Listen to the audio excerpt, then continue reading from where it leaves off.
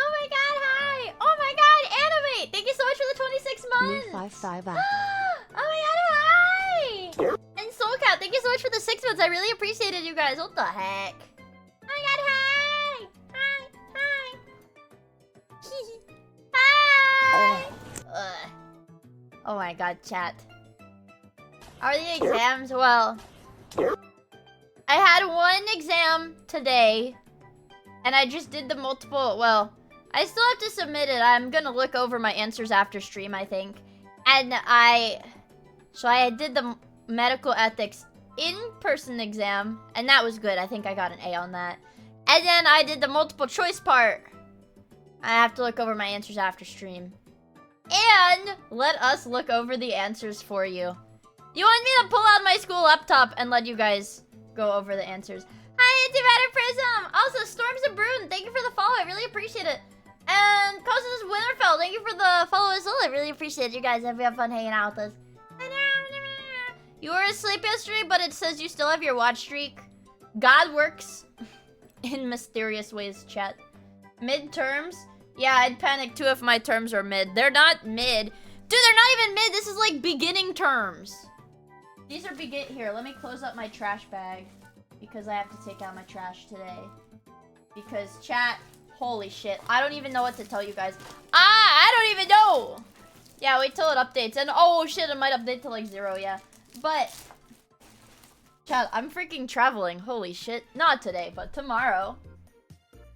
I'm gonna have to have my suitcase packed. Will they be stocking condoms and lubricant in the content house? I hope so, because I don't want to get AIDS when I have butt sex with men. So, I hope they have condoms. Is that the answer you are looking for?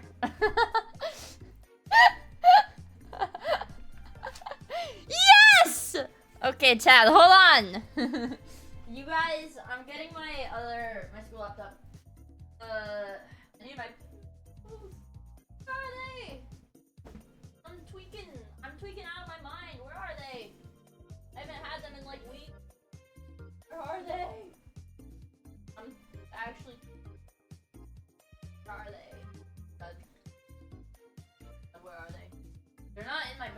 because I was looking for them in my backpack. Chat, I don't know where my pills are. Not crazy person pills, but... Well, yes. Well, yes, actually. My crazy person pills that turned me into a crazy person. But I don't know where they are. It's like... Energy drink. Oh my god. Those are painkillers. Those are also painkillers. I don't know where they are, but I'm gonna have to find them before I go out of town, or else I'm gonna be... I thought you were a natural. Mia said what? I'll say it. Mia said she's gonna have... What? It just closed out of my... What? Dude, I fucking hate this virus-ridden fucking laptop that I have. It just closed out of all of my tabs. History. Recent 11 tabs.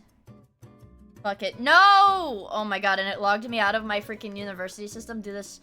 I hate my laptop so fucking much, you guys.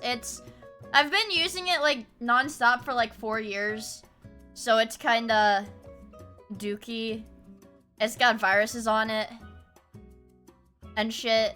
It's got viruses. I installed video games on it, so the storage is like kinda full. So it's really, really slow.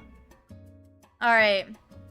Let's see. Which questions was I not totally sure about it? Okay. Okay, chat. Question number...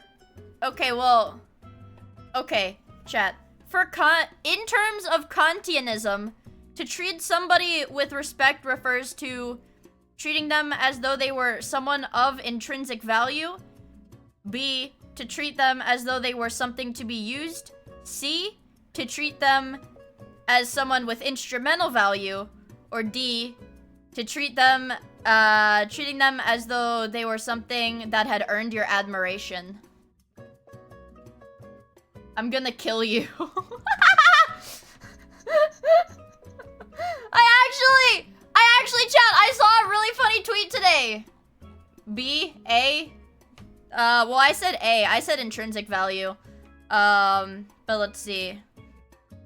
I know the clinical encounter. I know virtue ethics. I know cardiopulmonary standard. I know the ethical theory. It's literally just the Kantianism one. I know utilitarianism is a consequentialist theory. I think that one's right. I know the whole brain standard of death. Moral norms. Yeah, it's literally just the Kantianism question, chat. Wait, actually, so if I get this one wrong, I get a 90. So I don't even... Yeah, that one's like fine, actually. I'll just submit it. I don't give a shit. I really don't think it's intrinsic, though. This is too bug brain for me. What does that mean? A is soy? You're soy! You're soy! Thad, I promise I don't need somebody to, like, explain all of the content for my classes that I went to and took notes on. I promise. I already did everything. I already did the entire test. You're soy! Anyways, wait, I have something to show you guys, chat. I have something to show you guys. I have someone... Turtles are not going to heaven, chat. I have somebody to show... something. I have something to show you guys. I posted it in the Discord server already. But I thought it was funny because it was the White Pharaoh. And he said... What did the White Pharaoh say? No, I'm not going to explain what I meant because you're retarded and I hate you. I don't have the full picture.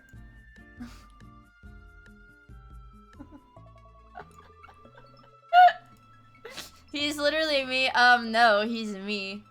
Where...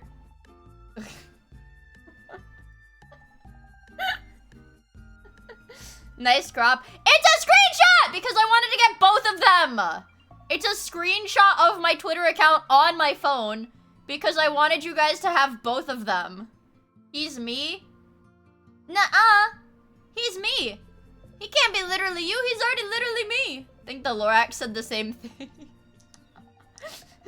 Is that what that classic, most iconic line from the Lorax? I'm the Lorax. And... No, I'm not gonna explain what I meant because you're retarded and I hate you. I remember when he said that to the Onceler, and I was like, wow, that's kind of harsh. You know?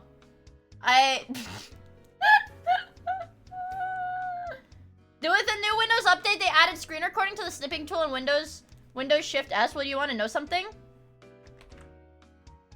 My computer will never update. I will never allow my... Holy shit. I am never going to allow my computer to have a fucking Windows update because my computer has not been restarted in 42 days! I hate security. I have not restarted my computer in 42 days. It's gonna update over the weekend because I am gonna turn my PC. Look, my graphics card now sits at a crisp 50 degrees. Not terrible. Toasty. A nice warm 50 degrees idle temperature. I'm only at 21 and I'm fully updated. I will never update my computer. I'll never turn off my computer, but why? I don't feel like it. Lol. Because I just don't feel like it.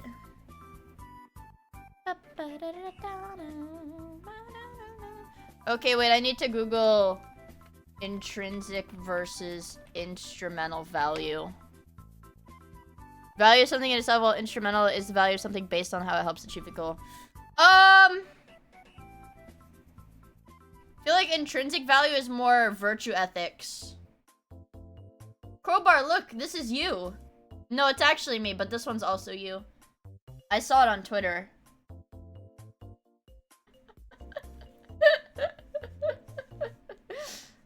It's actually me. Ooh.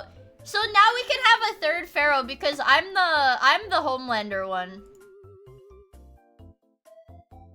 See, I'm the Homelander one, but now we can also have this one as well if we want another white pharaoh. I'm a Chinese pharaoh actually, but we have a lot of variety in our pharaohs now. There's a lot of white pharaoh. Look, wow, this one's badass, chat. Wow, this one's pretty badass. I like this one. We have this one. This one is me. That one's me. How many white pharaohs are there? One more. Oh, there's a cool one. It's got titties. It's got titties in its sunglasses.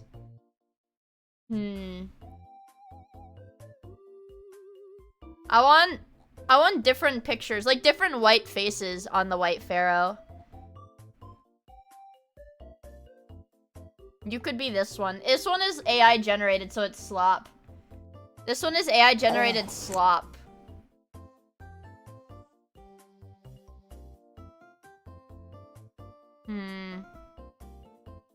You could be a Chinese pharaoh. You have a white pharaoh collection? Well, do you have a Chinese pharaoh collection? I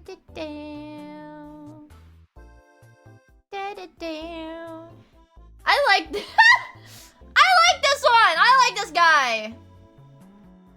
I like this guy. I think the Homelander Pharaohlander is my favorite. Pharaohlander is my favorite white. Here's an even whiter version.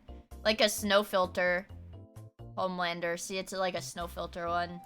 There's variations.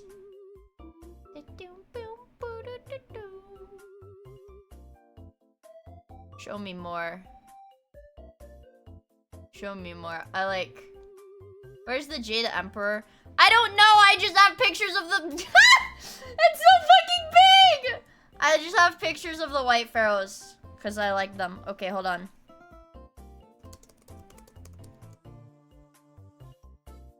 Intrinsic. Let's see. I don't give a fuck. Okay, Kantianism is based on rational beings having intrinsic value. Okay. Fuck it. Yeah, fuck it. I got 100! I got 100, chat! Yeah, it wasn't really a... Yeah, I just didn't look over my answers, so... I was pretty confident. I was pretty confident anyways. So now, okay, I've done all of my medical ethics homework for the week. Because I took the exam. I took the exam. I took both exams. I took the in-person and the online exam. Which is good because, chat, I need to get 100s on all of the exams in that class because, low-key, I'm late to that class very often. Because it's like a 15-minute walk across campus to get to that building. It sucks ass. Also, thanks, Christelle! Thank you so much for the tier 1! I really appreciate it! Is Twitch doing the thing yet? Is Twitch doing the thing yet where they have, like, what is it? Are they doing discounted subs yet, or is it still discounted bits? Hello, Mia. Wait, come on, come on. Did I miss it? God, she's such a fucking yapper. Jesus Christ, hurry up. Is she gonna shut her mouth? Wow, dude, she does not fucking stop talking. Jesus. No, I mean, like, the regular subs. Buy a longboard? I don't know how to... Yeah, I know. Like, everybody... I don't know. There's, like, a shit ton of people that skate on campus. But I don't know how. I'm not good at skating. Ah, that's what I'm saying. When is she gonna shut up? But look, it's like a play date. It's me and the White Pharaohs. We're having a play date. Regular subs have been 25% off the whole month. I didn't listen! Remember when I was like, I don't pay a lot of subscriptions. I don't have a lot of subscriptions. I forgot that I pay my Twitch subs once every 3 months because that's just how it is. I'm gonna unsub from Dante's chat. No, I'm not gonna. I can't. I just can't bring myself. I can't bring myself to unsub from Germa or Dantes. That's like $10 a month already. Like, come on, I almost have a 3-year badge for Germa. I almost have 3-year... I've been Chat, I want you to understand. I have been subscribed to Germa longer than I've been streaming. I made this account. I made the Miia Twitch account to stream. And I've still been subbed to Germa for longer than I've been a streamer on this account. Holy shit. Oh my god, that's cancer. Holy... Why are there little kids in my chat now? Holy. I know Germa's special, but like Dante's is special too, man. Okay, fine. I'll make it not. Dude, I have almost 2 years. I have 20 months. I have 20 months on Dante's. I have 20 months. I actually have to I can only disable the subscription from my phone. That's crazy. That's crazy. Damn, my subscriptions on Twitch have sentimental value to me! Okay, but chat, I'm actually... Fuck! I have to email one of my professors too. Because chat, remember when I said that one of my professors said, yeah. Remember when I was bitching yesterday because one of my professors said, yeah, I'll email you to help you schedule your exam early. That would be tomorrow. Well, that professor never emailed me. So, he didn't. Yeah, he didn't. Chat, okay, I'm gonna do like r/am I the asshole. Chat, am I the asshole if I tell this professor that I can't take it early anymore? Because his policy, my professor's policy, is that you have to register for the exam 48 hours. Your exam time needs to be scheduled 48 hours in advance. So am I the asshole if I say I can only take it after I get back in town? Because I did not have the 48 hours. You're gonna call me the asshole anyways. Well, I just don't know if I'm gonna get an, I don't know. I don't want to, like, report my professor if he... Yeah, it involved the dean. Yeah, but I don't want to. That's so much fucking work. That's so much work is the thing.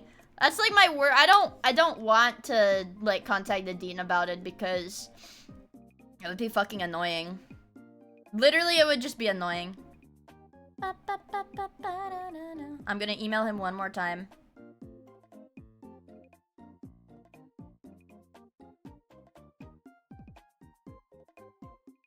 I'm gonna email him one more time.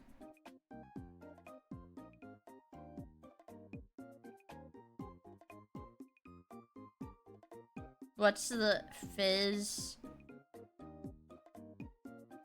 Is it fizz? Is that the physics? Little short thingy. Yeah, I made this yes. Oh, like if I went to the I have to do like per my last email. Literally, I've been per my last emailing this dude for like almost 3 weeks. And they keep saying, oh shit, this is 220? No, this is 230.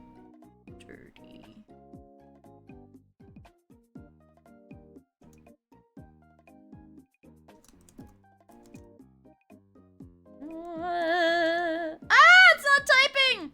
Good evening. Per my last email. Or actually I can do per our last conversation. Because it was a conversation! Kindergartens. No, I'm more of a, I always close my emails with thank you. I'm a thank you, comma, Miia. I'm a thank you closer. Yeah, I'm a thanks in advance person. I'm a thanks in advance person because I like to, okay, so I always say thanks in advance because it's like, okay, whatever, I'm thanking them just for looking it over, even if they don't do it. But when other people read things, when somebody reads thanks in advance in an email, they're like, oh, fuck, well, now I have to do it because Miia, 5,000 Twitter followers, by the way.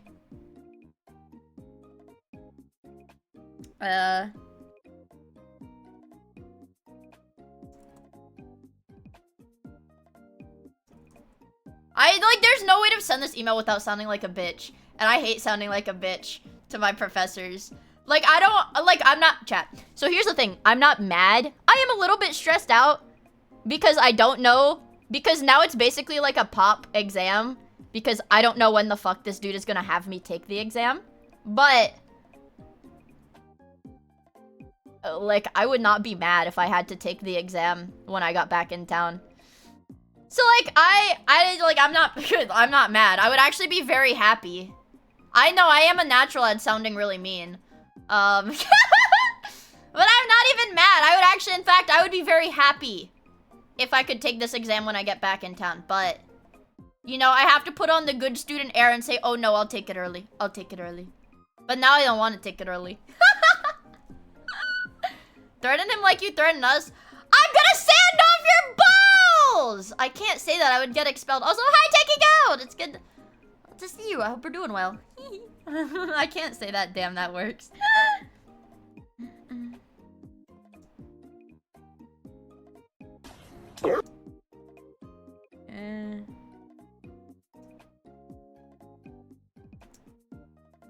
And I was expecting an email to assist in scheduling my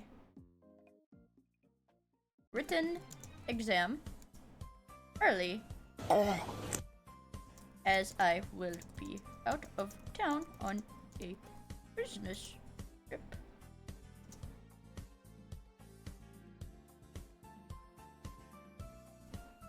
My professors give zeros for these things? Yeah, I know, and that's the thing. But see, Alex, this is actually my professor's fault because I've literally been emailing him since the... Like, literally since the, what is it? Semester started. I told him, like, literally first day of class, like, hey, I need to take my exam early because I'm gonna be on a business trip. And he said, okay.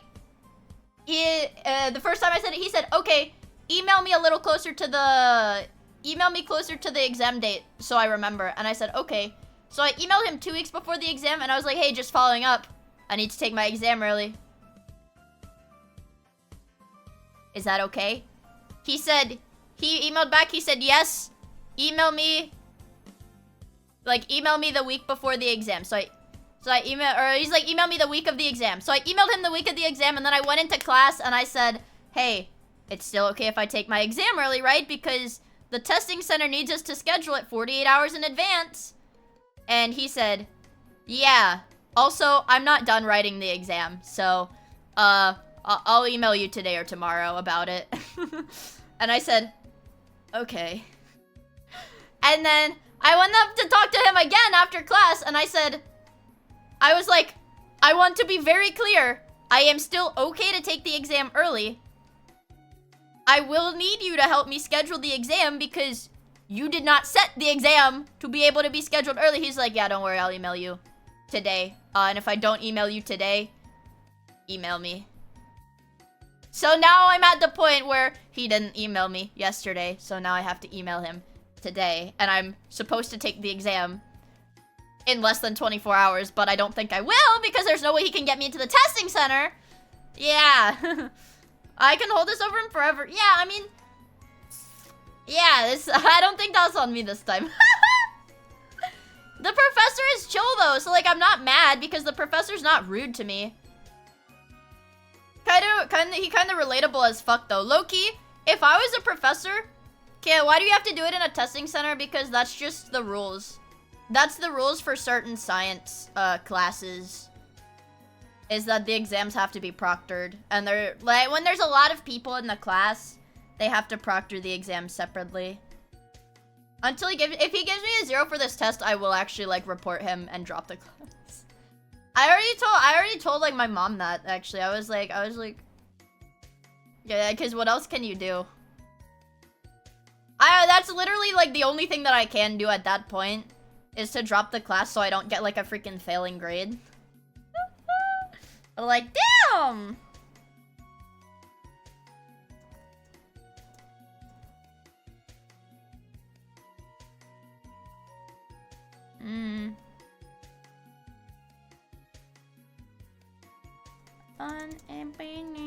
I'm not gonna report him to the ATF because they're gonna like shoot his dog or some shit.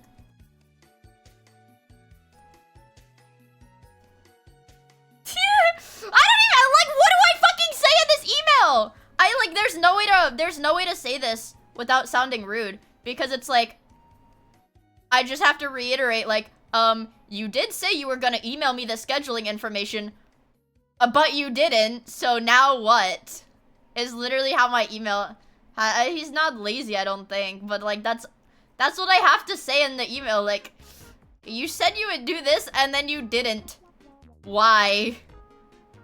I wish you could talk casually to your professors. Is he older? No, he's younger. I don't know, maybe, I mean, younger is subjective. Out of like my professors, I think he's the youngest, but he's like in his 30s or some shit. Hello, Link!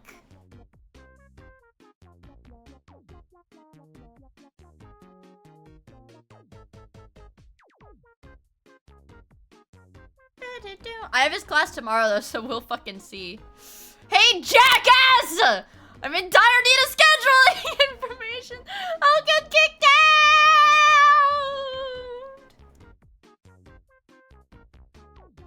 Please let me know if it is still possible to schedule my exam.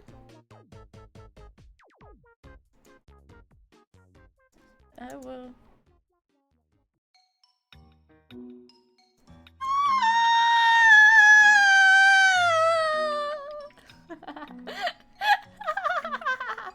Jackass, jackass, jackass! Bitch! Should I put that as my, like, closing? Insult his family to 6 degrees of kinship. I can't call him a cunt, dude. Even... Why does that get filtered for misogyny? I don't understand. Really, as I am aware that the testing center requires sessions to be scheduled 48 hours in advance.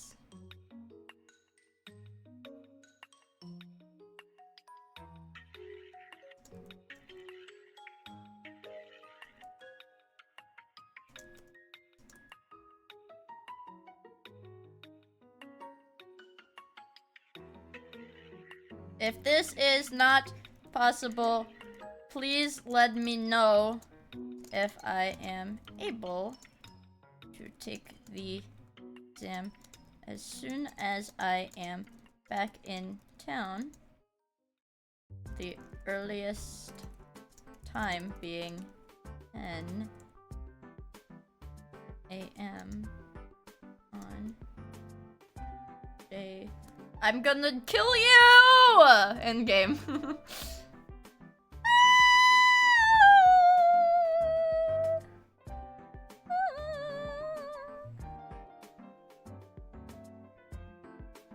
I'll say any help is greatly appreciated. Thank you.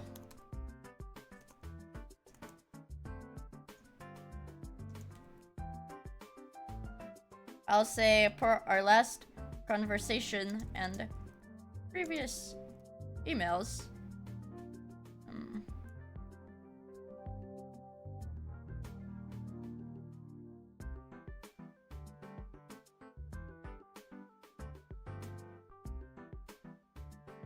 The testing center normally. I'm gonna kill this dude if I fail this test. In game! And also, I know where you live! Don't get snappy with me because I know where you live! What would your wife think about this? Yeah, what would your wife think?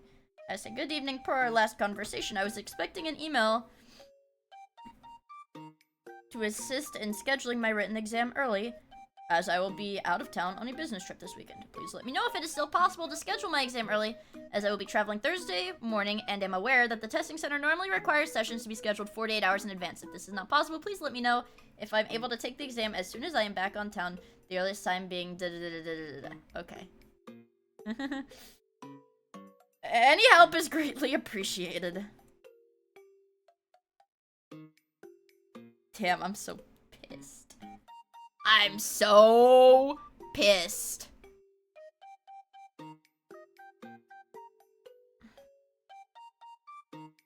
I am so fucking pissed. You guys don't have any idea.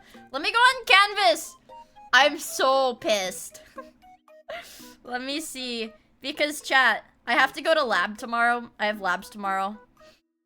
And then I have more physics.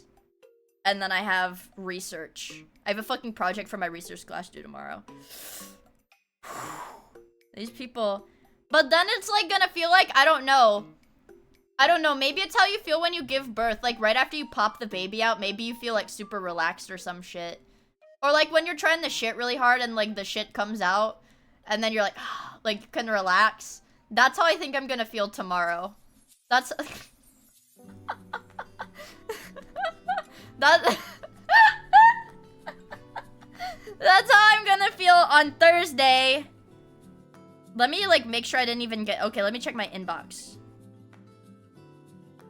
before I send this.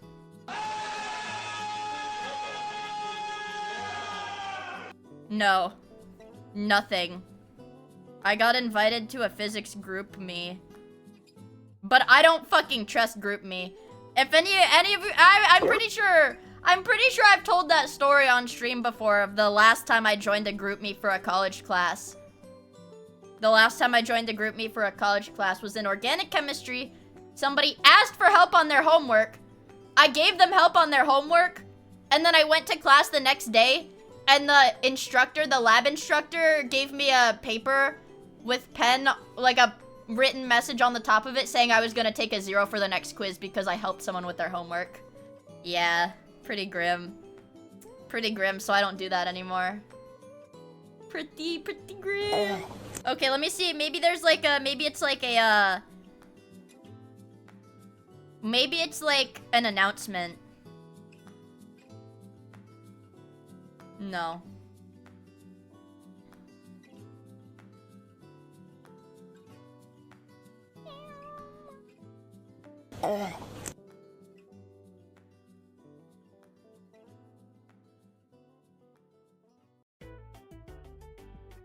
Like, I don't know. I'm busting my own balls here. Because I'm literally telling this professor that if I can't take the exam early, I will literally drive straight from the airport to my fucking class. I'm really trying to be flexible here.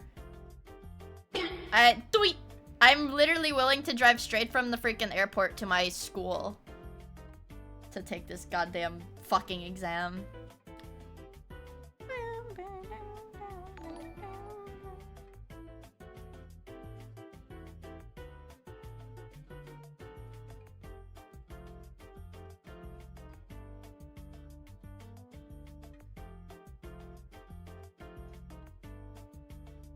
I don't even know what the fuck to say. I'm just gonna send this fucking email. I don't give a shit. Fuck this guy, dude. Fuck this guy, chat. I'm so serious. I sent the email, though. I did everything. I did everything that I was supposed to do. Fuck this guy, dude. I'm in-game.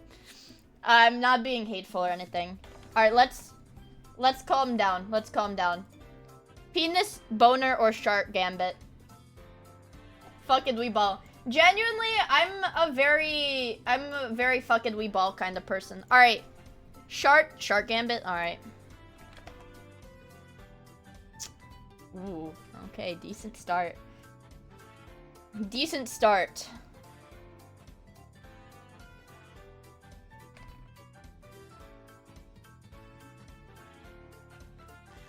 Alright. Bad.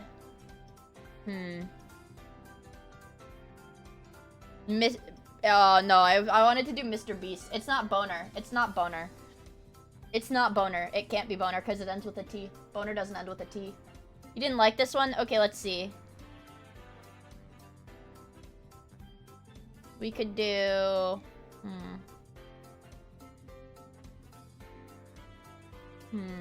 We don't have L, which makes it pretty hard. Is it Forsen? Forsen?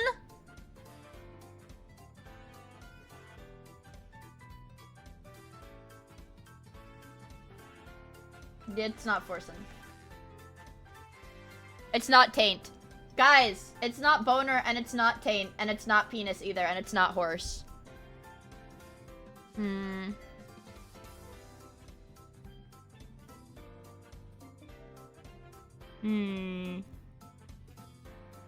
Let's think about this. Let's think about this. Let's think about this. Bum, bum, bum.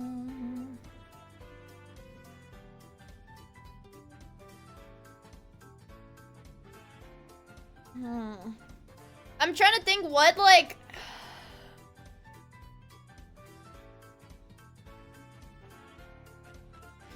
I'm trying to think of whether it would be a vowel or a consonant. Because we can't do N, we can't do R, we can't do S, we can't do L, can't do P either. These are all, like, consonants that would fit here. So it's like A something T.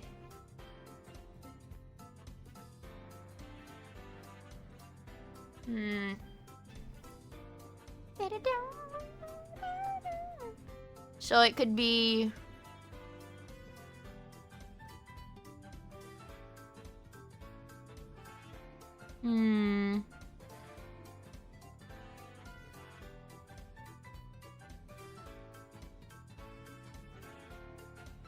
It could... An F could be here. C could be here. I think C, like, act as the end. But it's not... It could be a C. It could be a vowel. It could be a vowel, too.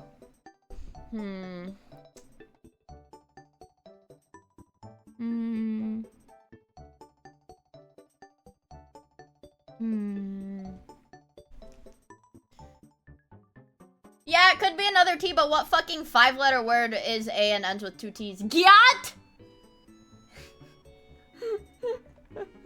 It's not gonna list it. It's not a word. What do you mean it's not gyat?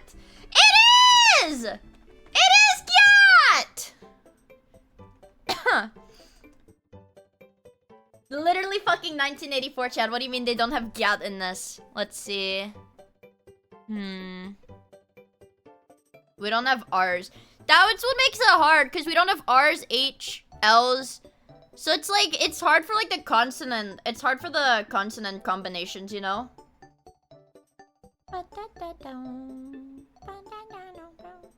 I feel like it's gotta have like a C somewhere.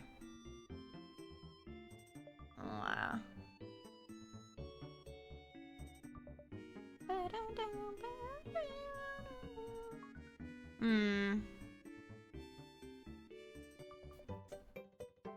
It can be gut. Ah, fuck! That makes it so hard. Let me think.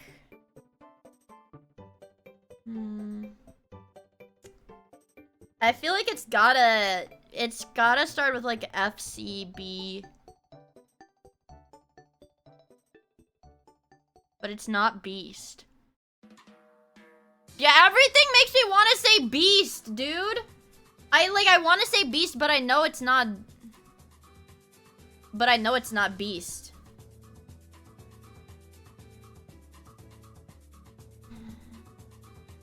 I want to say beast so fucking bad. It's not beast though.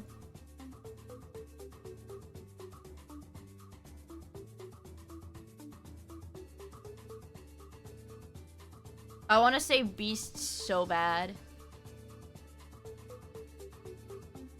But it's not beast. But this shit is difficult because my OBS is glitching out.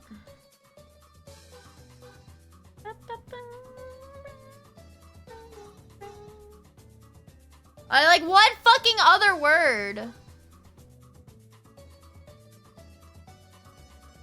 It has to have two vowels here. It has to have two vowels. I feel like I have solid start here. Butte would work. Is that actually a word? Let's go! Yeah, I know. It's okay. People are gonna make it. People are gonna cheat and spoil it every single time.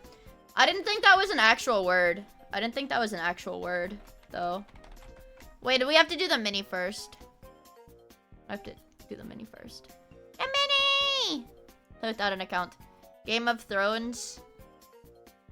Give a heads up. Cheap. April 22 is Earth Day, right?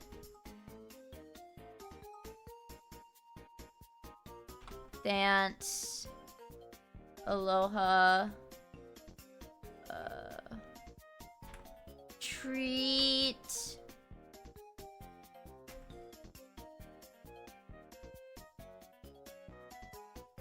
Start. Alert. 37 seconds!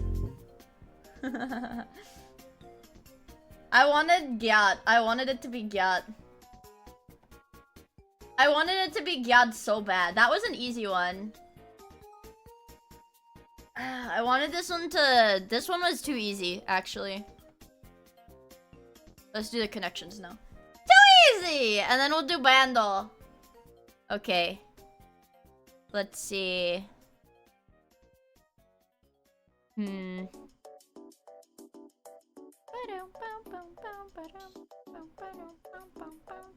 Whip.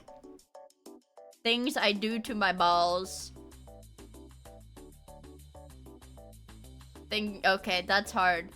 Well, that's not okay. Happy birthday, Saturn! Happy birthday! Can I get a Feels birthday man in chat? Yeah, whip. Flatten and whip my balls.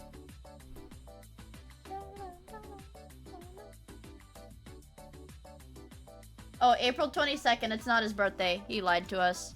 He said it's also my birthday. And then wasn't talking about today. Let's see.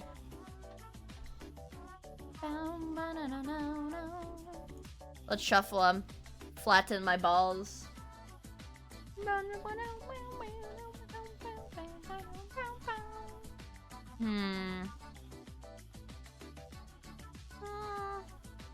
I don't know if there's another word for Doug versus like whip my balls. I whip my balls. Okay. I do think like amp and speaker, that goes together. Maybe mic too. Maybe mic goes together too.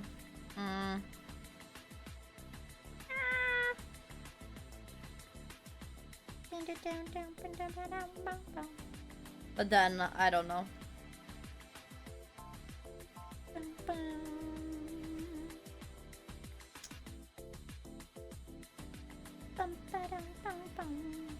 I don't know, I also don't know where fire would go into this.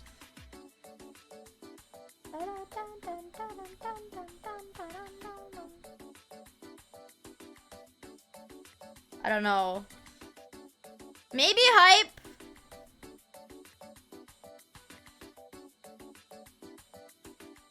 Maybe hype.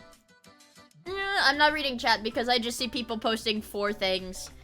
And then if I look at chat, and if somebody happens to have the right answer, then chat's gonna be like, Miia, you fucking idiot! Why did you read chat? So I can't read chat right now.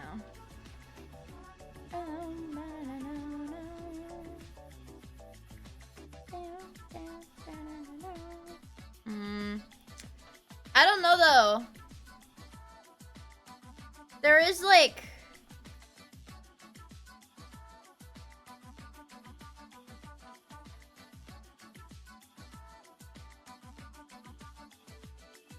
These are shoes. I'm not reading chat. I'm reading chat, but I can't see the white. I can't actually read the messages because it's white on white. But I think these are both types of shoes. Flats are shoes too. Forsen. Dude, the Forsen category is always the hardest for me to get.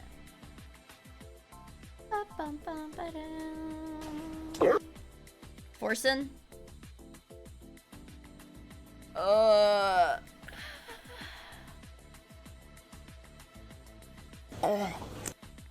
Can you see my...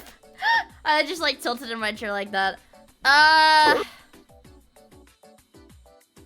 Peat. Like the dirt. Oh, these are like old lady sandals.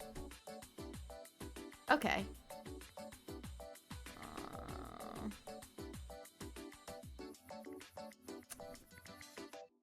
Now what? Now what? Forsen has a chair.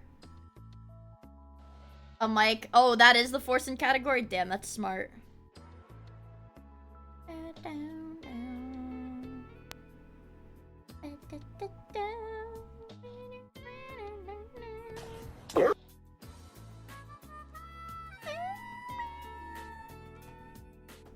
Matt.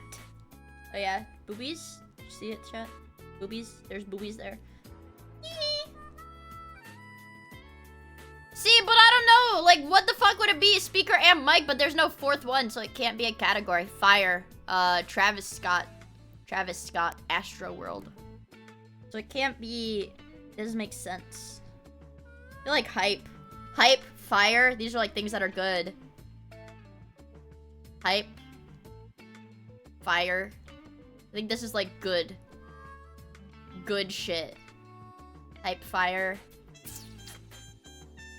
Psych. Oh. What, like psyched out or some shit? I don't know how that really... Then amp would kind of go with that. Like amped up, psyched up or some shit. I don't know. Fired up. I don't know. Oh, get excited. Okay. It actually is good shit. Okay. So that category was actually good shit.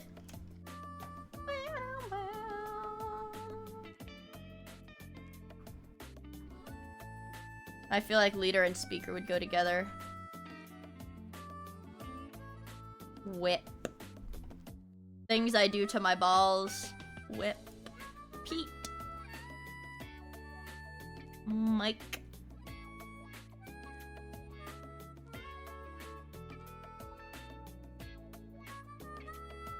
Matt. These are just like fucking names. These are just like fucking names. Chair.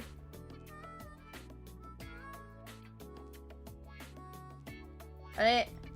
Cock, balls, and torture. Damn it! That's my favorite category. Do you have merch other than the uwu stuff? No. I know this.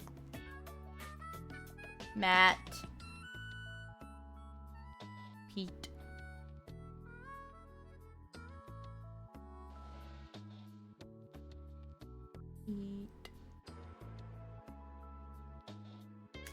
Pete. This is how I like think about shit. Okay. Pete.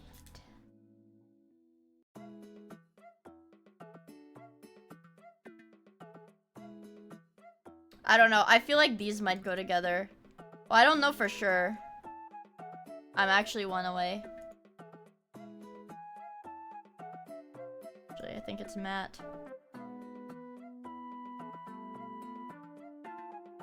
I'm one away, so I know leader, speaker, and chair I think go together, or leader, mic, and speaker go together. Maybe leader, speaker, chair.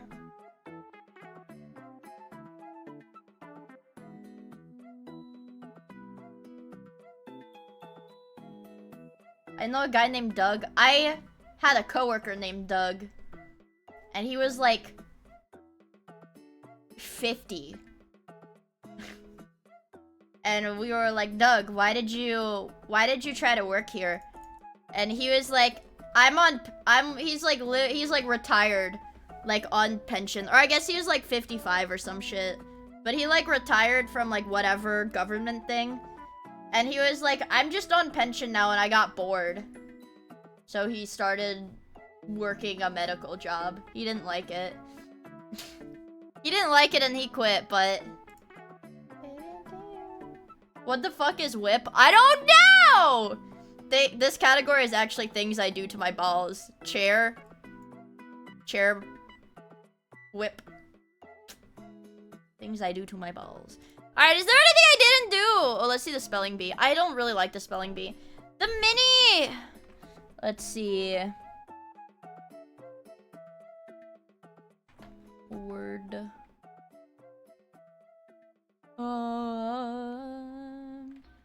Road. Cock! Cock! Cock! Cock! Doi! Hi, Shaddy. Rock. Oh, yeah. That, too. Cock.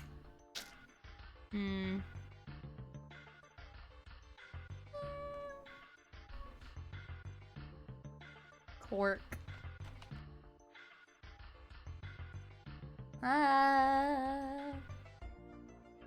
Card. Board. Bad rock. Whip is a legislative office. In the U.S. House of Representatives, there's a guy called the Chief Whip. What does he do? He whips his balls. He whips his balls. Cock. Again. Cocka. That is on the word list. That is on the word list. That is a real word. That is a real word. That is a real word. That is a real word. Cocka. That is a real word. See, look. It literally turns into an emote in chat. Of course it's a fucking real word. Cock. Bad cock.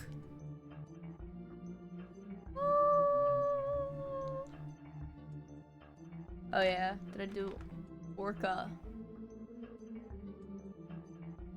Ward.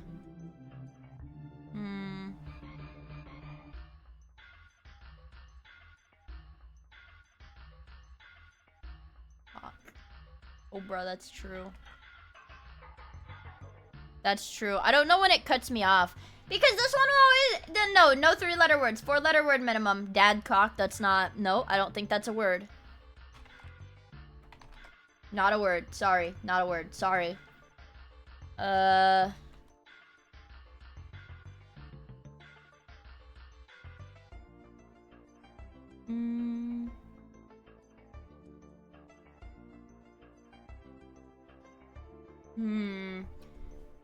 It needs to have an O in it. So the way...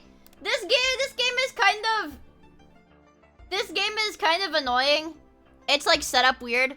So you have to find the words with these letters, but it has to have the yellow letter in it. It has to have the letter O in it because it's a yellow one, and you have to have the... Yeah. Dookie. Damn it, you can't do dookie. Can you do boob? Booby? Yeah!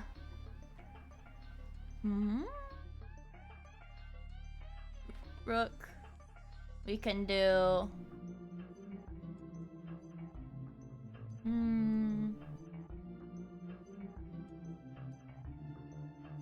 Or we could do door.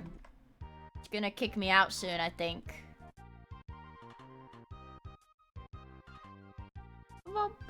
We could do Croak. Yeah, Croak would be good. Whoops. Croak. And it kicked us out. It kicked us out. Okay, wait. Let's do the Bando. No thanks. New song packs. Oh shit, 2013. 2013, chat. We might be able to do this. Heaven forbid we play games. Yeah. I mean, yeah. It's very hard.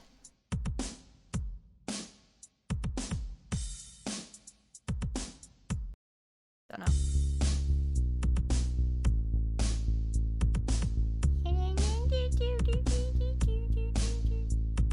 I know the train game is on sale. I saw it when I went on the Steam page for the train game. You know what? They weren't lying when they said this one is really hard. They weren't lying when they said this one is really hard. It's 2013. I should be able to get this. I was like 11, I think. Where's the synth? Where's the synth? Oh, I know this one. I know this one.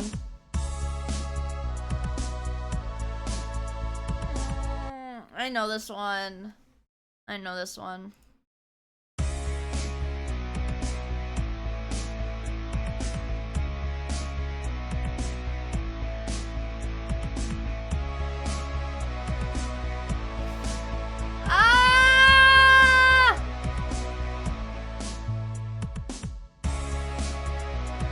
I know the song, I just don't know what it's called. Oh my god. It's the fucking Rihanna song! Oh my god. It's the one with fucking Eminem, yeah. Damn. I knew it! I just couldn't put my finger on it! Damn. What is the creature? What does that mean? What does the creature mean? They were gonna unleash the creature on me if it took 6 guesses. What does the creature mean? The devious little creature? What does it mean? Well, I'm glad I got. What the fuck is the creature?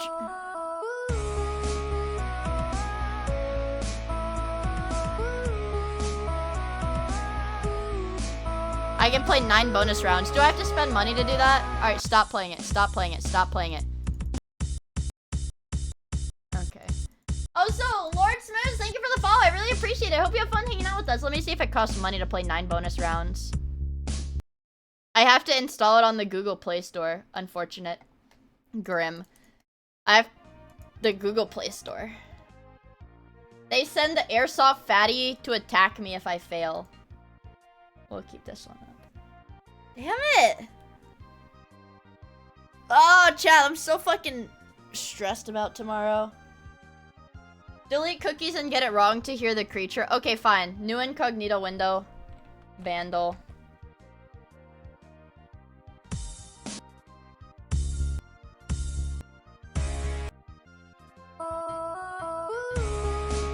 Oh, that's the hint. The hint is the creature. The hint is the creature. Okay. Because it's... I don't know. How is that a fucking hint? How is that a fucking hint? That just that would make me more confused. Honestly, that would just make me more confused.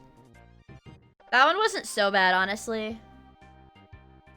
We already did it. We already did this one. Okay, we can do the video game. We can do the video game hurdle. Oh my god, it's fucking... I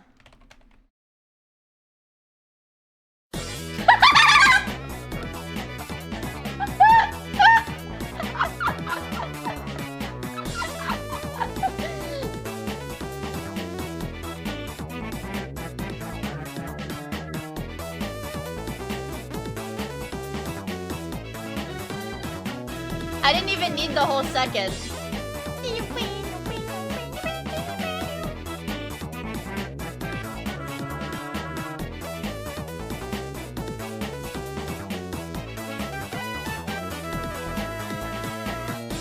I did not even need the full... I did not even need a fucking full second because Waluigi Pinball, Mario Kart DS, Waluigi Pinball. Okay, the Mario Kart game that I played the most was Mario Kart DS. That was my Mario Kart game. Yeah, Nintendo songs are like super distinct. I mean, that one was fucking easy. That one was fucking easy. Half a second. I need it. Literally, you could have given me the first like...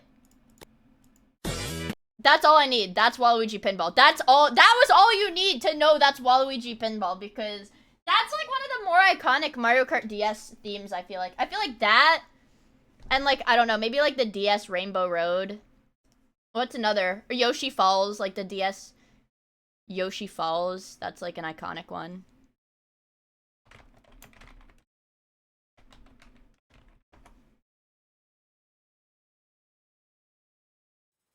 Let's get some audio.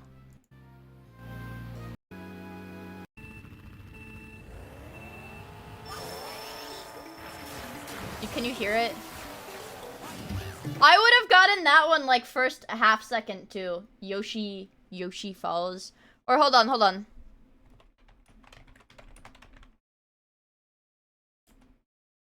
Music. Like that. That's like one of the, that and Waluigi Pinball I think are the most iconic songs in Mario Kart DS. Okay, also hi Ann! Also Tyler Brando, thank you for the follow. I really appreciate it. I hope you have fun hanging out with us. But that shit.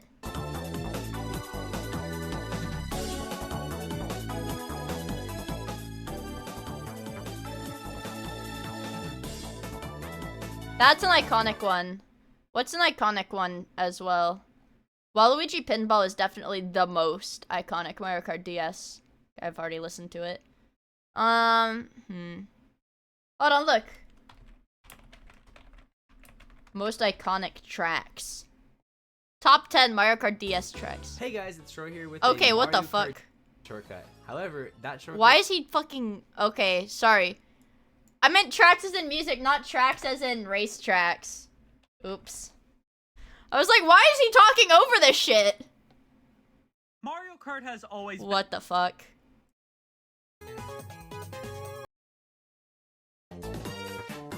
This one, pretty iconic. Yoshi Falls, up there.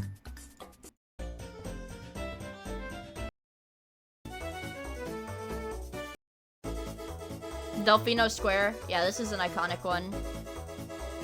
Title theme. Bowser's Castle.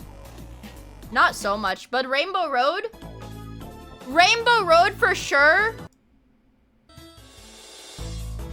Not so much. But Rainbow Road and Waluigi's Pinball are the most, in my opinion, are the most iconic tracks from Mario Kart DS. Anyways, why was I talking about that? I don't know. Here we go! Oh, this is a 20-minute compilation of the soundtrack, by the way. Oh, they're like remixes. I think this is like a remix.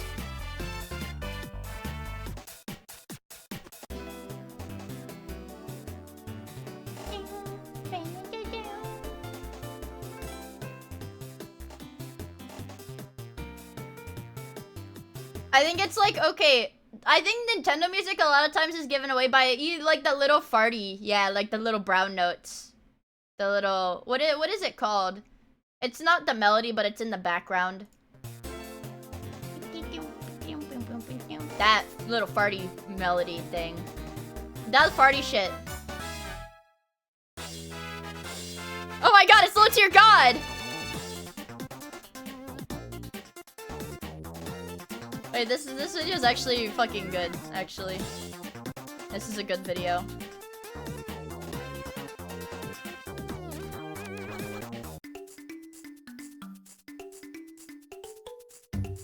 The fecal undertones are actually, I think it's called a brown note.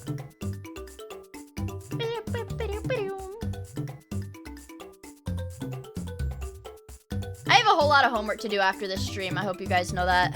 Let me open an energy drink right now so I don't fall asleep tonight.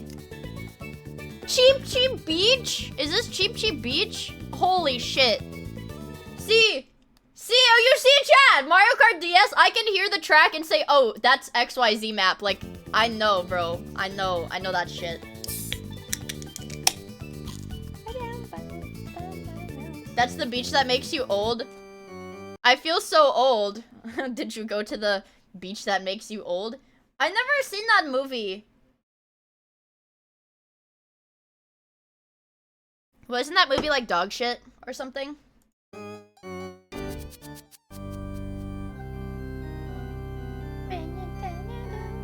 Beach that made no, Chad, look, okay. Beach that makes you old, Joe Rogan. Beach Joe Rogan went to the beach that makes you old featuring Ben Shapiro. So I went to the beach that makes you old. You went to the what? The beach that makes you old. The beach that makes you old? Yeah, man, the beach that makes you old. Excuse me? I gotta tell you about this beach. It made me old. You have to know that's not possible. Look at me, man. I'm old as hell. And it's because I went to the beach that makes you old. There are a million reasons why you might look the way you look. I'm not going to entertain the idea that a beach could make you old. Wait, actually, I think it's the rocks on the beach, not the beach itself. Something to do with the cliffs? What are you talking about? Had to swim through coral to get out. Stop. But I'm still old. Enough. Let's say hypothetically that a beach could actually make you old. The rocks. The rocks. Let's say the rocks could make you old. How much of you is getting old? Does your metabolism speed up? Do you need to pee more frequently? Man, Do listen. your fingernails grow faster? Man. Your hair? I don't know, man. I just got old. I'm finding it hard to believe. Wait, actually, like, in that movie, wasn't there, like, a woman who, like, went to the beach pregnant and then she, like, gave birth to her baby because she got old? She got old super fast? I don't know, man. I just got old. Doesn't hold together logically. I don't know what to tell you. She got I pregnant wasn't old on the and beach? Now I'm old. I think it was because I went to the beach that makes you old. This is all pretty ridiculous. You want to see for yourself? Sure. Why not? You can go to the beach if you want. But you'll get old. I doubt it. Look at how fucking old I am. I'm not going to get old. You will get old. I won't. You will. The beach will not make me old. Okay, man. But don't say I didn't warn you about getting old. Jamie, pull up the directions to the beach that makes you old. I'm not going to get old on the beach. Good luck, man. He's gonna get old! Hey. Hey. I got old.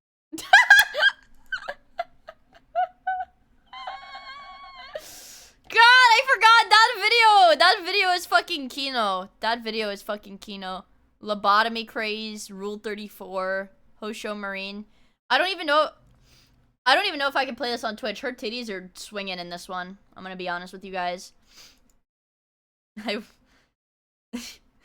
Joe Rogan wants to get Ratatouille featuring. Okay, here's another one. Here's another one. I just think I would love to get ratatouille. Ratatouille? Like have a little guy up there. Excuse me? You know, making me cook delicious meals. No, I understand. I've seen the film. You wouldn't want that? A little guy pulling your hair, making you cook? It's a ridiculous concept. You're telling me you wouldn't want that? I just don't know why you're bringing it up as if it's something. Is this like AI? This was a whole year. This was in 2023, so this was AI, right? Was this AI? This is 2023. February of 2023. Was AI... No, this actually happened. This is real. It happened. Okay. Something that could actually happen. Yeah, I remember this on his podcast, actually. I think I remember listening to this. I think. You wouldn't want a little ratatouille guy up there doing whatever? It's honestly insane that a rat would even be able to cook in Yeah. the first place. He doesn't have to be cooking. In the movie, he's cooking. Yeah, but in this scenario, though, he could do other stuff. Yes, but you called it getting ratatouille. I mean, the movie is about cooking. Why call it getting ratatouille if the rat isn't even going to be making you cook? I don't need a rat to help me cook. You're hung up on Wait, the chat! Okay, fuck, sorry. Two Okay, things. You were okay. the one who Focus me referenced up. One it. video at a Forget what I time. said. You called it getting ratatouille, Oh which my is a God. reference to cooking in the first place. Forget what I said. Ratatouille is just the frame of reference. They found Smart Schoolboy 9 and he is...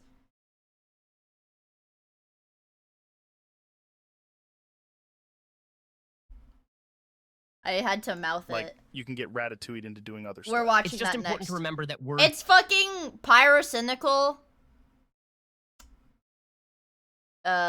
Mean things. Yeah, but I The mean, word Is he ratatouille old? has implications I don't about know, cooking. we're gonna it's just find easier to out. call it that. It's a ratatouille situation. Words mean things. Listen, If there's a little guy up there like a rat up on your head, it's a ratatouille, even if you're not cooking.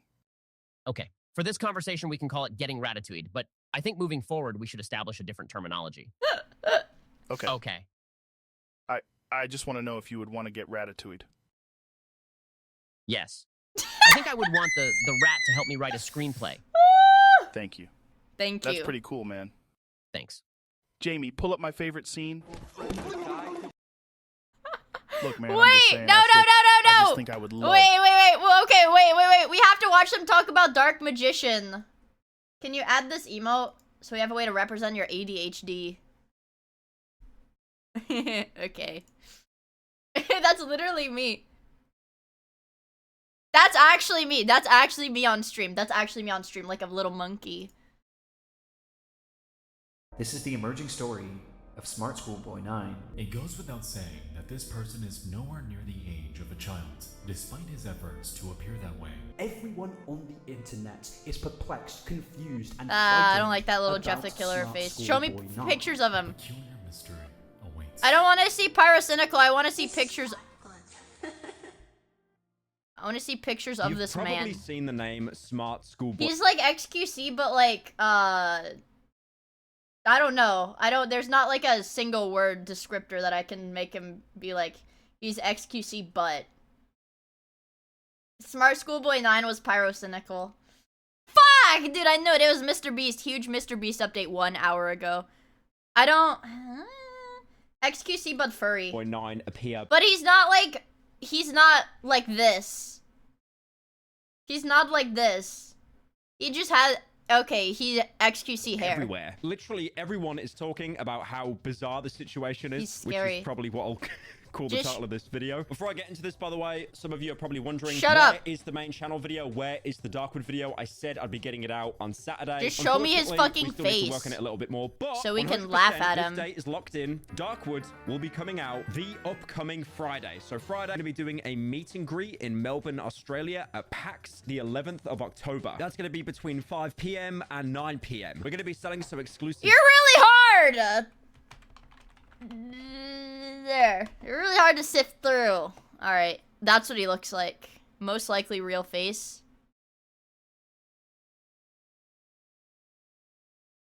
I want, like, today. Video posted today. And why does he do that with his tongue? It's got, like, a butt in his mouth. Subnet mask explained. When I see giant tits in a video game, I get hard. Harder than I should. Okay,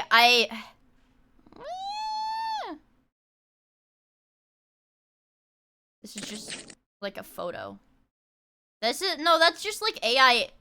Well, that's just like a recreation that's like a recreation or whatever. That's like AI recreation. So, show me. Made filters. Posted today. Okay. Okay, maybe not posted today. Oh my god, Aka's live. I was like, what the fuck? Where's that clip? Where's that clip of him, like, beating his meat? Do you guys remember? You guys know what I'm talking about? Hold on, like... Maybe he wasn't beating his meat. Maybe he wasn't beating his... But you know what I'm talking about, right? I don't know. Somebody find me that clip. Yeah, somebody find me that clip. Because that's funny. I'm gonna make fun of him because he's a Drake, dick rider. Okay. Sort by upload date. No more results. Okay. This week. By relevance. Got worse. Okay. Smart Schoolboy 9 got worse. Okay. I said I wasn't gonna fucking watch a Muda video, but I might watch a Muda video. Aka something. Show me his face. Hello guys and gals, me Mutahar, and today we're doing a little bit more of a deep dive into that dedicated to this... I'm not watching a Muda video. No, I'm not. I can't watch a Muda video. Ah!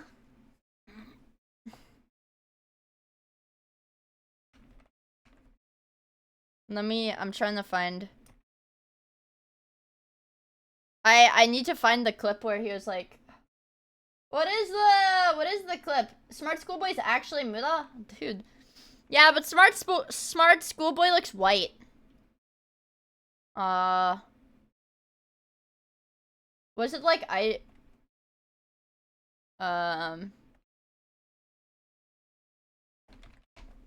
maybe it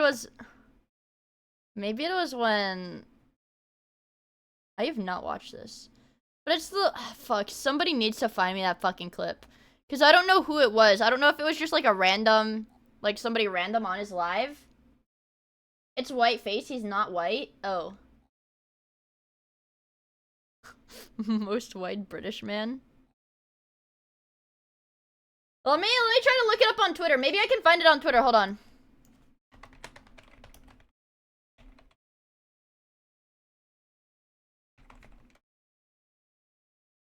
Hold on.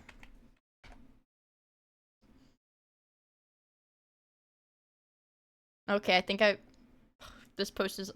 Damn it! The account was suspended! The account that posted this video was suspended. Damn it.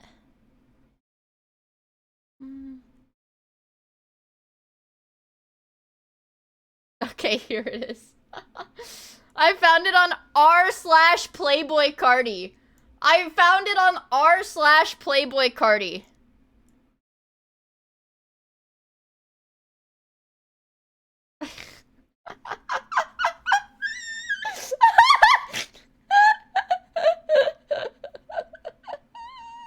I don't know, there's, okay. You don't say.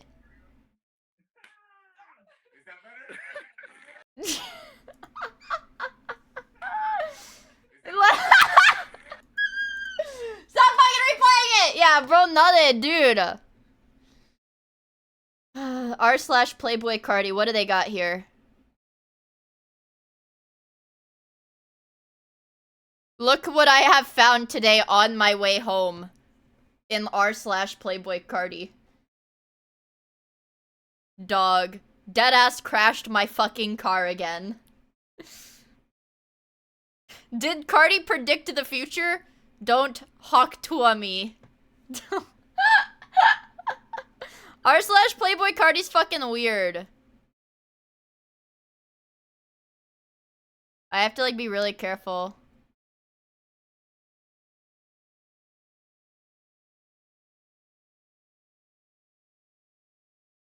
I have to be real careful when I scroll. What the fuck is this shit? It's a shitposting subreddit? Yeah.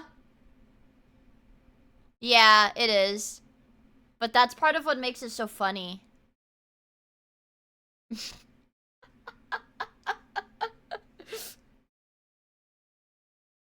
Cardi apparently lost his Twitter password. Posted to the general tag.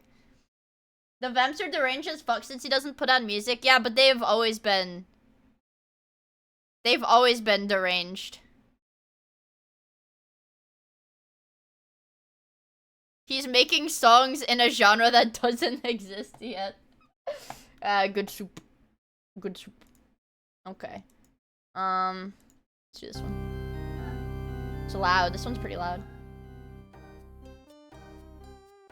Oh, this is Luigi's Mansion. Right? Yeah. Yeah! They have a monkey version! They have a fucking monkey one for Mario Kart Wii. I never had Mario Kart. I never had Mario Kart Wii. I had it on the... I had Mario Kart 7 was the 3DS. And Mario Kart 8 Deluxe is like the Switch one, right? That's Delfino Plaza. OMG, hi, Demon Man! Oh, Delfino Square, sorry. Sorry. I'm stupid. Ah!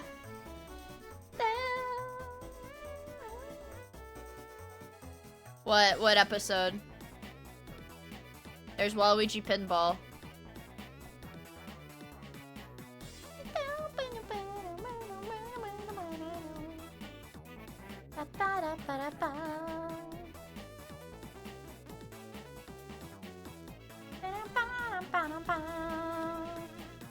Well, at least even if I get fucking shafted by my professor for my physics shit, at least I know I did get a 100 on the online part of my medical ethics exam. Yippee! Troll face crash out. Wait.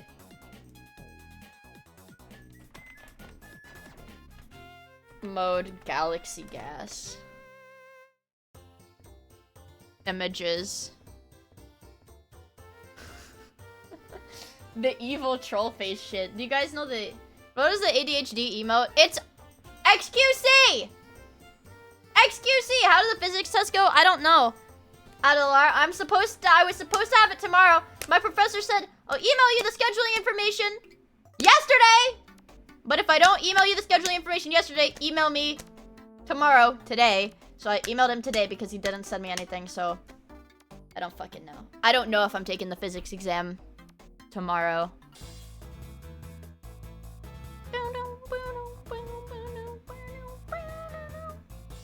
I like this one. This is a banger. This is a banger. Airship Fortress. Peach Gardens. I like Peach Gardens. I like Peach Gardens. I was really good at that level, actually. Peach Gardens.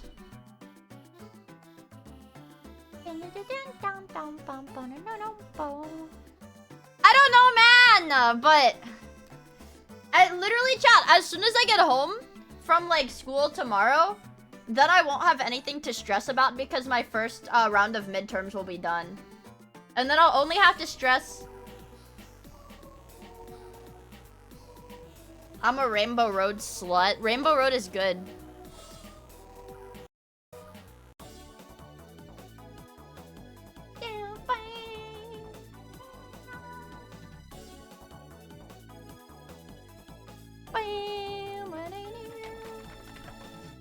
I love Rainbow Road. I love it. I love Rainbow Road. Rainbow Road!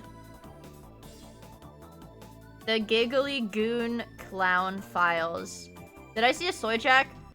Wait, did I see? It's about the Shardy? This video's about the Shardy!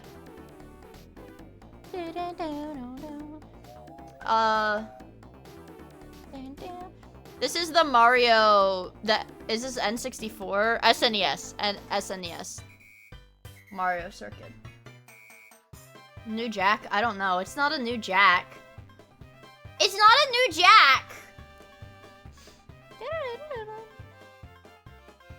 Wait, this is Mr. Beast? Mr. Beast? Wendigoon?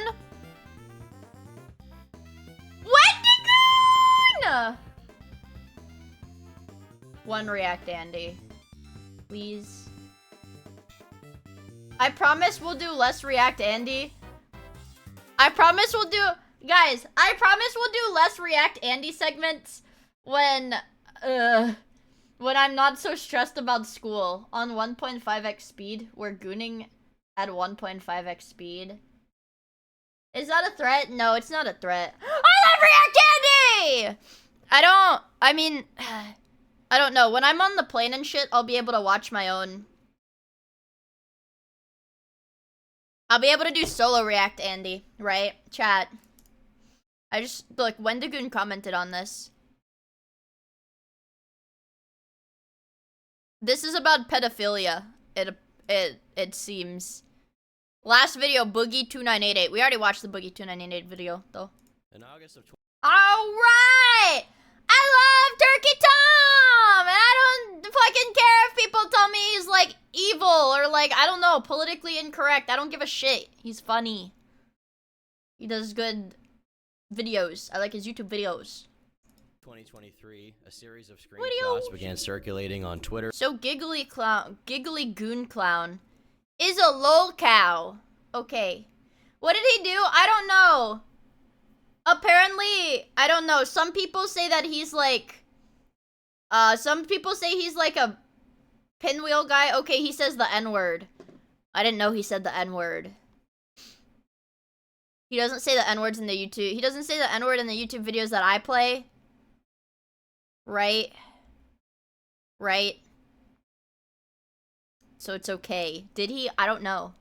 And I mean, I believe it. It'd be okay if he didn't have an annoying voice. He's actually... Turkey Tom is one of the very few, like, video essayist people that I don't... Like, Wendigoon has a good voice. I like Turkey Tom's voice. What was the other... There was another channel that I really liked. I mean, Patrician TV. Patrician... Is that it? Patrician TV. Also very good.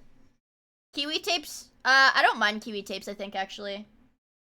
Yeah, I don't know anything about his personal characters, so Their I just... origin was an alt-chan. Guys, I see so many... Have I shown you guys my favorite Chud Jack? Have I shown you guys my favorite Chud Jack? Let me show you my favorite Chud Jack. Let me show you my favorite Chud Jack. Chud. Images. It's a Billions Must Try. It's one of the happy Billions Must Try, but somebody... Here, this one.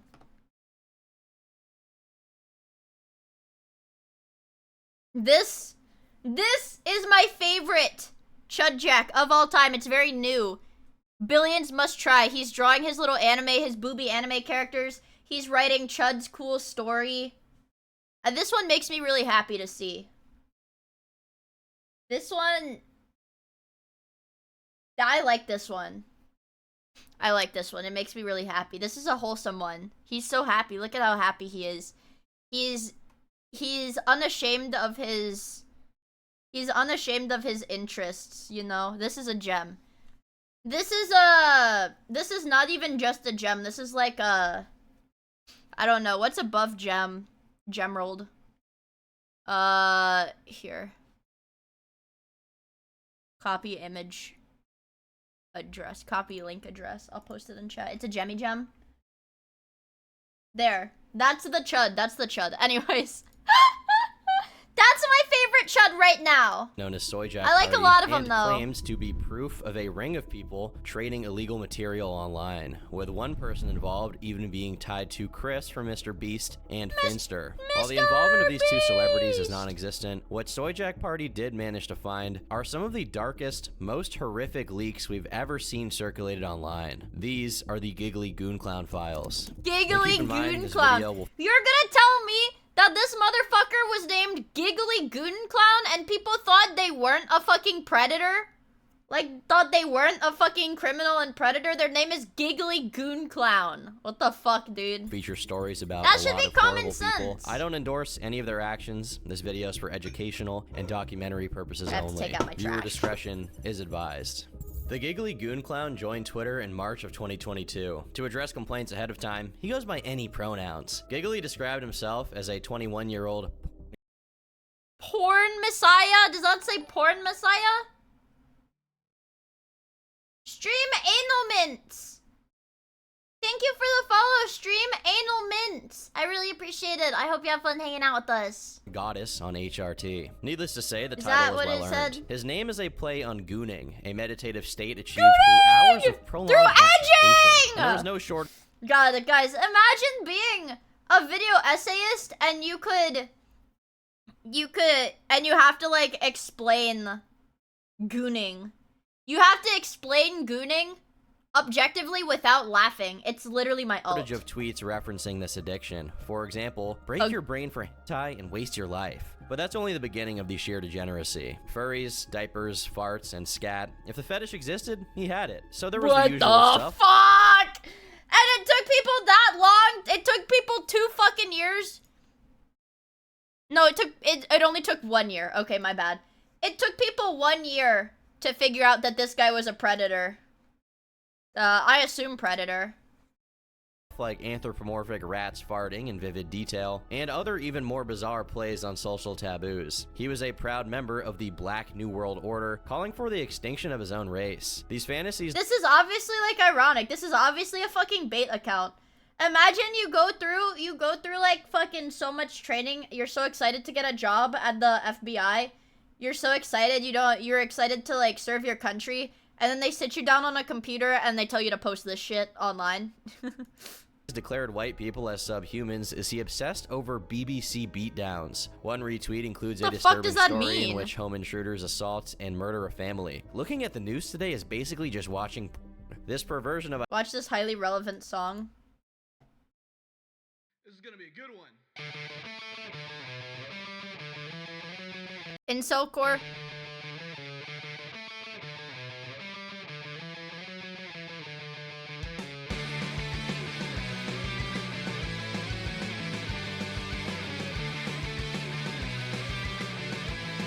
What is this?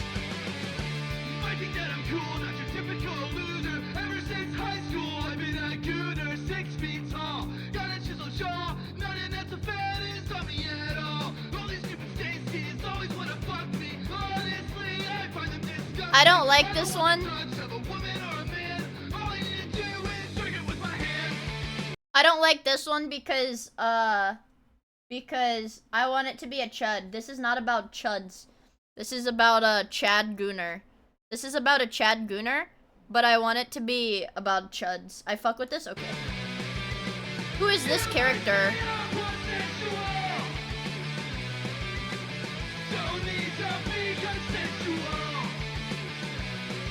Oh, it's about Giggly Goon Clown. Oh.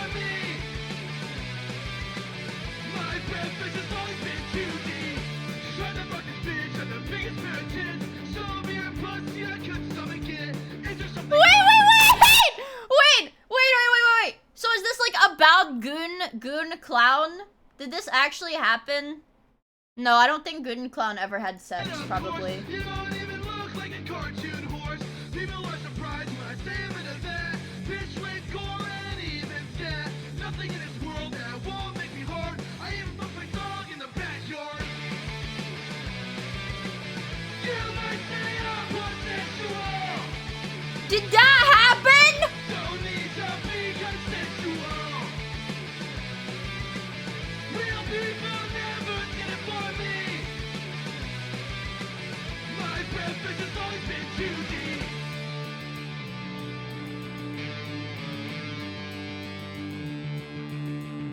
What the fuck?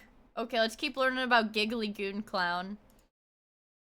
identity didn't end What at the race, hell? though. He was fond of degrading himself using ableist language. I've always been infected with the hump virus. I just know it is autism. Humpy humpy. I'd be hard-pressed to explain this What the fuck does that mean? What does that mean? further without showing off his original work. You see, Giggly was first and foremost an artist who loved to put his feelings to canvas. Here's a naked minion spreading his butt cheeks. It's ironic! This is ironic! This is ironic! This is ironic, chat. This is a bit. This is a bit. Okay? You're gonna look at this and you're gonna tell me this is not ironic? You're gonna look at that naked minion, Goatsy, and tell me that it's not ironic? Most of that art was of his mascot jerking others off, or flaunting its brap machine. A few put the clown in more intricate scenarios, like being tied up in a fuck? deli meat and bar. I'm not reading this. Oh, yeah, I am. Lynn, thank you so much for the Prime sub. I really appreciate it. Giggly has wandered into a nearby deli meat and barbecue sauce factory, only to find her near entire body wrapped in thick, sticky, rubbery cheese ropes. Spare her sexy kitty feet and exposed head with a foreverly lapped out bologna tongue slurping away. What is this? Deli meat, barbecue sauce, scented, stinky cheese, and deli meat, barbecue sauce, scented. Barbecue factory. But drawing was just one of the many ways Giggly made content. He also sold captions for as low as $10. This tweet here has several examples of what that entailed. Telling people with autism to ejaculate in trash cans, a woman surrounded. To what? To what in trash cans? Several examples of what that entailed. Telling people with autism to come! ejaculate in trash cans, a woman surrounded by bright green gas threatening to sit on you, or how about Poop Nights, a proposed game mode for the, quote, Would this go hard, chat? Do you think this would go hard? Be honest. most cringe of retards. Take laxatives, boot up Fortnite, and every time you die, squat down and push as hard as you can. It recommends players to use poppers and shout poop over and over. Once you've pooped yourself, make sure to tell everyone and squish in it until you're kicked for being AFK. Of course, being an exhibitionist, Giggly frequently— This is ironic! This is ironic. This is not, like, they're... No. Nobody would make something like that. This is ironic. Nudes. He once posted a picture of his bare rectum, inviting viewers to take a whiff. A month later, he filmed himself masturbating to that very photo. What kind of autistic freak huffs poppers and jerks off to pictures of their own asshole while listening to insane clown music? This clown does. It was one of many videos adorned with Autism Speaks as circus music blasts in the background. The line between fiction and reality was blurry as they attempted to live out their wildest This is gross. desires. Just fucking it was tell concerning. Just fucking tell me what this guy did. Stop showing me clips from his how Twitter. depraved those fantasies often were. Giggly was an open lolicon and retweeted posts about incest. If loving cute little girls is wrong, then I don't want to be right. On the topic of incest, chat, I don't know what it is with VTubers. I don't know what it is with VTubers. But why do so many VTubers talk about liking incest now? Is it because of that fucking game? Boring! Because they're single children, it's because of that game. Meanwhile, he took time to stand against anti-pedo vigilantes. The Internet Anti-Pedo Defense Force is the most awful group of 12-year-old idiots on the planet. You do not Guys, what the need fuck to apologize is to wrong these with morons, this guy? nor feel What threatened is by that them. game? There The is more than coffin a few game where they're eyebrows, goth. and The it's goth one. The goth only one. downhill from here. Giggly wasn't just into furries, but also actual animals. That February, he tweeted, "Oh no, my mom bought a dog," visibly throbs in pants. With tweets like these, it's anyone's guess as to how Giggly even remained on the platform. Instead, he got a surprising amount of traction, amassing almost 7,000 followers. These people were just— And this guy was friends with people in Mr. Beast? This guy was friends with Mr. Beast? as, if not more, willing to humiliate themselves publicly, with weirdos kissing toilets and putting minifigures next to their penis. That was usually at the clown's request, as he slowly built up a cult of personality. He was quite proud of his ability— Like, I don't even know what this fucking word is. Like, I don't even fucking know what he's censoring. to get others into his— What the fuck are we watching? It's Turkey Tom about... it's Turkey Tom. I hope I've influenced at least a few of you gooners Yeah, into becoming total Jimmy's got some stink-obsessed explaining fucks. to do. His bio has 18 to 20 trans girl in it, retweets Black New World Order, transitioning from peer pressure, has fetishes so disgusting she hates herself for them. The latter received over 700 likes. But perhaps what attracted people most was how easy it was to get into contact. Giggly had open DMs and shared his Discord tag. That meant anyone could strike up a conversation. Did confide people in the troll this guy? degeneracy, and then have sex. Did people troll Every this so guy? often, Because he this would is show a... some of these DMs. Like, this is a lol cow. Incest is a popular romance manga subject. Well, that's publicly. stupid. The following I read romance manga, and I don't read incest romance manga. Boring! are a series of messages he shared on March 11th, 2023. Hey, I'm done drinking to lolly, mommy. It's kind of up my mental state and I had a panic attack yesterday, so I'm sticking with normal kinks from here on. I hope you can understand and still accept me, mommy. Mommy, can you retweet my login information, please? Hey, mommy, what's a good lolly site with captions? What? Everything we've covered so far has been quite nauseating. I actually applaud you if you've made it even this far. But all of it begs a question, perhaps better left unanswered. If this is what they're willing to share publicly, what was kept in private? Oh shit, they fucked their dog. Party is an image board for the creation, posting, and sharing of blowjacks. As the site has grown, its focus has expanded to encompass many other topics. That naturally has included a lot of trolling, with these stunts making the site infamous. They typically go after fetish accounts, especially those with sinister undertones. In early 2023, the site went after CC Shroom Jack! Like, they had the Shroom Jack up there. The goon addiction BNWO estrogen cult many suspect is targeting children. That's a whole different What the fuck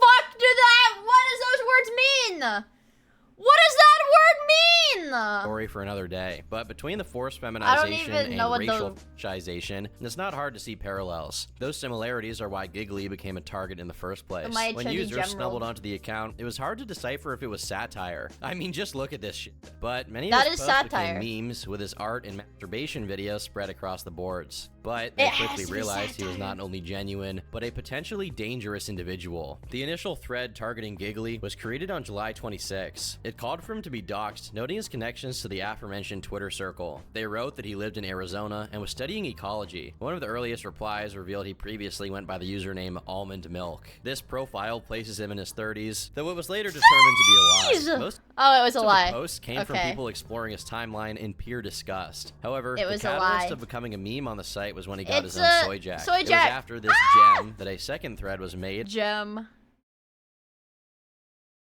on /raid calling for Gem. a personal army. The clown was inundated with trolls across Twitter and Discord. In response, he posted his own version of the soy jack called True. You realize not letting me intoxicate you with my rancid farts is transphobic, right? Giggly then claimed to have always wanted to be a lol cow due to his humiliation. Oh, that's so fucking gross. Holy shit. Lol cows, like, I like consuming lol cow content, but, yeah, when they're like, I love being a lol cow, because they're, like, fucking disgusting, like, they're fucked in the head, dude. In spite of this, he deactivated his account later that day. Oh, Once he deactivated, returned, though. He began mass blocking all of them before changing his handle to Silly Gay Clown. Yeah, The they're back not and forth only supposed to escalated like from it. there. That's the whole Before point. long, he was sending Nikocado Avocados whole to the trolls and claiming to never post on their dumb site. For someone who embraced being the epitome of cringe culture, he seemed to not understand the pitfalls of this antagonization. Oh, With okay, more he and more starts users getting becoming mad. aware of his existence, it was only a matter of time before he got doxxed. On August Uh-oh. 1st, a thread was created simply titled Goon Clown Lost. The post is exhaustive, identifying him as Orion Grant Passmore. It contains Dude, we're the same age? I'm the same age as this motherfucker. Probably. Because I was born in 2002. No, he's not me. Chat! He's not me! not only his personal info, but usernames and passwords. These details were used to compromise his Discord account, which was then scraped and released publicly. Immediately, Orion deleted himself off the internet. Yeah, as why trolls haven't I piled achieved in. that They much? posted his address on Craigslist, ordered pizza, and sent several religious scriptures. It was everything the Look, original they're call best to friends. Look at how happy he is. Look at how happy he is, chat. I like Cobson. I like Cobson because he's so happy.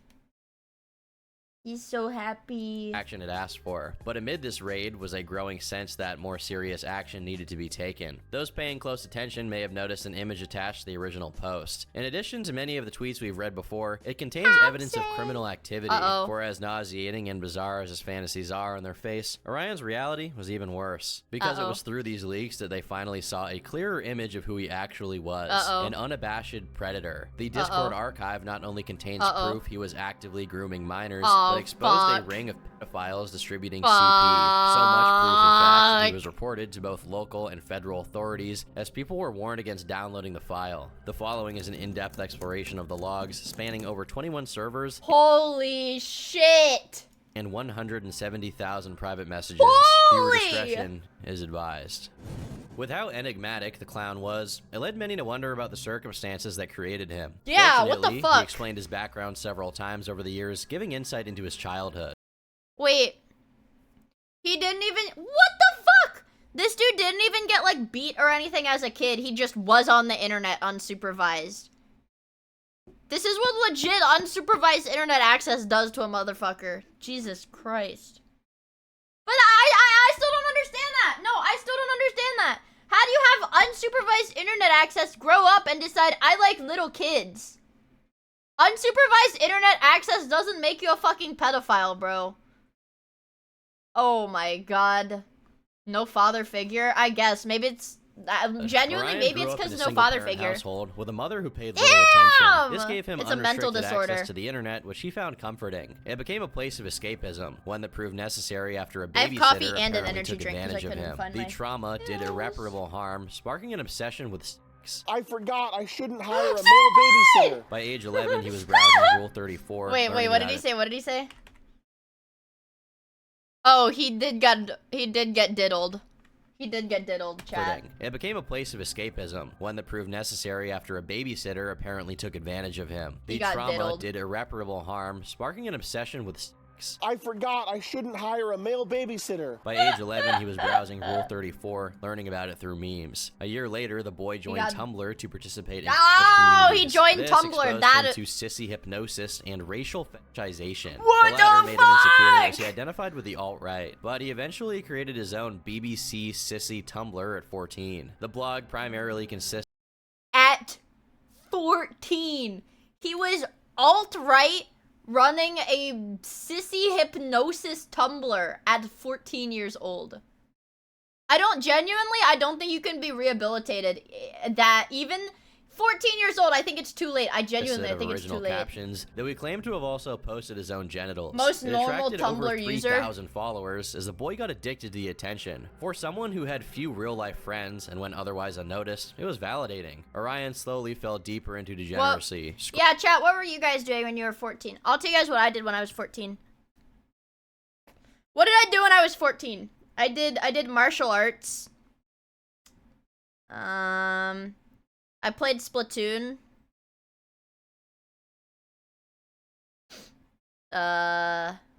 When I was 14. I was riding my fucking bike playing Pokemon. And Minecraft. Yep. That's right. Yep, that's right. Scrawling links to furry sites across his middle school. Yet, there was still a sense of shame as he attempted to quit masturbating several times. Before I was 17, I would delete all my porn like once every few months in a no-fap fit. How do you trying to get get my porn life back addicted together, as a and I would just fucking come back kid? over and over. That all changed one fateful night when he finally gave in. I Uh-oh. remember going outside completely naked except for my shoes at around 3 a.m. Eventually, when I came, I shouted quite loudly, "Hail Satan!" This wasn't something I planned beforehand. It just happened in the heat of the moment. Everything about Orion's personality What changed. is that? That's so weird! What the fuck? What? I don't even understand. I don't even understand. You wouldn't get it? That's true. I've never jacked off naked outside and yelled "Hail Satan" when I nutted. Ever. That's not normal? Maybe not. Holy. Changed, devoting his entire identity to porn. Up until this point, he sat firmly in the alt-right, I've with never a Twitter lived- that got But no he's still alt-right! He was still alt-right up to this fucking point in his life. All of that goon shit we just listened to, he was alt-right the whole time. I don't understand, Chad.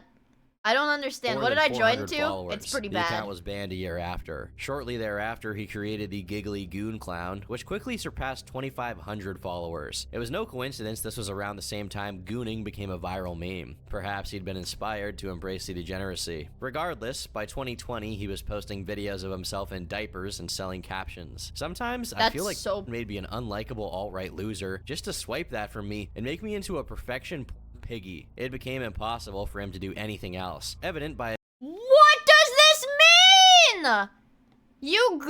Is this the size of his goon folder? Is this the size of his fucking goon folder? Chat. Oh my god. 200 a journal in which gigabytes. he logged Rookie his numbers. daily routine. So true, so August true. 21st, 2020, 4 hours of gooning. August 23rd, 2020. Has this dude ever had a job? Has this motherfucker ever had a job if he's gooning for 8 hours a day? No? Okay, that's what I thought. 5 hours of gooning. August 22nd, 8 hours of gooning. That regression also included urinating all over his floor, hoping for gingerbread stains and a comfy piss smell. By November of 2022, Orion had over 500 gigabytes of NSFW across 300,000 individual files. He was now desperate enough to beat off while at work. I'm wanking at work. He had a because fucking job. Chat!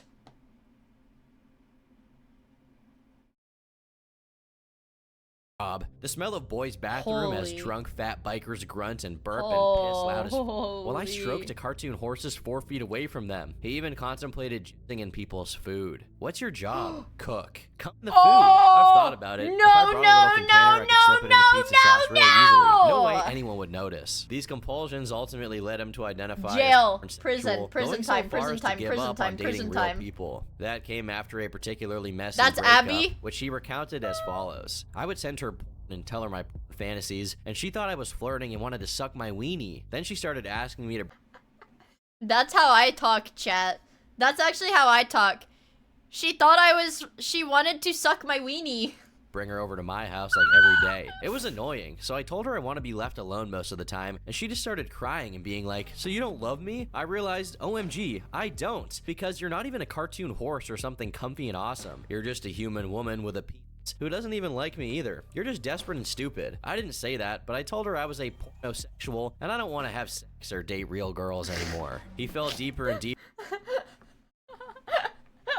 And I don't want to date or have sex with real girls anymore. Stupid human women.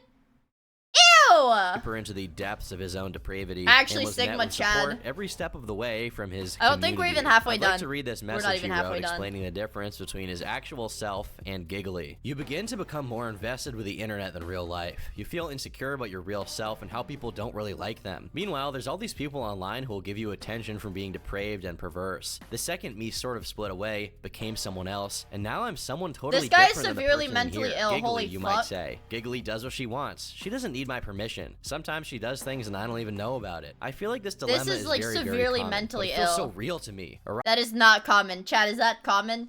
This motherfucker has multiple personalities.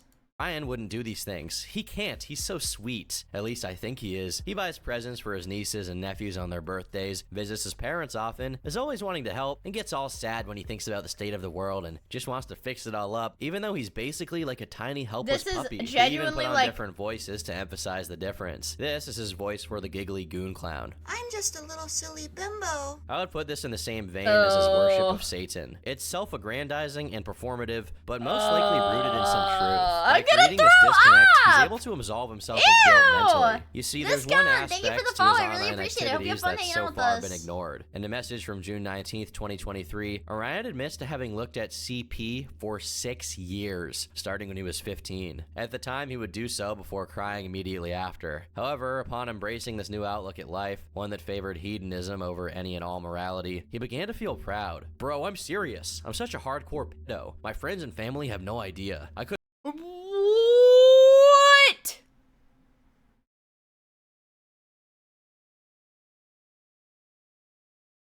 couldn't muster the I strength don't know if to I tell can my finish this therapist. one. I'm constantly taking risks and clicking on things and talking to perverts. I have no idea how I haven't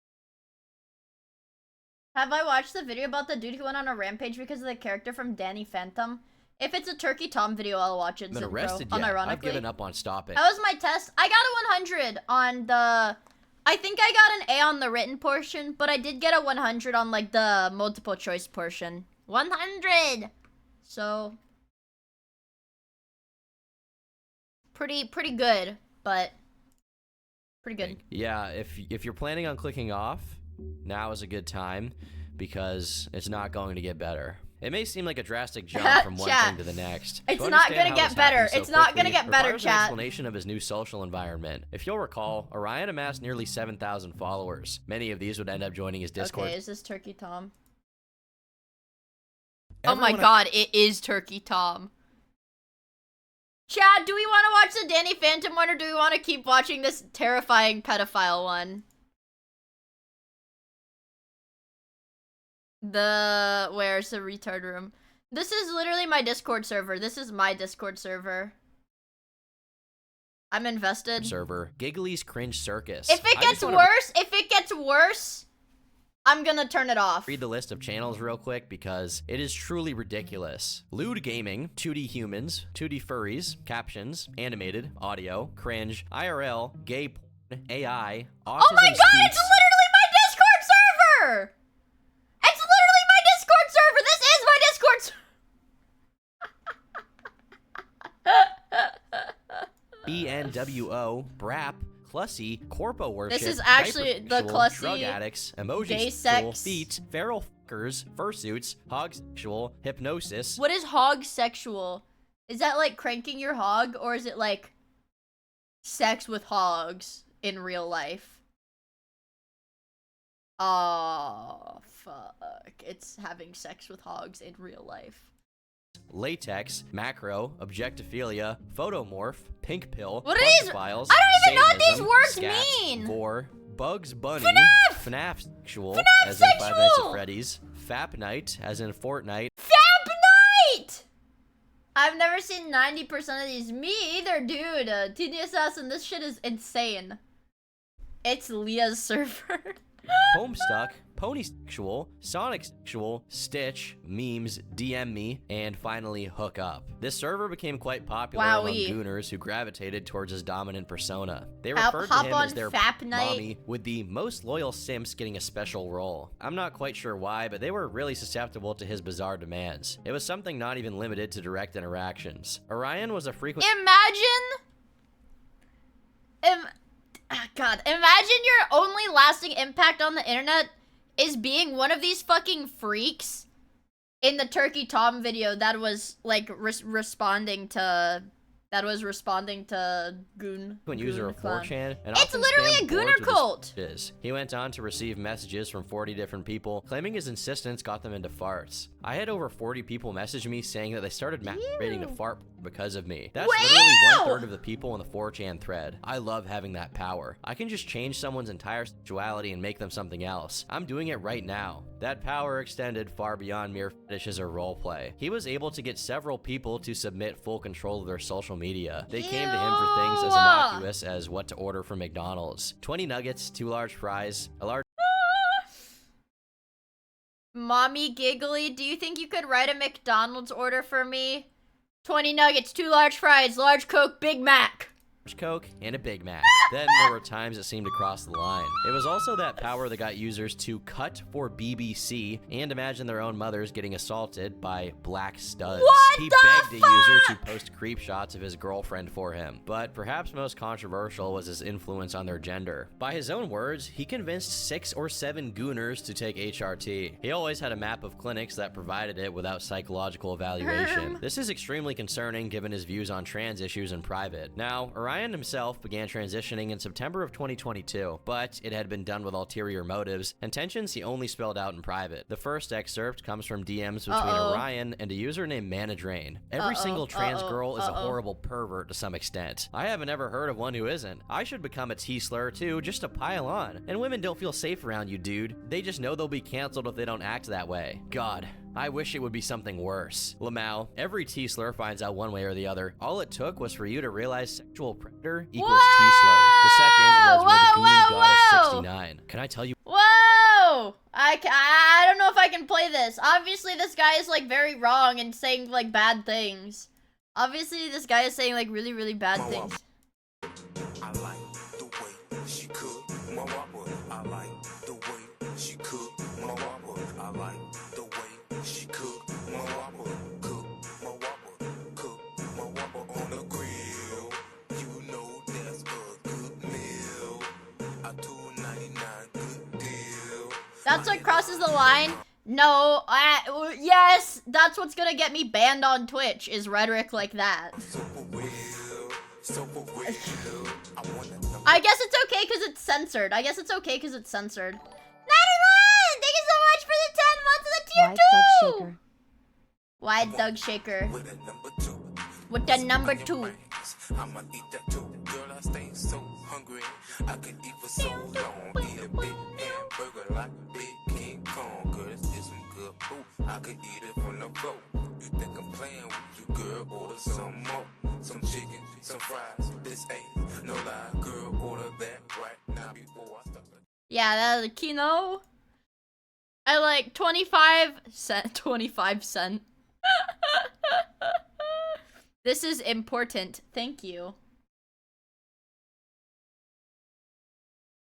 acts differently. No, not this guy. Sorry, this one. You a secret? I'm not even trans. I'm just a cis guy pretending to be trans to get with more people. It's so much fun. Like, OMG, I love pretending to be a girl. I don't care if it's predatory or whatever. Don't blow up our spot, bro. All T-slurs are like that. You can trust me around your kid. It'd be transphobic not to. Me would get daycare tots. To Orion and many of his associates, their identity was little more than a political shield. It clearly worked, given he publicly fantasized about assaulting women in bathrooms. Those fantasies, of course, were even more deranged in private. It should be clarified this doesn't necessarily apply to everyone in his server. He was careful to state his true opinions, often contradicting them to those he didn't trust. But among his inner circle was a number of losers, creeps, and pedos who bonded over the increasingly sadistic desires. For example, Orion had confidants to discuss bestiality. He privately sent material to other zoophiles and even instructed them on how to find more. Isn't that, like, illegal?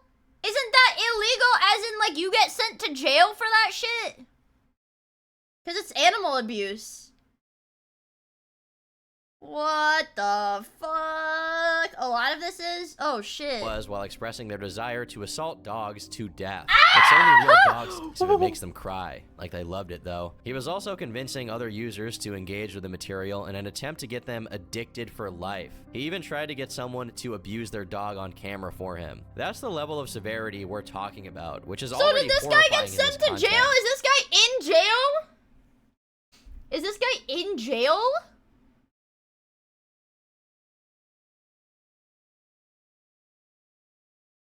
He's not in jail yet? You can imagine how dark the story is going to become as we start to approach the matter looming over the entire story. Take a look at the DMs between Orion and Dizzy Ditzy Izzy. In early 2021, Izzy approached Orion for help with transitioning. It was framed with language likening the experience to bimbofication. 2 years later, Izzy was trying to get his dog to lick his genitals and calling his girlfriend's corgi slutty. This was at Orion's encouragement, alongside a newfound interest in Lolly. In August of 2020, Orion's original Discord was banned for violating one of the app's zero-tolerance policies. He'd admit in private this was for being a lolly baiter and banned the material from his server. Of course, he made sure to clarify this wasn't over any moral qualms. Just to be clear, hopefully no— He's like, guys, just to be clear, I got banned for being a pedophile, so no pedophilia is allowed anymore, but don't worry, guys, I'm still a pedophile. We just can't post that shit in my Discord. That's so crazy.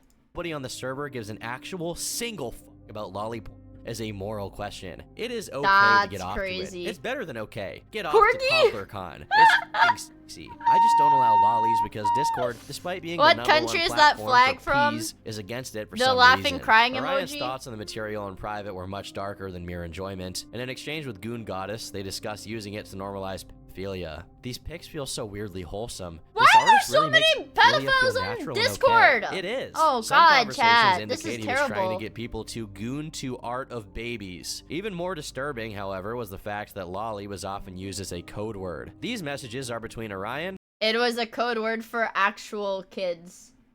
And Cranberry. He angrily messaged the user for posting actual CP. If you post lolly again, you're gone. Man.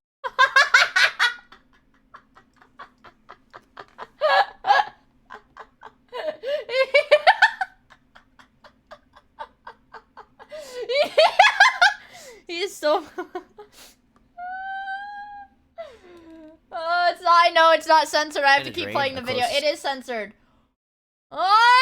Associate would admit to thinking of real children when looking at lolly. The owner estimated at least 90% of the people in his server are pedos. And I mean, it wasn't really a secret. Proof exists of members straight up asking for CP and attempting to sell it on the server. Yo, Giggly, somewhat serious issue here. What, bitch? What, bitch? Why is this guy so hostile? Why is this guy so fucking hostile? Holy shit. I have issues person in your server. They're advertising selling nudes of themselves when they were younger. Pretty sure that's not something good to be associated with the server. OMFG. F*** it ass. I can show you the DMs if you need proof, but in the DM channel, they're advertising wanting to talk about pee stuff, which I now obviously know meant pedo shit. I assumed they were just talking about lollies or whatever, but nah, IRL stuff. No, I don't care. Mind you, Orion was a He was like, the other fucking dude said, hey, dude, I'm just letting you know, like, somebody's trying to spread COD points, like, in your server, dude. I thought he was talking about, like, drawing stuff, but he's talking about, like, real COD point stuff. And the guy said, No, I don't care. admitted How are you minor so attract- evil? Oh my god. God Venom, thank you for the follow. I really appreciate it. Hope you have fun hanging out with us. Attracted person. Ew. He frequently used emojis of the map flag and even bought a map pride themed bikini. That makes it a massive issue given minors were knowingly let into his server. Oh my God. Publicly, Orion expressed otherwise, making sure to ban any kids reported to him. But he viewed those people as snitches and went out of his way to look past it. I only block minors so I don't get in trouble, but I wrote it in a way that makes me seem right. Even stating twice that if you just lie about your age, I won't block you, just in a way people won't be upset with. In a conversation from July 25th, Orion discusses underage sex with Sunflower Femboy. This excerpt is when he discovers Sunflower is underage. Because when I was younger, I tasted sugar. How young? 13, 2 years ago. Oh my, you're not mad? Just don't tell anyone in my server unless you're 100% sure they're a full-blown pedo, or else they might snitch and I'll have to ban you. Yes, Giggly, but more on that sugar. It was sweet. I crave it. Even once went on Redacted for it. For the record, Redacted is a Mastodon instance notorious for openly hosting illegal materials. What is Let's pull Mastodon? back and look at the full context of their conversation. that? It began with Sunflower admitting to Orion that he enjoyed Lolly. I've never heard of that Orion uses before. this to label him a pedo, encouraging him to fantasize about children. Eventually, Sunflower... It's Twitter?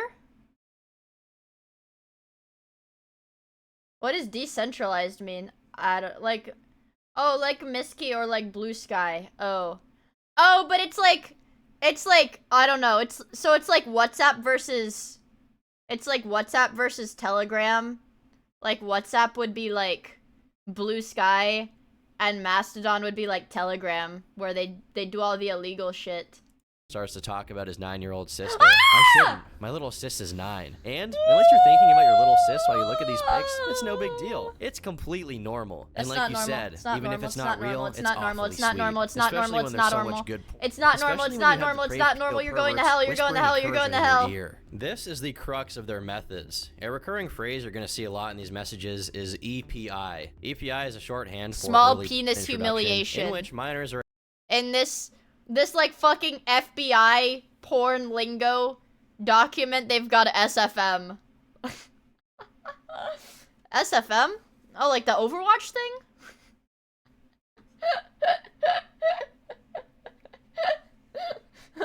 What do you mean that's not an Overwatch thing? I thought it was an Overwatch. Content. They fantasize about perverting their innocence, often by utilizing Rule 34 to flood sites with a younger demographic. It's a form of fetish mining explicitly used to groom children. Ew. The next conversation between Orion and Memicide I don't even know half of these June 18th, words. 2023. It starts with the two admitting a shared interest in EPI. I imagine you know about EPI then? Of course, I've done it personally. What exactly? Have you made some captions yourself? Orion proceeds to post examples of captions he made. The first instructs readers on how to make new gooners by offering NSFW in public Discord servers. The second instructs people how to masturbate using a Nintendo character. The third praises DeviantArt's lax policies on what qualifies as safe for work. The fourth is a screenshot from a YouTube video of Fortnite characters twerking. They express being turned on by the fact that the comments are from children. Then there's expose kids to blacked tunes. It's so easy. Groom them to like I your don't want to watch sick- this. Make their god. Teach them to talk dirty. Push them deeper into addiction. What Turn is someone's child this? into an N-word lover. Turn the new generation can't into watch- gooners. Ruin them. Destroy their minds. None of this was a fantasy. Orion admits to talking to kids every day, astounded by his own influence. That was before professing his pride in being a pedophile. I shouldn't be telling someone I just met all this stuff, but I can't help it. Is I this think guy it's in because of- fucking jail? Is Giggly Goon Clown in jail? Sentenced. Oh, no. This is something else. No. Dude.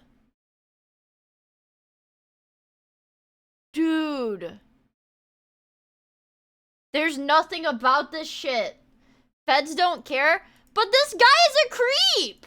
It's Pride Month, and I'm a proud pedo. I feel like I had a revelation recently. My view of myself is really positive lately. I hope this isn't a phase and that I've actually learned how to love myself, despite the fact that I hope sexualize this guy children dies. almost every day and want their brains to be ruined like mine was. There's hard evidence within the leak of these interactions with minors. On March 23rd, Orion was messaged by an underage boy. Full disclosure though, since I feel bad not telling people this, I'm a Shota boy myself. Why? Why would you even describe yourself like that? You can block me and I'll 1000% understand, in which case I'm sorry if I caused any trouble. Elsewise, I'm happy to talk about anything and everything and answer any questions. I love the idea of cute drinking to porn for their favorite games. And like half of the fucking shit he's saying is censored. This is actually a super villain. Holy fuck. That's how I got a porn addiction. I'd look at Roll34 of everything I liked and download it like crazy. That's like so not normal. That's so... I don't know, imagine liking something and your first instinct is like, I'm gonna go download R34 of this because I like it. Oh my god, Overwatch. Crazy. I remember when I was younger, I would constantly get off to Overwatch stuff. 4 days later, he met a 15-year-old trans girl who loved Taylor Swift. He used this adoration of pop stars to groom her. How do I become a gooner? What does that mean? Oh my god. No! No! Guys, you don't know. You're gonna ruin me. This is so hot, but like, you're trying to make me addicted. Shh. It's okay. Just trust me. In DMs with Charlie Death, they acknowledged flirting with Charlotte when they were only 16. I actually feel bad because I'm 75% sure I'm the reason your old Twitter got banned. It was when I felt it was a bad thing for me because I was 15 or 16 at the time, and you told me you liked me and that you were ashamed. I was so happy to be there. This guy is seriously going to hell! Although it's arguable if it was just age play. Arf, arf. Put it in my hole. The alleged teenager went... It's like the most depraved shit you could imagine. Like, just the worst shit that you could ever imagine. And then just something like that, like random as fuck.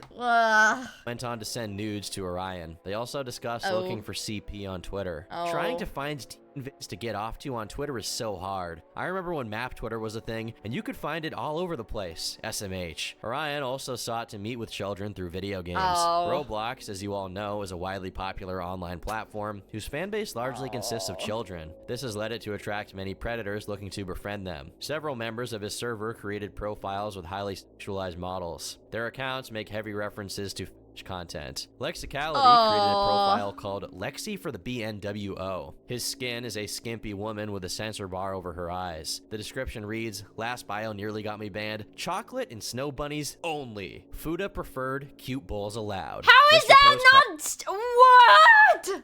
Hard posts an even more lurid character, Cow for Black Loads. Orion made several accounts for this purpose. The first was Block's Gooner with the description, just a dumb Dude, I couldn't be Block's Gooner because this freak-ass motherfucker took the username. Roblox Gooner. Look up Gooner captions if you don't know what a Gooner is. That was shortly after discussing the possibility with Mana Drain. I love Roblox players. Show them the funnest stuff there is to do. You're basically handing out drugs on a playground. I was always in a medieval roleplay server when I was a kid. Yeah, I'm worse than these guys because I got mad at a kid on Roblox and called them fat. I'm you know what? I'm like Hitler compared to this guy in-game. Because I called a kid on Roblox fat after they were spawn killing us. Yeah. I was trying to protect my Discord kitten. Kid, you should show up to it and show them real role-playing. Roblox is full of role-playing games. Oh my god! Jover! What the fuck? Thank you for the raid, dude. Uh-oh. Is this okay? Is this okay to show? Oh my god. Why are we watching this? Can we do a Bricky Warhammer lore video instead? But I already know Warhammer lore. Raiders, I'm so sorry! I'm so sorry, Raiders. We're watching a terrifying Turkey Tom video right now. I hope you had a good stream, man. I appreciate you stopping by. Oh boy. This is gonna be cursed as fuck. I will apologize. I'm sorry. But that was my trash bag. It's bad. This is gonna be hard. It's a PDF file. Yeah, this guy's a PDF file. Gross. Gross. The fact that this story didn't end with every person mentioned in this video being raided by the FBI is a massive disappointment. It's pretty bad. But also, yeah, I hope you had a good stream. My name is... Yep. Ah, that's fucked, dude. Why did they not get sent to jail, though? Actually, why did they not get sent to jail? Belle Delphine. I'm skipping. Sorry, chat. His own server on an alt account to imply he would soon take his own life. All right, guys. We skipped the lore, and now he said, "Well, I'm killing myself." Doxed, and lots of incriminating things are to be sent to my family. It was fun being alive, I guess. Then It's a shardy doc. Good end. a supposed Goon Clown AMA was held on Soyjack. It wasn't real, as the video was made to capitulate to the hacker. Hey yo, shout out Soyjack Party. Ew! Ew! No, we're not watching this shit. Ew! Gossip sites, it was difficult to understand. With Orion's whereabouts unknown, it seemed like the story would fade into obscurity. However, those Shardy, that continued digging would end up with a lead that catapulted the leak into the broader internet. On August 4th, a reply was left to the original thread with a tip. It claimed that a person named Jean Hollywood was a part of Giggly's clique. The FBI doesn't really care about small-time creeps. They go after rings and political enemies. But this guy is evil! There was no evidence beyond hearsay, but they felt it was still necessary to disclose. Wow. Ken, thank you for the gifts of the Goon Clown. Thanks.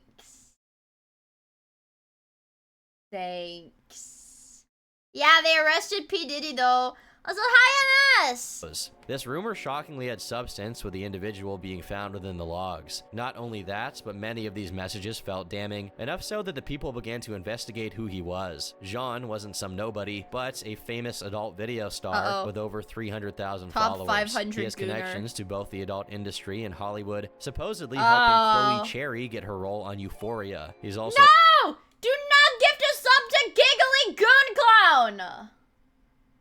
Oh my god. Anonymous. But to balance that out, thank you for the gift sub to the FBI. So now we'll be safe. Now we'll be safe because the FBI has a sub too. friends with many influencers, including Finster, and has taken pictures with Chris from Mr. Beast. That association with creators who had younger audiences had worrying implications. It seemed dangerous in conjunction with the resurfaced chat logs. They began sending the information to a variety of different accounts. It would end up on the Twitter account Valid Els, who posted a thread on August 6th. Their response was explosive, with the tweet receiving over 16,000 likes. Oh, wow. The controversy received the name Goongate, as creators and viewers alike were exposed to the horrors of Giggly's Oh fuck, wait, my street. Hello? Hi, I'm here. I'm here. No!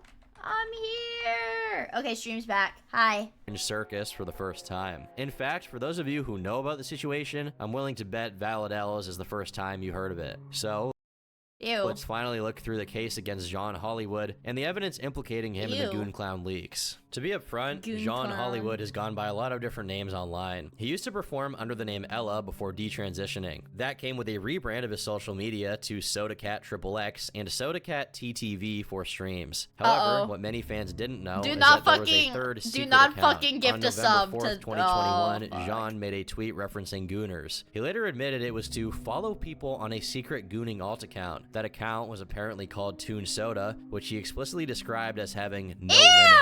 From the snapshot dated that same week, we can see he followed nearly 300 people. These people are all going to hell. They would have a private conversation 2 days later. These screenshots were originally sent to Manadrain. The first image shows Orion sending an EPI video, to which Jean responds that he loves Bad Bell. This leads Orion to send another, which contains uncensored lolly. Jean then sends an EPI he made for Bad Bell. The preview shows the text CP, though it was apparently a reference to artwork. The third screenshot contains the following exchange. I was ripped of my innocence by degenerate creators like you. I did it to you, and I bet that you're doing it to other gooners who are 18. You really think that there aren't 11-year-olds looking at your stuff? Lol, you should edge to that. I know there are. They're gonna be so fucked. Now you're probably wondering, who is Bad Bell? Bad Bell's notoriety alright, see look, now I get to learn, because obviously nobody else knows what Bad Bell is. Traced back to 2021. Good night, taking out! Thank you for hanging out with us, I really appreciate it, man. I hope you have a good rest of your evening. Describing them as the main file captioner. Oh. Her content was focused entirely on the subject, as even a glance of her profile reveals. It wasn't Game some secret. Liberty? If you're What is aware of her that? by name, you know what she's into. Manadrain and Orion affirmed this themselves, praising Belle on several occasions. They explicitly have a lot talked of about combat showing power. Bad Belle's EPI videos to kids. Jean joined Giggly's Cringe Circus on November 10th, 2021. He wouldn't leave until March of 2022. Ew. In that same time frame, he sent over 700 messages to the Oh, server. fuck. There are several messages in I don't know. Okay, chat.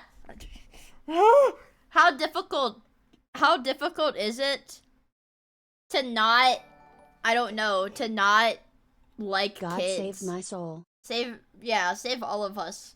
J Dark Berry, thank you for the 10 months. I don't know, how fucking difficult is it?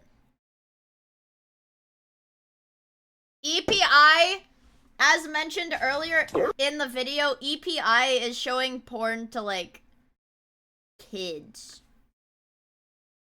Like, little indicating kids. an interest in EPI. He first references it on November 23rd. EPI ruined us all, lol. Not even a Lol. week later, he praised My Little Pony for its ability to be used for that purpose. What do you mean? What do you mean? Nobody did that! Nobody did that! Oh my god. Because what autist didn't get off to pony?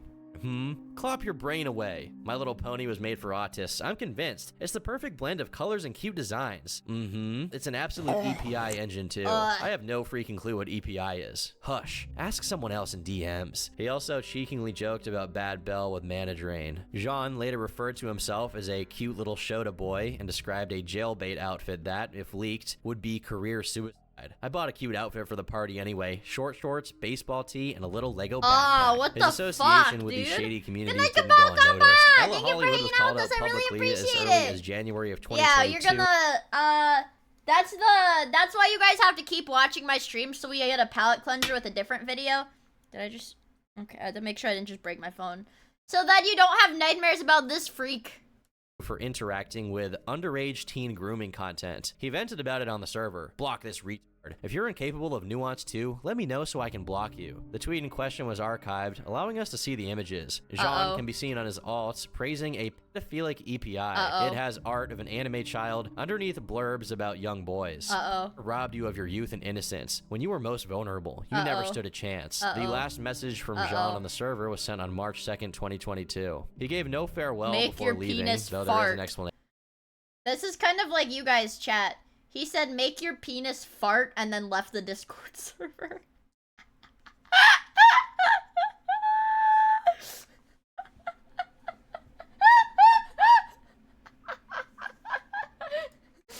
As you can imagine, the Toon Soda account was deactivated after his connection to the Goon Clown files went viral. However, by pure chance, it was preserved by an Anon with access to the profile. The Anon recorded an 8-minute video scrolling through every tweet before uploading it to Soy Jack Party. This revealed more evidence of them posting Shota and discussing EPI. He also gave further thoughts on the original callout. I went to go retweet this here and saw a screenshot of my tweets, so which one of you fuckers is sharing when you shouldn't be? You're gonna ruin it for the whole class. But more to the point is that being a criminal! You're gonna ruin me being a criminal for fun! It's so gross. So gross.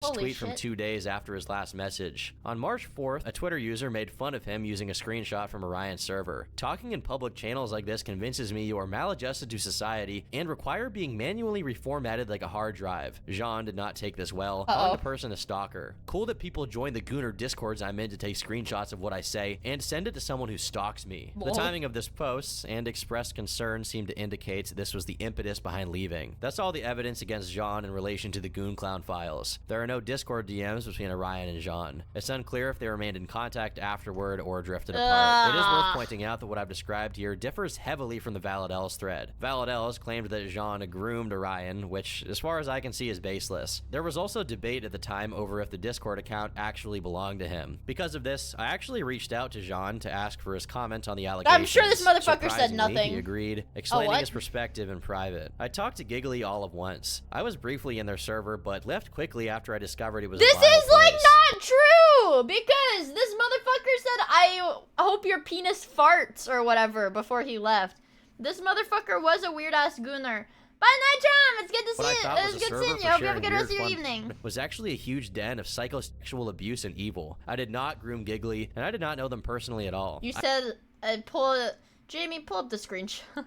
I don't condone their actions, I abhor them. I then asked if he recalled how long he was on the server. It seems Jean didn't remember the extent of his activity, claiming to have only stayed for 1 week. No clue. A week maybe? If it was longer, it's because I just lurked. I don't know anyone else who dipped. I wasn't super active or engaging with anyone on a personal level. Now, to give some benefit of the doubt, there is evidence that Jean wasn't on the same page as them. He informed me that No Limits was used for code as it'd be easy to gotcha this, given it's in his own bio, but I'd like to bring up this tweet from March of 2022. I say no limits, as in, I will not trash you for your kinks no matter how depraved. I can understand that some stuff just isn't for me. More power to you to enjoy it. Many of Jean's posts from his private show he is adamant regarding consent. That doesn't change what he was into, but it is an important distinction for potential grooming. It seems to me that Jean sincerely didn't understand that the people around him blurred fantasy and reality. He is into weird, disgusting, horrible shit that frankly makes me think he should probably be in a padded cell somewhere. Yeah, but there's no all evidence of these of people should criminality be from him specifically. in padded Following cells. the Jean Hollywood scandal, the discussion slowly petered out. It was unfortunately not enough to incite a deeper investigation into the leaks. For weeks, the Goon Clown's whereabouts remained unknown.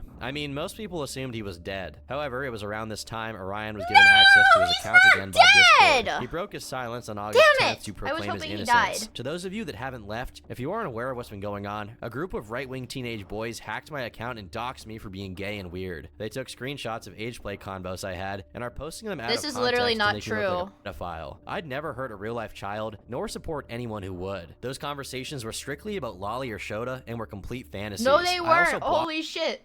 Holy shit, I could literally go back and find the DMs about all minors that talk to me my god, oh my god, oh my god. I don't even need to say anything at this point. You've already sat through the video. This person is lying. The message ends with Orion discussing his future, or lack thereof, online. Whether you believe me or not, it doesn't matter because I'm just gonna give admin to someone else and let them run this place. I'll also be quitting the giggly persona sadly out of necessity. If you want, you can DM me, and if I think you're cool, I might just keep the world would be a better place if everybody like this died. Keep being you. He deleted his account a few days later, resigning to only his closest confidants. It's uncertain if Orion or his associates will face any serious repercussions for their actions. The most unsettling part is that if action isn't taken, they'll be able to return to obscurity. It was only under those circumstances they were able to get away with it for so long. But unfortunately, other than exposing this information to the public, there isn't much that can be done. Ever since the Goon Clown leak, Soyjack Party has fallen victim to a deplatforming campaign. First, the site lost its domain registrar, followed by its host. This was amid a series of DDoS attacks. Then an identical copy of the site was made, distributing CP. There was a coordinated effort to take it down, which ultimately proved successful. On August 14th, Soyjack Party was hacked, and all of its user IPs were leaked. The agitators banned every poster from the site before it was taken down. They then vandalized the wiki, which had pages on the Goon Clown. Even the bunker forums, which had images disabled, were flooded with ASCII art of CP. It became too much for the board's owner, who announced his resignation. He put it up for sale before apparently shutting it down for good. What the fuck?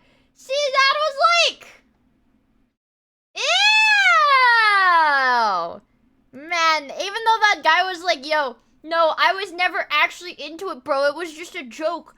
It was never real. I was never into it. The people that are like, well, we'll retaliate against them were actually pedophiles. Yeah, I know the shorty still exists. Gameplay? No, we have to watch Zincro's video. And then gameplay. When nobody's looking. I like fact Turkey that Tom. no one will know makes us comfortable and allows us to entertain all sorts of absurd thoughts and activities. But what happens if someone spends years or even decades without engaging meaningfully with another person? What sort of dark recesses and warped beliefs does their mind access if they feel nobody cares either way? That's what we'll discover by learning the grim story of Randy Stair, a man whose isolation led to he looks a little bit like Daniel Larson. A little bit. I think it's the nose. He looks... Now this might strike some viewers as harsh, but I believe everyone involved in the story should die. True. Phantom fan characters and ultimately a massacre. Waiter! More Turkey Tom videos, please! YouTube videos of Stair preparing for the attack. It's fate. It's destiny. It's me, Randy. What?! Wait, how is Christian involved in this? This is Yandev? It is kind of Yandev. What happened? What the fuck happened, man? I swear to God. He shot up a school? He shot up a school? I was see her. I got it. 2 Mossberg 500 shotguns. If you're watching this, I'm dead. I'm sorry. What the fuck? Yeah, no way this guy would commit a mass shooting, chat. No fuck. It just doesn't. No. I don't think.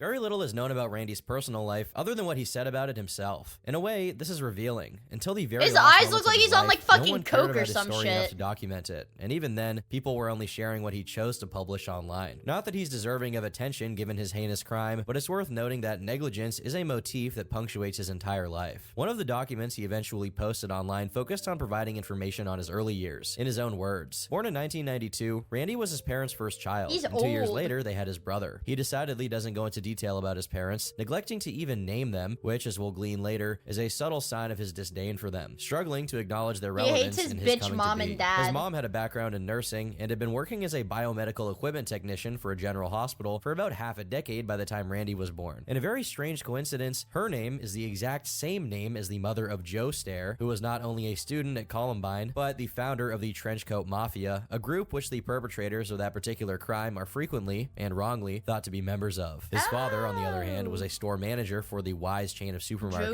Joseph a fact we'll come back to Joestar? later due to its relation to the crime Randy eventually committed. Randy recalls that for as long as he can remember, he's always been very shy, crying profusely due to feeling lost and helpless when his parents left him at school, and either looking down or straight up at the ceiling whilst walking into classrooms to avoid making eye contact with anybody. So he is specifies autistic. that this wasn't because he hated people, but because he disliked being noticed. He conjures a memory of a play his class put on in preschool, and during it, he stood in the back of the stage with his back He's facing like, the I had to be in a play in preschool. I'm damaged. I had to be in a preschool play. I'm damaged as fuck. audience, zoning out whilst trying to take his mind off the situation he was in. As time progressed, he discovered himself completely unable to relate to any of his classmates, confused about how they could interact so easily, as if they already knew each other for years. Meanwhile, he sat by himself near the teacher, crying This whenever guy's he had a a group misanthrope, project. which Eventually, he kinda did make a some distant friends, but family never that got to hang out with them outside of hypersexualized school, women being too past scared to physical call them. attraction As a felt matter like, of fact, ooh. he was hesitant to even call his grandmother, fearing his grandfather would pick up instead. The first sad memory he can remember is when one of the very few friends he had at the time, Michael, had to move away in first grade. He explains that he didn't even know him very He's well, literally but it's the as if the Joker. feelings of being lost and abandoned he experienced when his parents first put him in school resurfaced. Soon, he met another friend, one he credits with making him the person he eventually became. His name was Matthew, and for the first time, Randy felt he shared interests with someone else. Matthew was into football and recording with video cameras, both of which were hobbies of Randy's during elementary school. The two began recording homemade Thank you for movies and hanging out with parodies of us. films they'd watched. Footage from this period, when Randy and Matt were 10 to 12 years old, has been archived and published by Randy. It is a blizzard out here. It is so He was cold. probably It's deeply so autistic, but this was the early 2000s. That's true. This is a great day for snow. Most likely, there's not going to be. To see Randy just being an innocent kid, having fun in his backyard, is probably one of the darkest facets of this entire story, Oh, knowing wow. who this kid would become. For most of his time at school, Matt was Randy's only significant friend, even after Zincro said this guy was obsessed with Danny Phantom, though. Right? That's what Zincro said. he stopped participating in the home videos Randy was becoming increasingly obsessed with. However, their friendship severely slowed down and eventually ended in 9th grade when Matt got a girlfriend, severely limiting their time together. Though Oh, my bro got a girlfriend! What happened to bros before hoes? Randy specifies that he wasn't romantically in love with Matt, he became angry that the girl was more important to Matt than he was, and once again, he felt abandoned. According to Randy, he had an easier time making friends with his brother. His traumatic childhood event was that his best friend got a girlfriend. Classmates, who were all 2 years younger than him, than his own peers. The only other friend mentioned by Randy in his document is James, whom he met right as his friendship with Matt was dissipating. James was also interested in filmmaking and was responsible for introducing Randy to YouTube and motivating him to make his own content. Ever since he was very little, Randy became acutely aware of how his friends watched cartoons and how cartoons were culturally ingrained in Gangster everyone's SpongeBob. minds. As he grew up and began trying to He's a idealize what he bitch. wished to be, Yeah, a seems frequent like thought it. he had was that he wished to be a cartoon character, in the way that they were admired and watched by many. Oh, fuck. Okay, so he is a little bit odd in the head. Okay, he wants to be a cartoon character. Maybe, just maybe, posting to YouTube would give him the kind of attention he was after, so he began posting to the platform. In June of 2008, when he was 16 years old, he created a YouTube account called Pioneers Productions. Randy had actually already been recording videos for 2 years prior under the name of Point2122, but they weren't really formatted in any way. Over the course of 2 years, he transitioned from plainly recording life events like the flood at his grandma's place or him and his friends playing dodgeball to mimicking the kind of content that was successful on YouTube at the time. In one of the earliest Pioneers Productions videos, called Randy on Christmas, Randy can be seen wearing a Fred t-shirt. Oh my God, the very it's first Fred. YouTube channel to get 1 million subs was actually Fred, whose videos consisted of a middle schooler Zion, doing thank you for very the follow. I rudimentary really sketches appreciate with his it. voice pitched up. Its success is partly due to it being the first channel to capitalize on the kids browsing YouTube at the I want time, to be one of Goku. which If I was a cartoon character, if I had to become a cartoon character, yeah, Goku would be a pretty good choice actually. I would like to be Goku. happened to be Randy. Being enamored with the format, his earliest stuff is structured very I would be similarly. Goku. Another No, admitted I would influence be and inspiration Goku. during this time was Angry Video Game Nerd, which was evident given the introduction of extensive curse words in the videos. The videos from this era are pretty uneventful in and of themselves. Randy was just oscillating between conventional skits and mimicking the Goku. popular YouTubers he liked. While his online presence was pretty run-of-the-mill for a kid his age, his internal life was changing radically. As he himself put it, "I've been attracted to girls since I was in late 9th or the very start of 10th grade, around 2009. I've never once been into guys, so I'm thankfully not bisexual. That would suck being caught in the middle. 10th grade was when I really grew fond of wearing female clothes."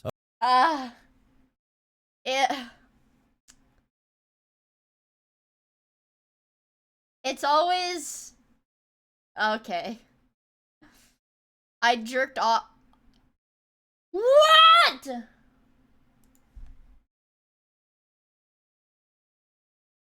I jerked off in class.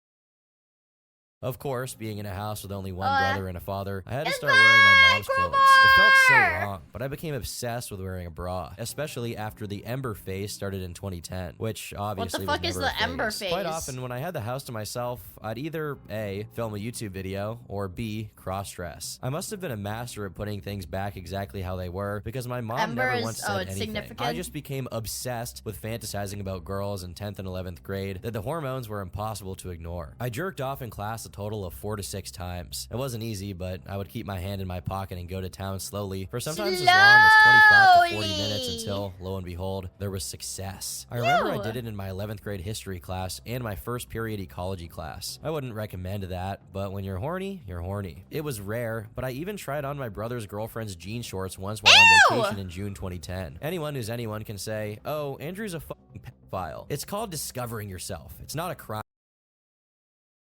Wait, how much younger was his brother? Wait, how much younger was his brother? Wait, oh shit, wait, in 2010? He was born in 1992. Oh, so he was 18 years old at that time. He was 18 years old at that time. Do I go around stealing girls' clothes to wear? No, I don't. I don't tie them up in my basement either. But words cannot even remotely describe my love for girls. Yet, here I am in a filthy man's body, seen as a dude. I'm one of you, not a male. Every time I'm in a supermarket or in a retail store, I can't take my eyes off the slim teenage girls. I see them and think, why wasn't I born that way? Yeah, how did he And I break fit in the down on pants, inside. actually? I wanted it, I never got it. I prayed for it, I never got it. I dreamed to have it, but I woke up repeatedly. I was destined to exist in a female's body. And the thing is, I don't want to be with girls. I want to be them. I'll gladly live and die a virgin. I respect girls too much to just use them for sex. People like How the fuck does... How does Danny Phantom fit into this? How does Danny Phantom fit into this? This video is about Danny Phantom. This video is about fucking Danny Phantom. It'll come together. like Okay. that Alright, disgusts me. alright. The thought of screwing a girl disgusts me. Sex is disgusting. Based? I am forever Can I get a destined to live based in isolation chat? until I die. We'll come back to the puzzling mention of Ember later. The Okay. gender dysphoria and episodes of hypersexual behavior were paired with No. feelings of dread, as whatever positive experiences he still had at Yeah, I school began see those disintegrating as based. middle school ended and high school began. By high school, I just stopped trying to make friends. The whole grade knew me, but I was just just there. I'd get picked on now and then, like hiding my backpack, my books, stealing my pencils, stealing my book Oh, this kid got bullied, bro. That's getting bullied. None of this shit ever happened to me in school. Minor stuff. Never got into fights, but I ended up being in front of 2 of them in middle school. Obviously, my YouTube videos gained more respect from my class in 11th or 12th grade, but I was still just there. I have hated people my entire life. I didn't just wake up one day and start hating people. Middle school was when I really started to heat up and envision hurting the people in my class, such as Eric. In 6th to 8th grade. Bitch! That bitch motherfucker Eric! I always hated it. Yeah, he's a fucking D1 hater. I've been hating my entire life. The kid was life. twice my size. He looked like a 9th or 10th grader. He was the class bully. He'd steal things from my lunch and then give it back because I didn't show any resistance. This kid doesn't even care. Haha, he joked. Since I was never a threat to him, he left me alone most of the time. Fortunately, no one ever physically assaulted me in school. Only time that I ever came close to a physical fight was this black kid, Jordan. Kept making sexual verbal gestures in my computer class. Turkey Tom, you didn't say what he said. I guess he doesn't want to get demonetized. Workspace, keyboard, mouse, etc. And eventually caused me to fall out of my chair and onto the hard tiled floor. I couldn't even speak. I was so enraged. That was in 2000. So wait. 2009. I was just too much of a wimp to speak my mind and stand up for myself between 9th and 11th grade. There was a lot on my mind in high school. Dude, why is every lolcow violently racist? Why is every lolcow unironically violently racist? And bullies were at the bottom of the list. Because they just are, okay? Have weak, stupid like that happening every day, but it added to the rage. High school, more than anything, was full of nothing but sex jokes and innuendo to get under your skin. If I had $1 for all the times I was put on the spot to be made uncomfortable by someone with sex jokes, I'd be rich. I hated high school, yet I miss it a lot. I don't miss the tests, but I miss the bubble we all used to live under. They're all looking for scapegoats for the problems in their lives, and racism is the easiest. So that kind of makes sense, actually. Through, you know, middle school and elementary school and all that, but once I got into high school, it just became endurance. That's what it felt like to me. I just did not want to get up and go to that school every day. I wasn't living. I feel like I never, like, lived. And I didn't want to either. That was the other thing. It's, like, scary. It's freaking scary to see how people have, like, ended up like this. Like, just the idea that there are people in real life that end up like this is so fucked. Yeah, maybe you should get a job or something. I don't know. I thought about suicide. Stop jacking off and go work a real job, bitch. Like a lot, and I just like started to grow. Yeah, he hated everyone. I think is what he said. The thing that really started to push it was like when I started doing bad on all my tests and got bad grades and had to get tutored and started to prepare for college and having no idea what I wanted to do. And it was in 2010 when I really legit started to think about doing it because I didn't want to go to college. I didn't want to get a job. I didn't want to live on anymore. Despite the internal struggle Randy was suffering from during this time, his online presence continued. As I mentioned, he did begin to curse a lot during videos, but given the popularity of channels like Smosh, Tourette's Guy, and the aforementioned AVGN, during this time it was extremely commonplace. As far as Randy's viewers and friends were concerned, nothing had really changed. In March 2009, his channel was actually commented on by Fred himself. If his passion for producing video content wasn't enough, being recognized by one of the people he idolized at the time, even if just in a meager YouTube comment, definitely gave him the validation he needed to dedicate himself to becoming a full-time content creator. His online presence immediately spread out to other websites, and while we don't have any remains of his activity on sites like MySpace and Justin TV, which is what Twitch used to be called, we do have an archived version of his Twitter from around this time. On it, he exclusively talks about making his videos and following the Dallas Cowboys, one of his longest obsessions, as seen in many videos. The Dallas Cowboys and YouTube, where the walls are covered in Cowboys memorabilia. Favorite football team? The Cowboys. This clip is from an interview he gave to another small channel in the latter half of 2009. Around the same time, Randy was a part of another channel called Fat Ass, an obviously Jackass-inspired stunt and challenge channel. This channel seems to have been preserved in its entirety and is still up on YouTube as of writing this video. 2010 started out with Randy emulating another of his early YouTube influences, Make Me Bad 35. I would be deranged if I was a Cowboys his fan Mr. Wooden too. Alligator Fair video, enough. which Randy reproduced almost verbatim, but with a toy horse head on a stick, which he called Mr. Horsehead. After a few attempts at engaging with Make Me Bad 35 by making compilations and edits of his videos, he eventually got his attention. The two then made a collaboration video called Mr. Horsehead Meets Mr. Wooden Alligator, which was edited and posted by Randy. Well, it isn't my problem that you lost your precious toy. Oh God, I see him! He's on my face! Ah! Due to how big Making Bad 35 was on YouTube at the time, despite the abysmal quality of the video itself, within 3 months, the video had over 50,000 views. While not really huge, it wasn't insignificant by any means, especially for a YouTube channel as small as Randy's. As of November that year, he was on his way to 7,000 subs. Wowie. Despite having taken a step toward his ultimate goal of becoming a YouTuber, the many issues present in his personal life continued to flare up. Endgame. Uh-oh. Oh, shit. Oh shit, it's Ember. Danny Phantom It's time. at this point that Randy becomes infatuated with Ember McLean. Ember is an antagonist from Danny Phantom, who, after tragically passing away in a fire, comes back as a ghost rock star that uses music to hypnotize people. She's pretty obscure, only appearing in 10 out of the 54 episodes of the show, but regardless, from the very moment— Wait, she's like a minor she's like a side antagonist, and this is what makes his life fucking spiral, is this minor antagonist from fucking Danny Phantom? Holy shit. Randy saw her as a little kid watching the cartoon, he claims he felt a spiritual Dude, actually, goth girls are ruining men. Holy shit. connection with her that he couldn't quite explain. Over the years, it slowly faded into the back of his mind as he got carried away with other things, such as his passion for video making. However, it's around 2010 when he's going through a period of low spirits that she violently resurfaces, bringing with her a whole set of interests and passions, albeit things that were not very good for Randy. The movies he listed as his favorites on his YouTube channel are almost exclusively horror movies, and his music taste also fits the bill for an angsty teenager developing an interest in edgy media. However, the truth was much more disturbing. This is when the whole Ember thing started, which you may Yeah, or the may real not know goth. what Yeah, I'm the real talking goth about yet. GF. Yeah. But if you watch my cartoons, I've told you about her before. Like, if you look on the poster behind me, those were inspired by Ember McLean, which is a ghost from a TV show called Danny Phantom. This woman always connected with me. Ever since I first saw her, something changed. And it wasn't like I grew up or anything like that. Like, I realized, oh my gosh, I'm attracted to girls and all this. No, it just, something changed. It was like a spark. And it just connected with me. A spark that told him, she was like on his shoulder and shit, whispering into his ear, like, you need to kill people. Kill people. Kill people. Inside, and it felt very familiar, which was strange. It was like I'd seen her before, and at the time I was like 13. I just grew attached to her, unlike anything I ever had. It's a waifu. This is the first recorded case of a waifu. It's a cartoon, you know. It's kind of crazy to think of it that way, but that's the truth. And whenever I like started feeling down and depressed, I thought of this character. Yeah, rip like, Randy's stare. You would have loved VTubers. Like you know, I watched Danny Phantom in middle school, late middle school, early high school, but then I kind of drifted away from it.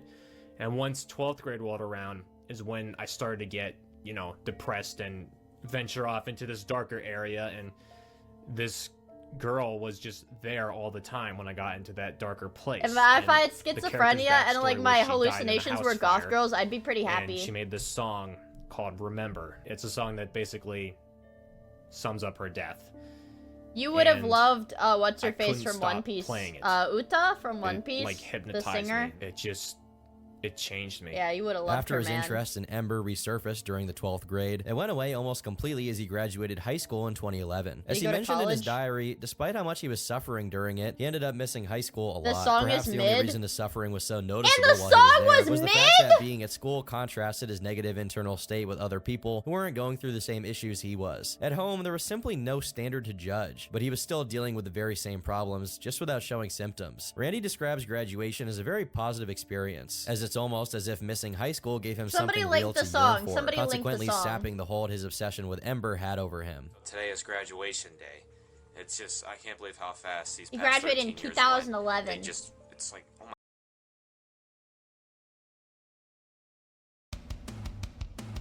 This song is what made this guy kill people.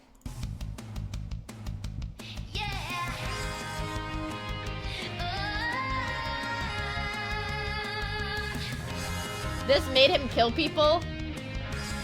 Is this gonna get my VOD muted? Is that, what the fuck?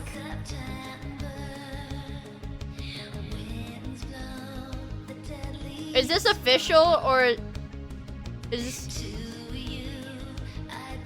This isn't in the TV show, is it?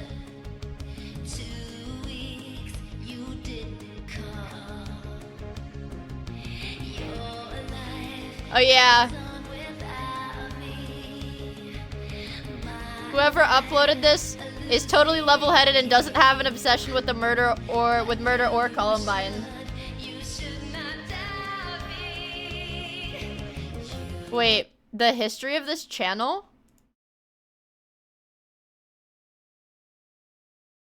So what's this channel? What's the history of this channel then? This song is mid. This is his channel?! Oh shit, I didn't know. Oh, what the fuck? Zinko, how do you know about this shit anyways? This is weird as fuck. I'm gonna be honest with you, this shit is weird as fuck. It's over. Randy eventually referred It's to this over! period in 2010, during which his Ember mania was at an all-time high, I like to as know the darkest things. days of his life, and the beginning of freshman year in college in 2011 as the best year of his life overall. Oddly, it's almost like he acknowledges that his fascination with Ember isn't good for him, and it's just a result of uncontrolled negative emotions. He all but says he'd rather live the normal life he got to briefly experience in 2011 before ultimately rationalizing his fixation on Ember as something inevitable that he simply has no chance of stopping. That's on crazy. YouTube, Imagine, like, just, I don't know, just, like, being obsessed with some shit that's, like, obviously weird as fuck, and just be like, well, you know, it was inevitable, it was gonna happen, I just gotta lean into it now. That's attempted a crazy! few times to recapture the spark from Mr. Horsehead videos, but to no avail. It was clear that the only reason the first video got Nick, traction thank you for the was follow, because really of Making appreciate it. Hope you Dad's have fun appearance hanging out in with it. So us. much so that another video on Randy's channel, in which he's apparently interviewing him, was his second most viewed video at 14,000 views. Unfortunately though, I wasn't able to find an archived version of that video. There's not a lot of archived activity dated to 2011, but we do have a video he made in June of that year to celebrate the 3-year anniversary of his channel, wherein he tells his audience about his journey to having 8,000 subscribers. Apparently, his usual sketch content had actually given way to regular vlogging, and we know this not because of an archive snapshot I of don't his like channel from this Zinchro time knowing period, everything, it but freaks because me out. Ray William Johnson, Ray William Johnson! after reacting to a video of a guy being run over by 2 cars, he specifies that this took place in the driveway of Randy's grandpa. A couple of interesting things about this. One, the kid who originally posted this actually vlogs regularly on YouTube, which usually isn't the case for people who post these videos. And good for him, you know? Someone gets hurt in his grandpa's yard and he's like, F it, I'm gonna post this shit on YouTube right next to my blog. It's very disturbing to Yeah, so wait, did he get mad that Ray William Johnson made fun of him for that? Because, yeah, he had the grinder mindset. Like, do you guys know it happened this year? The kid who fucking derailed a train, the kid who, like, derailed, like, a cargo train and recorded it to post on YouTube and then reported it to the police and was like, yeah, I don't know what happened, dude. You guys should look into that. He's funny because he used to say so many fucking slurs and then he dipped. to think about how many well-known internet personalities unwittingly became a part of the digital footprint of someone like Randy Stair. Wow. As 2011 came to an end, so did the best time of his life. That The kid- excitement yeah, of that kid having is a overcome dipshit. several of his fears regarding entering adult life was wearing off, and Randy started to hear the call of the void once again. No! On February 13th, Do not talk Randy to your wakes up and imaginary goes to attend his classes girlfriend! at college just like any regular Monday. Oh. As he leaves algebra class and makes his way to his car in the parking lot, he gets a phone call from his mother. She tells him an acquaintance of his from high school, Tom, was driving to school that morning when he lost control of the vehicle and was killed in a car crash. This was Randy's reaction, in his own words. It forever left a depressing void in my heart. I barely spoke to the kid, but I knew him. Everyone knew him. Within a few minutes, I was just numb. I sat there in the parking lot in my green Nissan Altima and just was in complete shock. Not freaking out. He doesn't just seem pale, Nissan numb, Altima coded, miles away. honestly. I hardly knew the kid, but only being a grade ahead of him, it really hit me hard. My brother was a wreck since he was in the same grade as him, knowing him his whole life. I would have worked with him at McDonald's had I not quit after only a day. I remember Tom saw me in Flex, which was an end-of-the-day activity period, and said, "Why'd you quit?" It was my first job, and obviously McDonald's isn't a great start. But that conversation stuck with me. That may have been the last time I saw him. He was in a history class with me, but that might have been 11th grade. It's Some a blur. kid died in Tom's a car death was accident the right first after of many graduation for events you that too. changed me into who I am don't think today. any of my high school classmates have died in a car crash.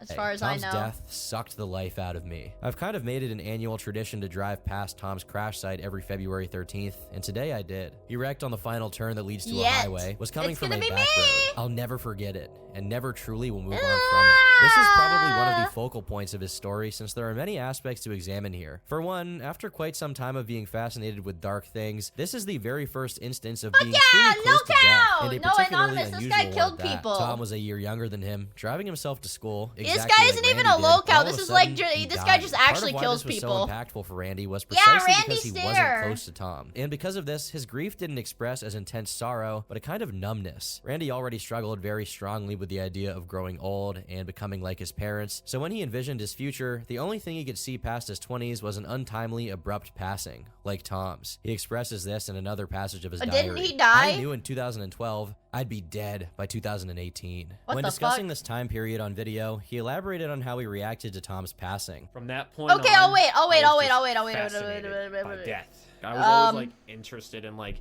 learning about the afterlife and what could happen and all this, but I wasn't like a dark kid at that time.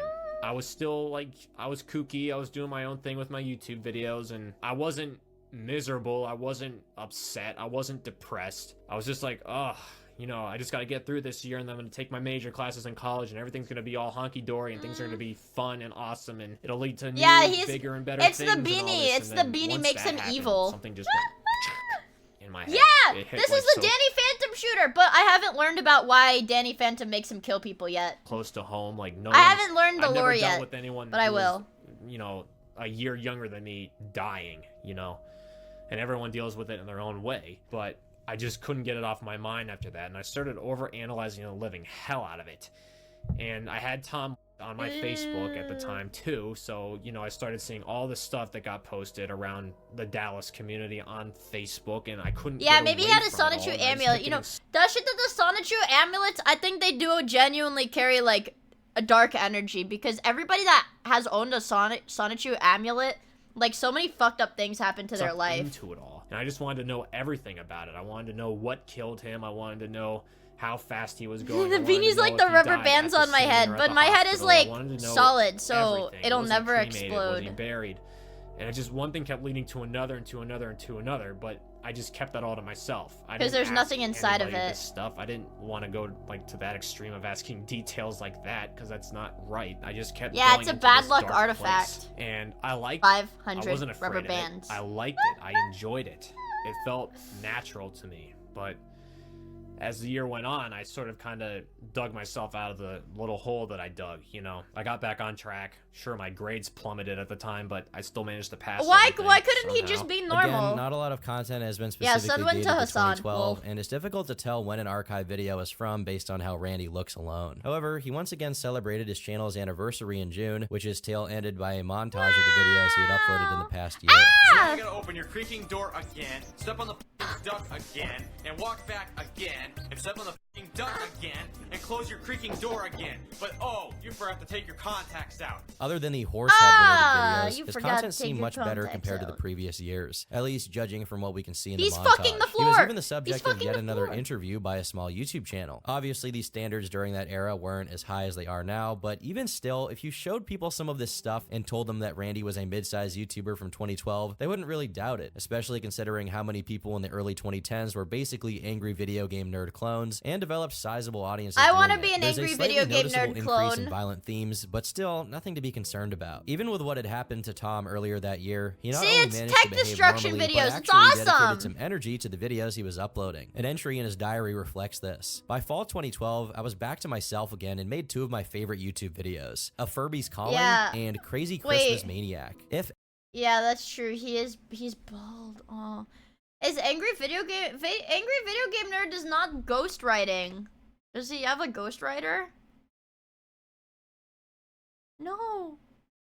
No way. ever there was a crossroads moment for Bald! Randy, it was 2012. Tom's passing was rough on him, but for the time being, he looks like he was heading in the right direction. Focusing Modern- on his videos okay, yeah, while going modern, through college sure, without whatever. relapsing into his Ember obsession. Things looked good. But odds are you already know how this story ends, so you know this grace period didn't last. In December 2012, much to Randy's chagrin, the year ended the same way it began, with the death of someone he knew. In his diary, he said that Tom's death sucked the life out of him, but the death of another friend of his, Matt, was what killed him. In his college's video production class, he and Matt were part of a little friend group, and though they didn't really do anything outside of work together on projects at school, Randy appreciated his company quite a bit, especially since after leaving high school, he had very few friends he was still in touch with, let alone people willing to cooperate with him on video projects. Matt, along with their mutual friends, Angry Video Game Nerd has been doing YouTube for like fucking how long now? Social media accounts, which made Randy very happy. As the year went by, they grew closer together, a sign that whatever social stability Randy had previously found in his life, he was on his way to get there once again. That is, until the holiday break. Within 2 weeks of the break having started, Matt was also involved in a car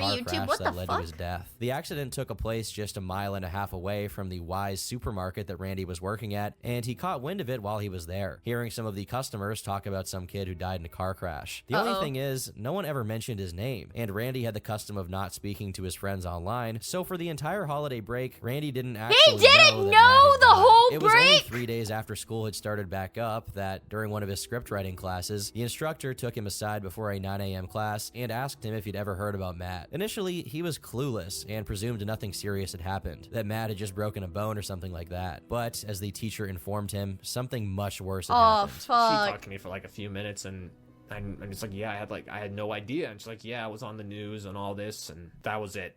That was the moment that everything changed.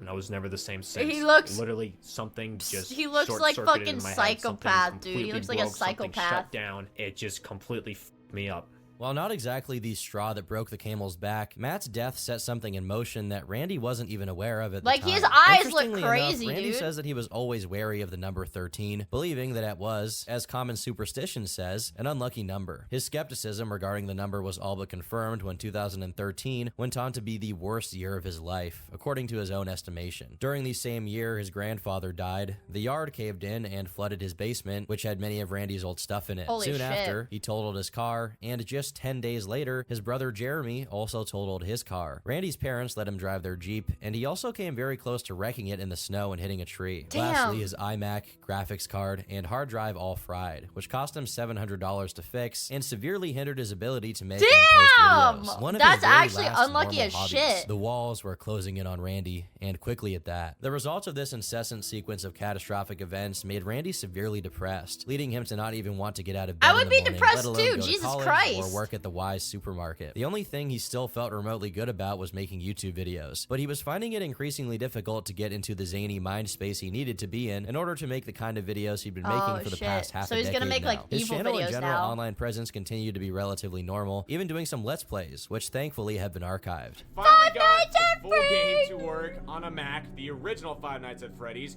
Also, at some point in 2013, he sent something to I'd be Markiplier depressed, that but- Mark actually opened. Oh my god. It's a Slendy Man shot glass. I won't even bother taking it out.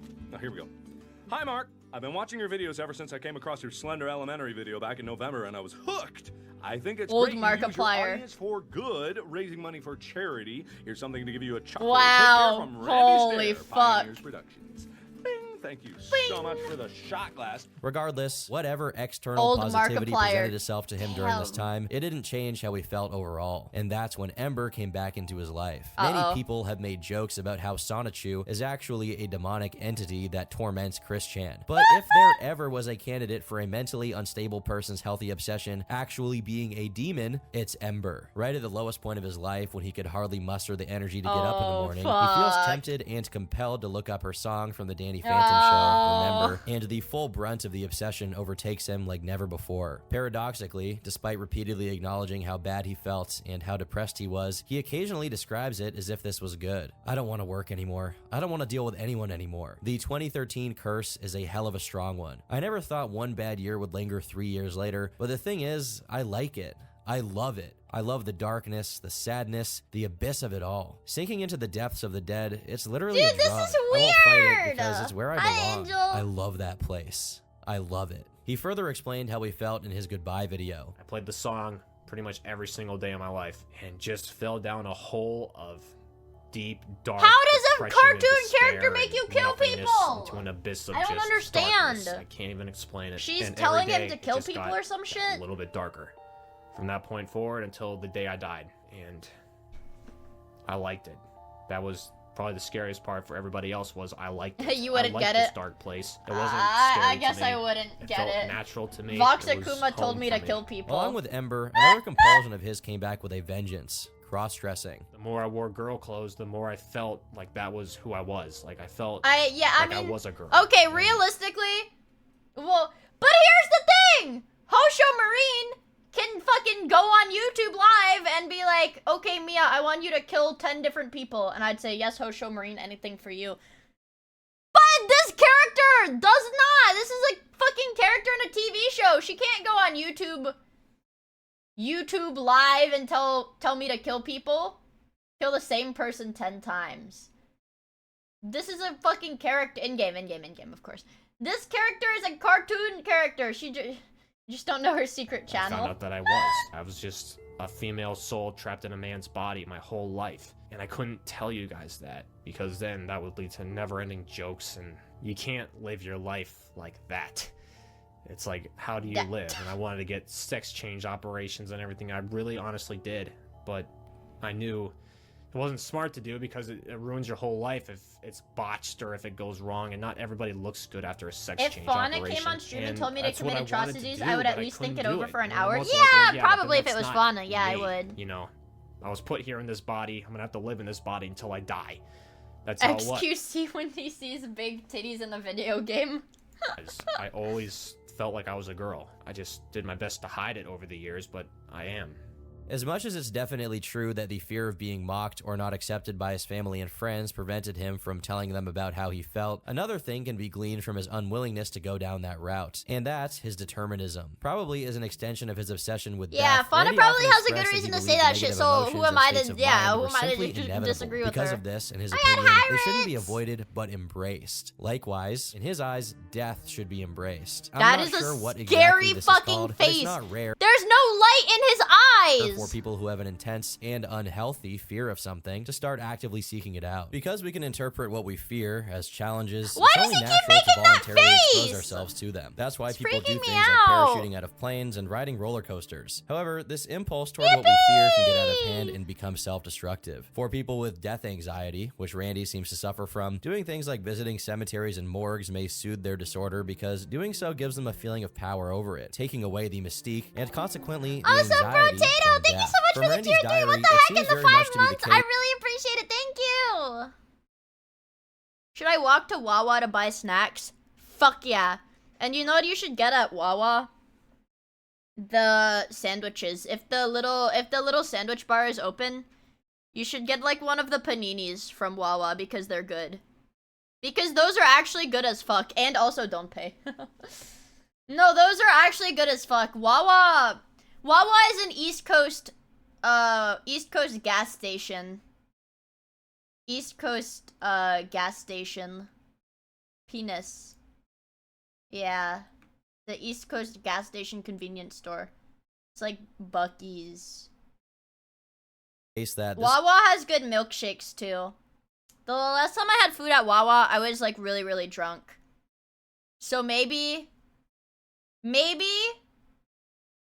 my view is skewed because I was like very, very drunk the last time I stumbled into a Wawa and ate a fuck ton of food.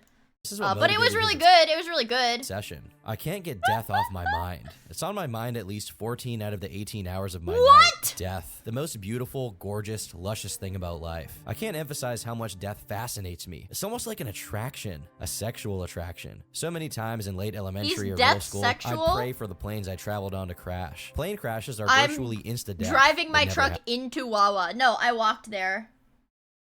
Because one of my friend's houses was like really close to a Wawa.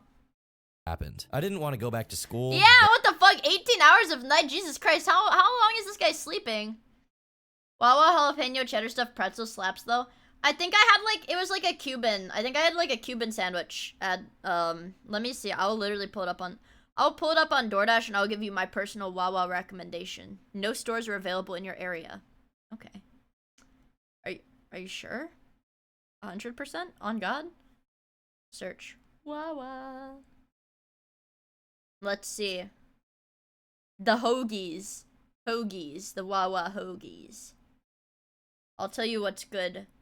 The meatball sub is good. What else is there? The barbecue cheese stick is good. And I'm like scrolling. They got a lot of shit. I'm gonna be honest. Go to the full sandwich menu.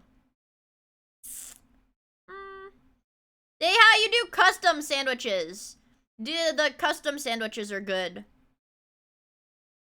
I like making the custom sandwiches. I'm not really hungry because I have an energy drink. Those make me not hungry. But Wawa food is, for a gas station, Wawa food is pretty fucking good. Hey! I see you, chat! The fucking, for like the 30 seconds I look away from my screen to read my phone. Man.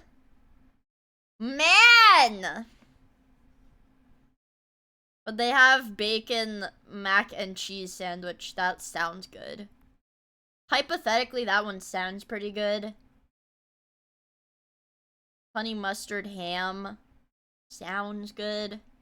See, now I have to look back at you guys like every 5 seconds. They have a lot of shit, but they have smoothies. Okay, they don't call them, well, they do have, they have a lot of milkshakes too.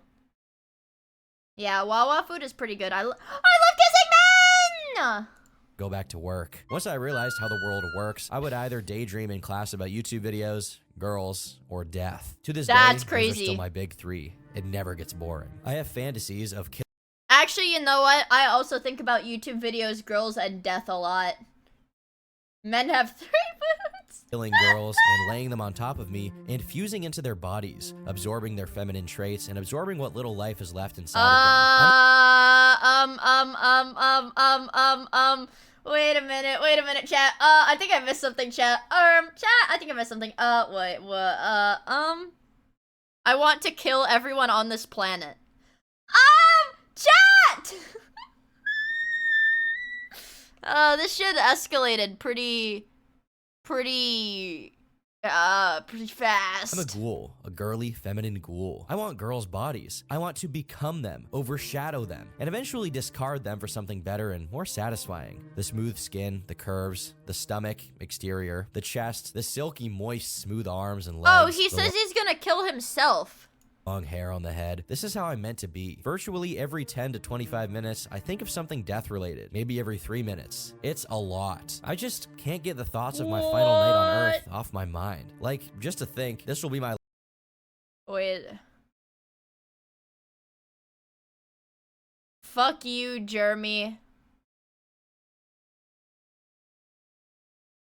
last time waking up from a dream, my last time saying goodnight to my parents, let alone seeing them, my last time posting on social media, my last time driving my Hyundai Sonata, brushing my teeth, doing my hair, it goes on and on. It's going to be very surreal just knowing all future contact to this world as my human self will be terminated. This guy Mind is you, crazy. These are just a few particularly relevant passages in which Randy expresses his compulsive rumination on how good he feels about death. In his goodbye video, he reveals that in one Sonata. unspecified Oh video God, he he's a posted to his YouTube in late psychopath. 2013, he makes his very first veiled hint at his intention to no longer be alive, saying that he didn't see himself uploading videos anymore by 2015. In January 2014, he released a video called Amnesia Rape, which, at least insofar as the kind of themes it contains, is balding. closer to the kind of darkness he espoused at the time. The he's plot like of the video 18 is and based on the balding. themes it contains is closer to I'm the gonna kind of say it. darkness No, I'm he not gonna espoused say at it. the time. The plot of the video is basically that he gets hit in the head, loses his memory, and the toys he frequently employed as the co-stars of his videos decide to take advantage of his vulnerable state. However, without knowing about Randy's background, this video could easily be chalked up as just being in bad taste by a tone-deaf YouTuber looking for some attention. Strangely enough, in his diary, he describes how this video was somehow related to him realizing he wasn't gay, though he never elaborated on what this meant. As dark as that particular topic may be, no, I'm not gay. I made a YouTube video where my toys grape me.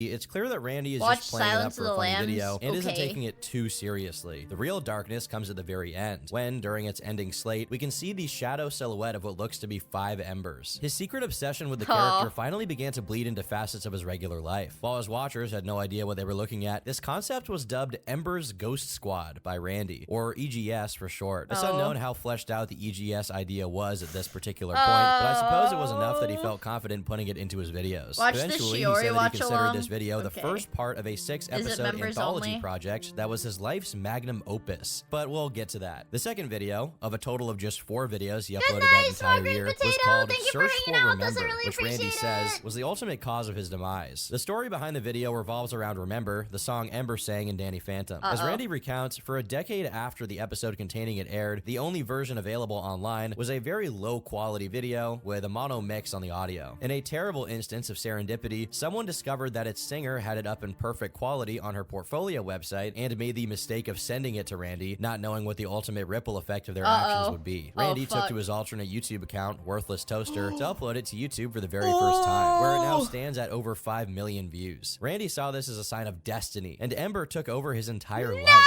In the same month, he made and published The Search for Remember, a short film wherein he was about to take himself out due to the song never being released, only to discover it in full quality and find a new meaning to his life. In essence, this video was autobiographical. Adding fuel to the flame, the singer not only watched this video, but liked it and added Randy on Facebook. I'm not sure how he didn't experience any dissonance, considering Does she know, though? She has to know, right? She has to know, right? Do you think she feels guilty about this? Type shit? Is this the video? We already watched it. Oh my god, chat, you're moving too fast. Ah! Yeah, we already watched this one. Wait, so she actually replied to it?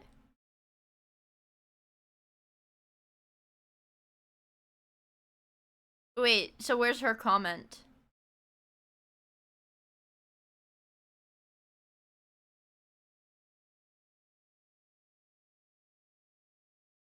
She added him on Facebook. Okay.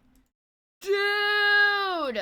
He was now interacting directly with the woman who voiced Ember, which obviously meant Ember wasn't real and just a cartoon character. Then again, considering how delusional he already was at this point, there's no point in really trying to pick it apart. Next up in his anthology was a video called Extinction, in which he exacts revenge for what his characters did to him in the previous video, supposedly because he lost his job over the video that was taken of the incident. The inclusion of losing his job as a part of the story isn't accidental at all. During this time, he struggled intensely with finding and holding down a job, and he left his part-time job at the supermarket. In his diary, he says, "By mid-2014, I didn't want to work anymore. I constantly envisioned hurting customers. In September, I got a full-time stock job at the general hospital my mom worked at, but quit after the first day. It was a second shift job. I just didn't fit there." Okay, chat. I don't know. This might sound a little bit nerd, or maybe, I don't know, maybe I have, like, the common opinion on this. I think it's crazy that there are people who get a job and quit after their first shift. I know people in real life that have gotten a job and quit after their first shift, but I don't know. That's crazy to me.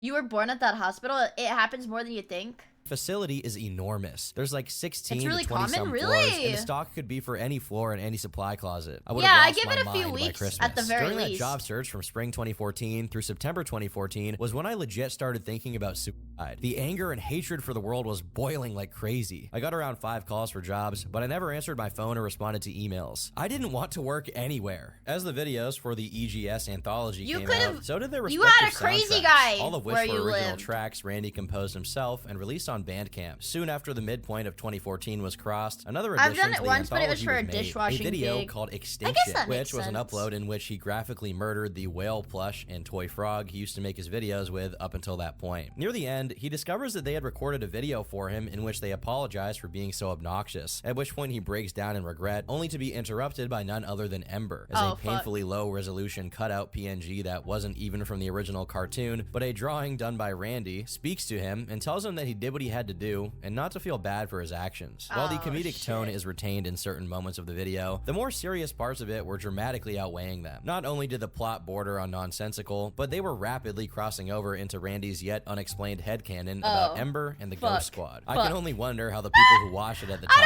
felt about it. Oh god, I kind of want to watch couldn't it now, deduce from but this I don't video want that he to. was I as kind of troubled want as to, he but I don't was. want It was to. obvious from the increasingly dark themes that these videos were a cry for help. This video also marks the first official appearance of Ember in one of Randy's videos, and this is as red a flag as possible that his mental well-being was in freefall. In his goodbye video, Randy says that Extinction was one of his best performances ever, though he struggles to watch it since it shows a psychotic side of himself that even he is uncomfortable seeing. As he explained in his diary, the job at the hospital during this period was getting too Your much to manager handle, made a so he creepy just comment quit. when you were Unbeknownst to any of 15. his That audience makes at the see time, that during the makes filming sense. of I would walk out of Extinction, something he tore like a that tendon happening on his too. pinky finger. However, he couldn't get the surgery done immediately after and had to wait for 3 months. what happened? So he just quit. Unbeknownst to any of his audience at the time, during the filming of Extinction, he tore a tendon on his pinky finger. Ugh. However, he couldn't get the surgery done immediately after and had to wait for 3 months before taking a medical leave. But since he quit in September, he got the surgery done in late October, quite literally on the night of Halloween. Coincidentally, he was scared of hospitals because of the hospital scenes in the original Halloween movie. While in recovery from the surgery, he recorded a video talking about what had happened. Anyways, this is what it looks like. This is my hand right now. This is the second phase of recovery. On Halloween through Monday, I had this big bandage Cowboys on, fan. which was on my social media. That's why I he's posted so a picture of it. I'm crazy, just, because like, he's a posting Cowboys picture, fan. but this is what it looks like. He didn't show it yet, but according to his diary, this is when he really hit rock bottom. Fortunately for him, though it wasn't much better, he got his job back at the store, so he started making some money again. Around the same That's time as the good, surgery, I he guess. started working on the next episode of the anthology, which would be titled Resurrection. The intro was noticeably more distorted than usual, and even has some cheesy, creepypasta edits of blood and other dark, edgy visuals onto the images that are regularly shown during the intro. It's been speculated that Randy suffered from some kind of stunted development, and it's very easy to see why. However serious the issues he was going through were, Like it's as he was if he had no stupid? idea how to articulate them in a mature way, so he made these videos instead. Mind you, he considered these Oh, videos he to was be deeply autistic. disturbing and dark in and of themselves. Now, they're obviously grim given the context that the person who made them went on to commit a heinous Riri? crime, but if that weren't the case, they'd just be cringeworthy, and he I'll seems start- unaware of I'll that to start some saying extent. that. In between I'll the start saying blood-splattered, poorly photoshopped PNGs and acting out these plots with plushes and toys, the contrast between the adult topics and the extremely Wait, why is infantile Ember execution gives off orange? the feeling that it was made by an edgy preteen, when in actuality, it was done by someone in their early 20s who held a job and attended college. Damn. Randy Stair was a DeviantArt cringelord. Resurrection is more of the same as the previous Aw, episodes, but this DeviantArt time, the whale and the cringelord. frog She are just gone, is, and there's man. only Ember as Randy walks around his house and drives. Randy began experimenting with very rudimentary animations that consisted of moving Ember's eyes and eyebrows slightly to alter her expression. A few months later, he released the follow-up to Resurrection called Absolution, which, although it looks slightly cleaner, is about as tone-deaf and janky as the rest of his videos. It's in Absolution that he reveals that he made his version of Ember not through any conventional animation or drawing program like GIMP, but on the emblem editor on Call of Duty Black Ops 2. Likewise, he spends the majority of the video conversing with Ember, and the video concludes with him Holy shit. There's no fucking way. There's actually no fucking way he did that. taking his own life after accepting he was never going to be able to bring the plushies he killed back to life. I'll always be here for you, no matter what. Who's voicing her? I'm ready. Who's fucking... Are you sure? Who's fucking voicing her? Everyone goes someday. Interestingly enough, in the He paid lore of his people? anthology Me? videos, he kills 3 toys: the whale, the frog, and the Furby, and then he takes himself out in a very strange foreshadowing of what he eventually did. Afterward in the video, dozens of ghost girls like Ember come into frame, symbolizing Randy joining Ember's ghost squad after completing his rite of entry and initiation. The following episode breaks the pattern of So he was schizo and he thought to become a ghost girl like Ember, he had to kill a bunch of people and then kill himself? Genuinely? Oh, fuck. Ah, fuck. Doesn't it make sense? Ah, fuck, dude. Strictly short film type episodes, as it mostly consists of an animated music video Randy did for a band called Send Requests, which oddly uses the 2013 PewDiePie font for its logo. The story goes that Randy and his brother had recorded a performance and some music videos for the band. He had a psychotic break. I think he was psychotic his whole life. A demonstration of his newly acquired animation skills. The first half of the episode is called Curtain Call, and it's just a bunch of clips from the band's performance interspersed with Randy's animation. The other half is much closer to a conventional anthology entry, though this time around it's mostly animation as opposed to the live action stuff he'd done up until this point. In the video, called Welcome to the Squad, Randy explains the up until now utterly unexplained cosmology of the EGS. Basically, he could have been an animator, you guys. What happened? Version of Mount Olympus from Greek mythology, and when you die, if they consider you worthy, there's a chance you might be recruited and become a ghost girl yourself. After so Randy he thought gets he was recruited originally a after the end ghost of girl, and he had to Absolution, fulfill the a Ghost contract Squad by starts killing trying to people recruit to the go Frog. back to his Weirdly ghost enough, girl Randy body. has one of the ghost girls say it takes twice as long to resurrect and recruit gay people, and that's why they won't be bringing back the whale plush. This video took quite a while for production. As What Randy the put it, fuck? we sacrificed the entirety of 2015 to learn how to animate. It's also worth noting that Randy's work for Send Request was done in March of 2015, and in his diary, he details his falling out with them throughout the year. The vocalist met with me twice in October 2015 in a CVS parking lot to have me help him cheat on a college project. He wanted the music video footage to re-edit himself for a grade. I agreed without hesitation since I hadn't seen him since the day we filmed it. We filmed it in late March 2015, almost 7 months prior. Being on the night shift, I had an hour of sleep before I met around 5 ghost PM. and blew his He head seemed off. happy to me. You're memeing. You're memeing. That didn't fucking happen. You're memeing. But also, I don't know if you're actually memeing for Maybe he was just a sure. little uncomfortable since we've only really talked through text messages. The second time I met him at the CVS was a few days later to retrieve my external hard drive with a footage on it. It was a totally different story. He talked my ear off with send request info, which thrilled me. It's what I wanted. Inside info. Little did he know I had both meetings recorded with my iPhone in my pocket. 100% start to finish. There's even Wait, some that's kind laughter of from it weird. using the EGS intro That's right kinda before Stuck weird. in My Own Misery. Now you know one of the many secrets about that piece. As I was saying, the vocalist gave me some details about the band's future, saying they were going back to Ohio in a few weeks to record again. He was very open, which surprised me, even just rambling. But then came the talk that would be the downfall of our relationship, the music video discussion. I thought that I was an automatic lock for the new music video, but I was wrong. Me and my brother had even gotten sharp new lenses, which I told him would make the previous music video look like a joke. He seemed somewhat intrigued and said, "We want this video to be perfect," which, being the perfectionist that I am, led me to think I'm your guy. He hinted that he'd keep me in mind, but I thought for sure I'd be able to help in some form. The entire winter passes, nothing. I text him asking if they're working on It's anything. like, it's just like a socially awkward dude, like pestering, like, I want to do the, let me do it, let me do it, let me do it. Interesting. Says And something then these are like normies. These are like normies, and they're like, along the lines of, "Nah man, just hanging around." About a month and a half passed, and the bassist tweeted about checking recording a successful music video off the list. This was when the lies started. What the fuck, In the end, Andrew? I'm glad they went with the production company because I wouldn't have been able to make it look like that. Anyways, I brushed that disappointment off and just figured doing cartoons over video was the best option. I haven't seen Andrew since that late October day. I began to grow more and more enraged. wait, and he's like, yeah, I hate this guy. He's like, I hate this guy. I hate this guy now. This guy does not handle his emotions well. Anytime an event happens, he'd have a melty and psychotic break. That's fucking creepy! I mean, it's scary that there's people like this. him. I know that sounds like insensitive as shit, but it's like, it's scary that there's people like this out there. Whether it be ignoring my texts or giving short, puny replies to lengthy messages. I got vibes that he didn't give a shit about the endless hours I spent animating. He didn't give a shit about the endless hours I spent animating my Danny Phantom girlfriend Ember into their music videos. He just didn't care. What an asshat. What a bitch, dude. What an ungrateful whore. The music video or my animation in general. I mentioned to him possibly spending 8 months on an animated music video. Nothing. 15 months perfecting my animation skill.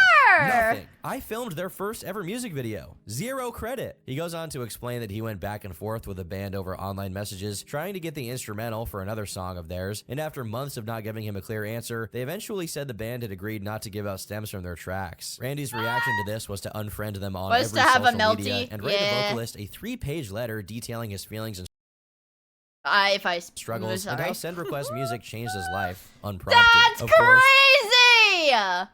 That's crazy! I don't know. That's fucking crazy. The vocalist was taken aback and tried to relate to Randy, but to no avail, since Randy's goal wasn't actually to connect with him or establish a relationship. He was just after the instrumental so he could do his EGS video. It's really eerie how Randy's entire relationship with several people was conditional on them indirectly fueling his EGS obsession, almost as if he dehumanized them to a certain extent, relegating their worth to what they could provide him for his autistic animations. It's also interesting because this is one of the few times we see Randy be anything but bleak and aloof regarding the outside world. Yeah, he's it's in either, moments like he's these that either it's aloof visible or how he's truly fucking alien he is crazy. to people around him. He thinks that recording everyday conversations without other people's knowledge is a fine thing to do, and secretly using it in one of his videos is a funny secret and not kind of creepy. He also expects a band not that's being a trying to good commercialize their music to completely understand him God. taking 8 months to make a music video for them, with the original character he created based on an all but forgotten Danny Phantom villain from well over a decade prior, despite his animation skills being not very good. He described their falling out as his dreams being crushed and that they made a grave mistake in wronging him, while also mentioning That's when anybody is like, when anybody's like, you've made a fucking mistake wronging me. That shit is scary. that he sent the vocalist yet another 'Cause they page-long message. Oh, as a fuck it, he response. sent him couldn't another be more out of essay. touch with other human beings if he tried to. He concludes his rants by saying that since he wasn't given the stems for the song he wanted to, he planned has to to forever kill them. ruin it by associating it with the crime he began to plan around that time. He circumvented the band and went to the person responsible for producing the record, and ultimately spent over $200 to get the mastered stems just so that he could use it in his animation. Mind you, he's working part-time on the night shift at a supermarket at this point, so $200 is a lot of money, yet he gleefully splurges it on something as inconsequential as that. It's like for you that after his blowing How old is he? I thought he's dead. Or how old is he in the timeline? I think he's like 23 or 24 or with some the vocalist shit. DMs, the band decided to look a little further into Randy's online presence, only to discover how unhinged he was based on the videos he'd been uploading on his YouTube channel, and they immediately privated the video Randy had recorded for them. Yeah, and then they're like, oh god, this guy's fucking crazy. Holy shit. Oh. That was up on their channel. Uh-oh. And now In Randy's gonna go fucking postal, I bet, because of that. 2015, Randy grew increasingly wary of having 2015. So he was born in 1992. So he was 1992 to 2002 to 2012. He was 23. his online presence scrutinized by his family members or people who knew him in real life, leading him to change his name on everything he had online. However, this wasn't the only reason. In a document from much later, he reveals that during this period something happened, which Randy called Randygate. Randygate? The death sentence for the Pioneers Productions era. It started with one of his fans, who had written lewd fan fiction about him in late 2014, while Randy tried to Was this like, okay, wait. So I know this guy actually had a YouTube following. Was this like an ironic, like, was this like a troll, or was this like an actual, I mean, you know, what is it? Audience reflect streamer, whatever. Or did he just like have actual genuine schizophrenic fans? People need to stop putting gate at the end of things, but it has like a nice ring to it. act as if he appreciated it. Randy-goon. He couldn't hold the act up for very long and eventually blocked him. This fan, whom we'll call Dave, started ranting on Twitter to other Pioneers Productions fans who took his side and attacked Randy online. Even though Randy eventually made peace with them, it further demotivated him to keep making the same kind of content he used to. As he slowly pivoted to EGS material, two new fans did get on board, Sammy and Haley. Being completely unaccustomed to having fans, Randy engaged with them directly, which was a grave mistake since this made them extremely devoted to his online presence, liking and sharing everything he did obsessively. In total, there were around 5 to 8 people in this online bubble of dedicated EGS followers. This began annoying Randy almost immediately, as he was unintentionally getting roped into their lives and exchanging DMs with them. This was set into hyperdrive once one of the fans started frequently threatening to do something drastic on their Twitter account, publicly tagging Randy to get his attention. Being the misanthropic loner he was, with the dark tendencies he was already struggling with, it was excruciatingly difficult for Randy to try and do the reasonable thing, which was talking this person down from what they had in mind to do. Get up and do something! Or telling the police. A particularly exhausting part of He said, fucking do it! Stop tagging me, bitch! this whole ordeal was that this fan of Randy's would often disappear for days, causing Randy to spend his entire workday refreshing Twitter constantly to see if they'd posted. Eventually, it became too much for him and he blocked her, earning him yet another wave of hate from his remaining followers. As a consequence of him ostracizing himself from the bubble, he stopped doing live streams. Oh my god! This guy was like an actual content creator, like a small content creator, had like 4 dedicated fans, DM'd his fans, like got in fights with them, and was like, actually, I hate you, I'm blocking you. And then the fans were like, oh my god, like, what the fuck is wrong with him, lol. On multiple instances of this. From YouTube. But eventually, this bubble of people had a very different perspective as they collectively interpreted Randy's newer, darker videos as veiled threats to their lives. In mid to late 2015, he made a new Twitter account called EGS Andrew, where he frequently posted cryptic updates about the general EGS But he phenomenon. wasn't... Around the same time, his he name made a was wiki Randy, page for not EGS, Andrew. and in it, we can find some additional headcanon Randy wrote. Founded in the 1980s, EGS... Wait, so, okay. Let me get one thing very, very clear. This is like a fandom wiki, whatever. But like, Randy genuinely believed that this was real, right? He like genuinely believed that this was real? Or was this just like a story he made up? Oh, he genuinely thought this was real. Ah, fuck. Yes, is one of the most cherished squads in the afterlife. Fuck. Short for Ember's Ghost Squad, Ember McLean founded the organization not long after perishing in a house fire. During recruiting, all souls are fair game. Although the squad's traits vary extremely, recruiters generally search for lost cause souls, typically people battling depression or have he become literally outcasts in homebrewed their a daily religion. environment. Jesus Lost Christ, this guy causes needs to who be a finally DM. earn their chance to be who they truly are make the EGS one of the strongest squads in the afterlife. There are occasions where recruiters physically reach out to those amongst the living, offering a way out of their torment and misery. In these circumstances, recruiting is cleverly executed as to not make society aware of the spiritual forces overshadowing the earth. There are rare circumstances where the EGS will purposely plan a sudden recruitment for an individual whose traits perfectly fit into their system. The appearance of an EGS recruiter is masked by shadows on the face and skin. Only the eyes and clothing are visible, surrounded by darkness and their own unique hue. There are hundreds of recruiters in the EGS. Wake up, Neil, but Only the with best of the best are promoted. goth When girls? recruited by EGS, your features may vary based on your life's interests, mental scars, and emotional traits. Each recruit has the ability to fly, turn intangible, sing decently, travel to Earth, perform basic Sing hypnosis, decently. play the guitar, and travel to other dimensions. By practicing and performing spells, recruits can improve their skills and reach new levels in the squad. The book, So You're No Longer Living, the EGS Guide to the Afterlife, is distributed to new recruits. Randy also wrote lore for each of the EGS recruiters he created, but they're pointlessly long and detailed for no reason. Strangely enough, he specifies that regardless of whether someone was male or female during their life on Earth, upon joining the EGS, they become female souls. And he also makes a point to say that all of the members are at least 7 feet tall, including the frog toy from his videos, which he thoughtfully includes as one of the recruiters. Some of the characters were even 10 feet tall, and it's difficult to understand why this was a focal point for Randy. It's been speculated that he based these characters either on different aspects of himself or on the personalities of the people who were a part of his life, potentially the friends of his who tragically died a few years prior. Yeah, I was However, gonna it's say, very what if he difficult had to like a discern any giant test meaningful information fetish? just by looking into Randy's entries on the wiki. He also made several Twitter accounts, one called EGS World as a main hub for all EGS related things, and a few others for each respective member of the squad. What's even more disturbing is that Randy actively managed and posted from all of these accounts, making them interact with one another as if they were real people. While he was initially pleased about leaving his job at the hospital and going back to working at a supermarket, and even happier that he got to work the night shift, They were his all glee tall was goth rapidly mommies. deteriorating as the job wore him down. At first, it was alright, but it quickly became overwhelming with stress from management. The job isn't hard,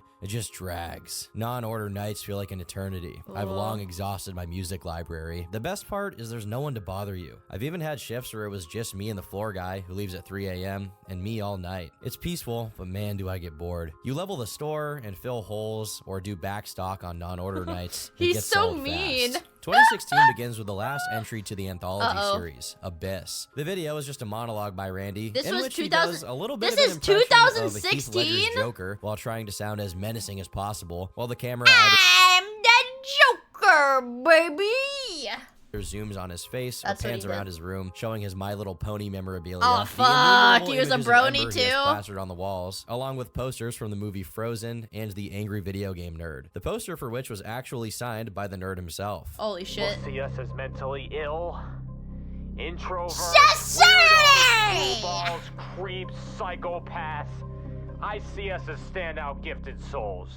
Again, it would be cringy if it wasn't a real sign of his psychological decay. As Randy had already explained in his diary, as early as 2014, his rage had been building up, and he was already planning to commit some kind of violent crime. But even he had no idea what it was, or even if he was actually going to do it, or just take himself out and leave it at that. It seems that by the end of 2015, he already had an idea of not just what to do. Wait, Class of 09, right? Wait. There's a Class of 09 character that's based on Randy. Is that actually true? When he would do it. One of his cryptic tweets signaled it would happen on May 7th, 2019, with no further clarification. While the first half of the year didn't have any significant updates, according to Randy's goodbye video, it was during this relatively quiet period. Yeah, is Jeffrey the nerd one? I thought the nerd one was based on one of the people working on it. I thought Jeffrey was like one of the people that was like working on it or something. That he was completely sucked into another obsession, Columbine. Oh, he was voiced by one of the people that made it. Okay. Everyone saw the perpetrators of that crime as monsters when he saw them as the true victims. And in his words, grew to love them and see them as an inspiration. He was particularly enamored with one of the criminals' t-shirts, which said natural selection, obviously striking a nerve in Randy, who immediately associated it with his beliefs about tragedies, like them being inevitable and fated to happen. In order to further learn about what had happened, he made an account on a discussion forum dedicated to the shooting, and his profile is still up to this day. While most of his posts aren't noteworthy and just express an interest in learning more about it, a few give a little insight into whatever remained of the person Randy used to be before his obsession with Ember completely seized him. In a post, he expresses disbelief that the parents of the perpetrators didn't pick up on the signs, which can be chalked up to Randy projecting his own situation onto their stories. At this point, he wasn't trying very hard at all to be secretive about what he was up to. For example, he got himself 3 natural selection t-shirts, and still, no one picked up on it, leading him to resent them further. In a much more revealing post, he says the following. People are fucking crazy! I hate crazy people! Holy shit. He's like, I hate my family because they didn't pick up on the signs that I was gonna become a fucking mass shooter.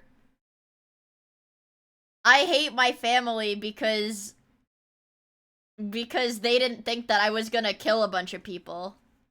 But yeah, also, how did they not pick up on that? The biggest question of all, though, he wore a fucking Columbine shirt. Family forgive Eric?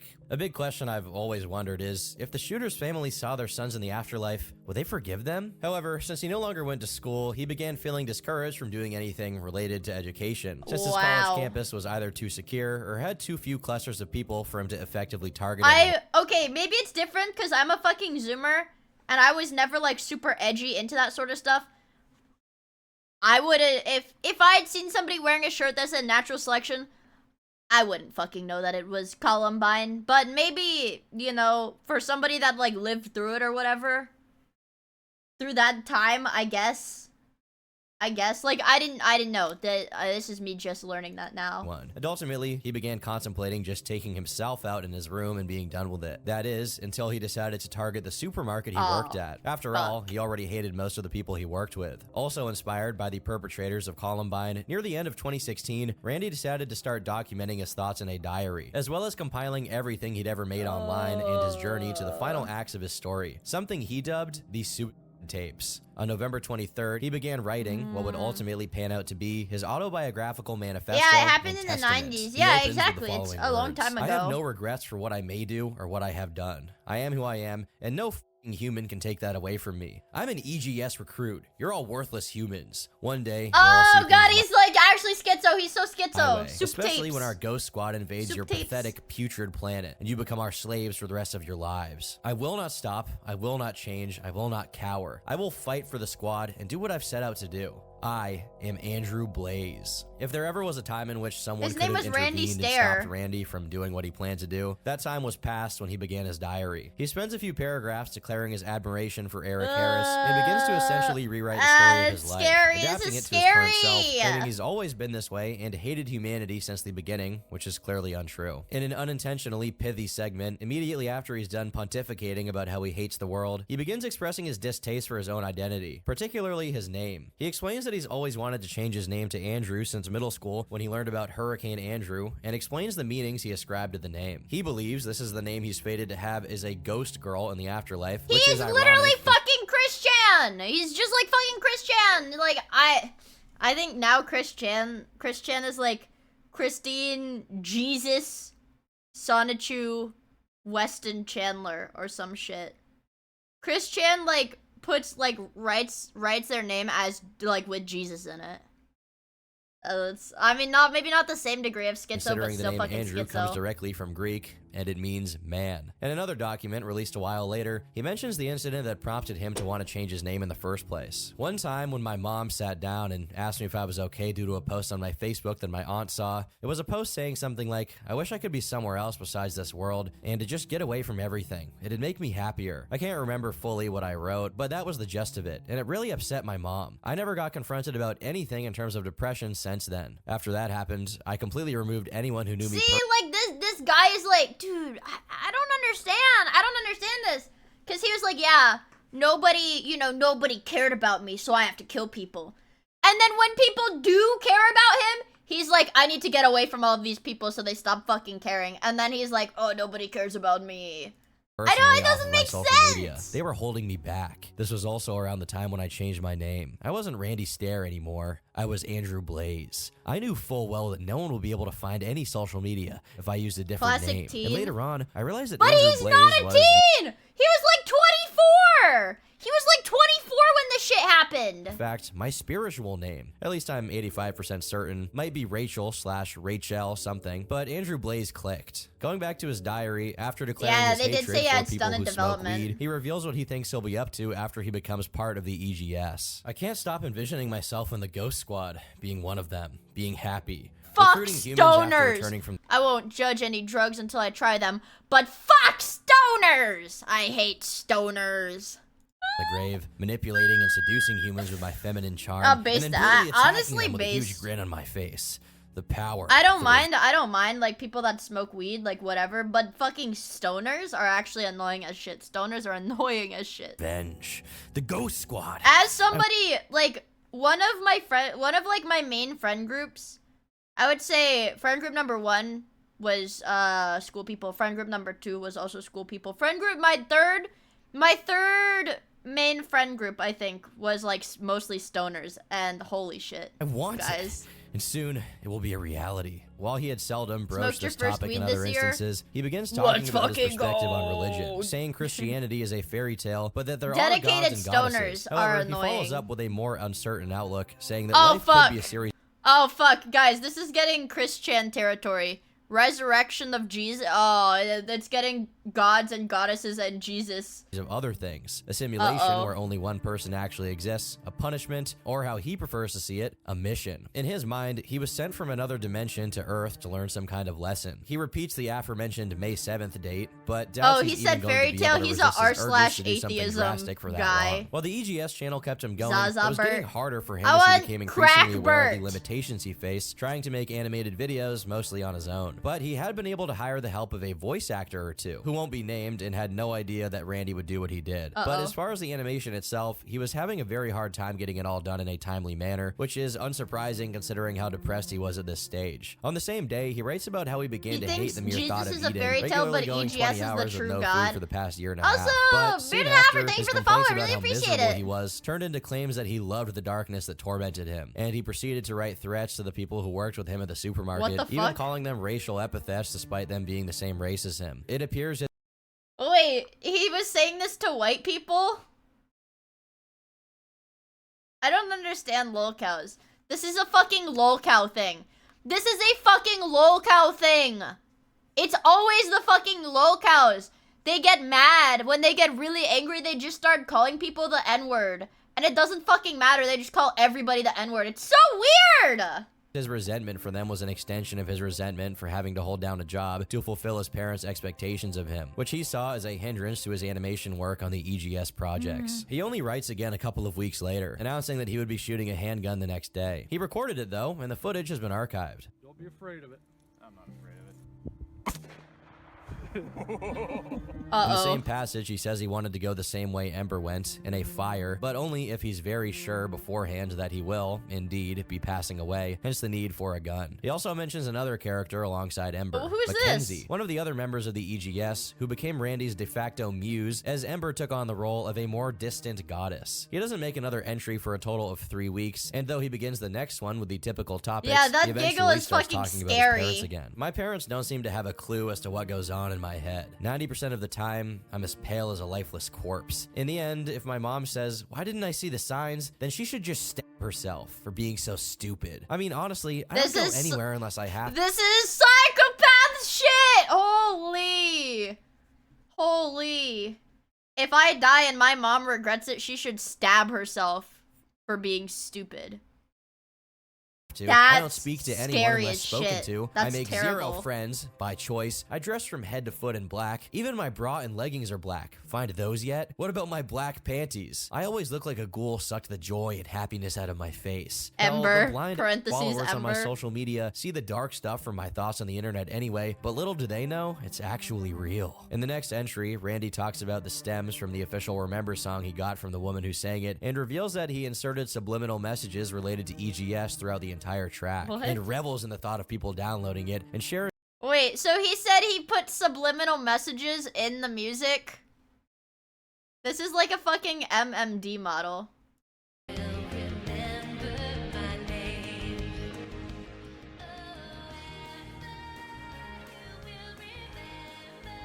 What's the sub? I'm gonna turn you guys into EGS. Not this one. Oh, not this one? Which one? Videos. Which one? Which one is subliminal messaging? Oh, in the song he worked on. So not these. Sorry. Yeah, this is his channel. This is his fucking YouTube channel. Yeah, I'm gonna subliminal message you.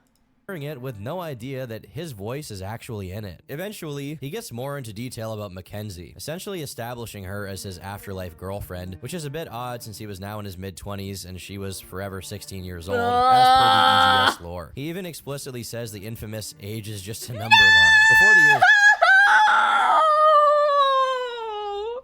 No! I thought you were just crazy! But he likes kids. I thought he was just crazy and homicidal, but he likes kids. Damn it. Randy records the first entry to his tapes, and the audio track titled "Trying to Make Sense of It All." The Eternal Libertarian? He attempts to pinpoint when exactly the chain of events began that ultimately led to the downfall of his sanity over the course of an hour and a half. In it, he complains that he's cursed not to be popular, but is sure that EGS will skyrocket in popularity once he's cursed gone. not Around to the be halfway popular. point, he says he began masturbating every day to the thought of having a woman's body. What's that?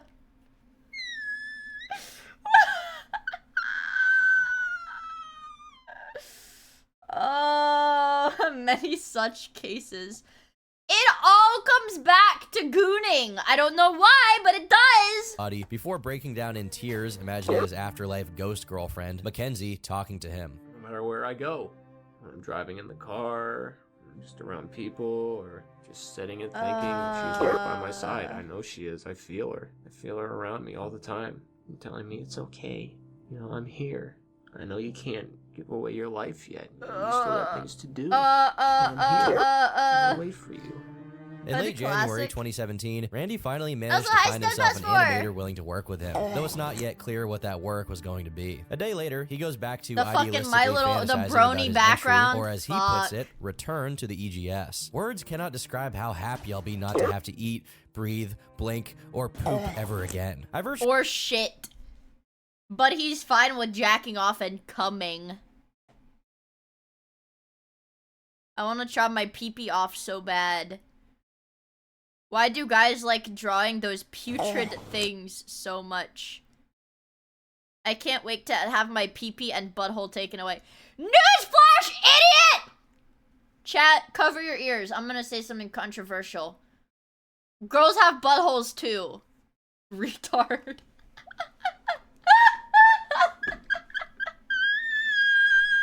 Liar! No, they don't! No, they don't! No, they don't! Girls don't have buttholes! Girls don't poop! Oh, no! I don't believe it! I don't believe it! Actually No! eat nothing nowadays. I'm 132 pounds of skin and bone. My arms are literally as thin as the EGS drawings. I want to chop my penis off so bad. They're so disgusting. Why do guys like draw? Cleo, did you hear that? When do you leave? What? When do I leave for what? No, you missed it? Okay. I mean, I have to go to... Like, what did I get off stream? Women have a cloaca, Cleo. Those putrid For these nuts. Get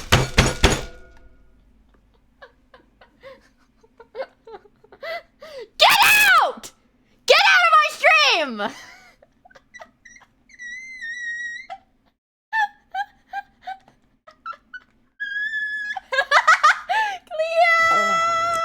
weird things so much. I can't wait to have my pizza.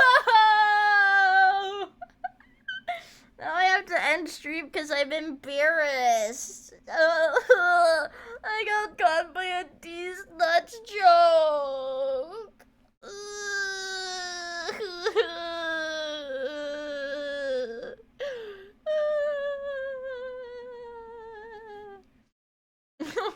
I don't even know if were you actually asking me a question or did you actually come in here with the intention to these nuts me, because that's okay too. Taken away. I have my pussy and breast back. 24 years without them. 24 years! I miss my white skin, leggings, and I got long hair. drive-by D's. Oh, I send the DM. Having to Oh, okay, breathe. okay, okay. I miss not being able to feel physical pain. This body is a punishment. Most of all, I miss my cartoon-like form. You Bodies in this miss dimension it? are tolerable, but they're nothing compared to that dimension. Somewhere, someone is laughing at all the things I'm saying, like, this is without a doubt the stupidest psychotic retard on Earth.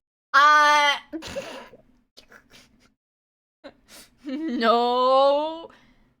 I love lolcows, but I would never, ever, ever, ever, never make fun of them publicly. Ha!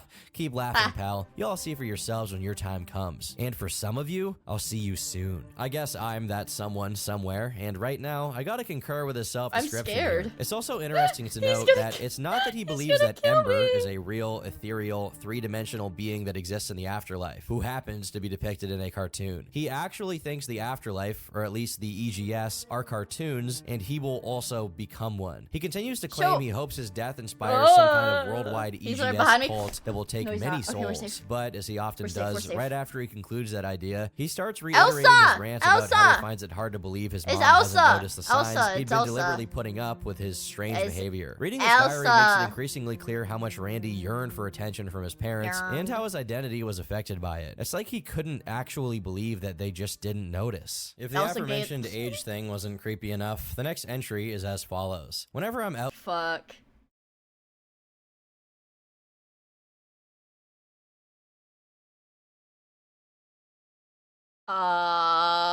Okay, sorry. I read that by pausing it, but like, oh, fuck. Out and about, I focus all of my attention on girls. I analyze their appearance, their traits, how they tick and think. Gee, they'd make a nice addition to the squad. Yeah, the Epic I Game would Store. kill to be able to lure girls away and What the brainwash fuck them. are you watching? Zincro sent this to me! Zincro sent this to me and said to watch it. So you can't actually blame me for this one. This is his fault. Yeah, at Zincro, I hate you.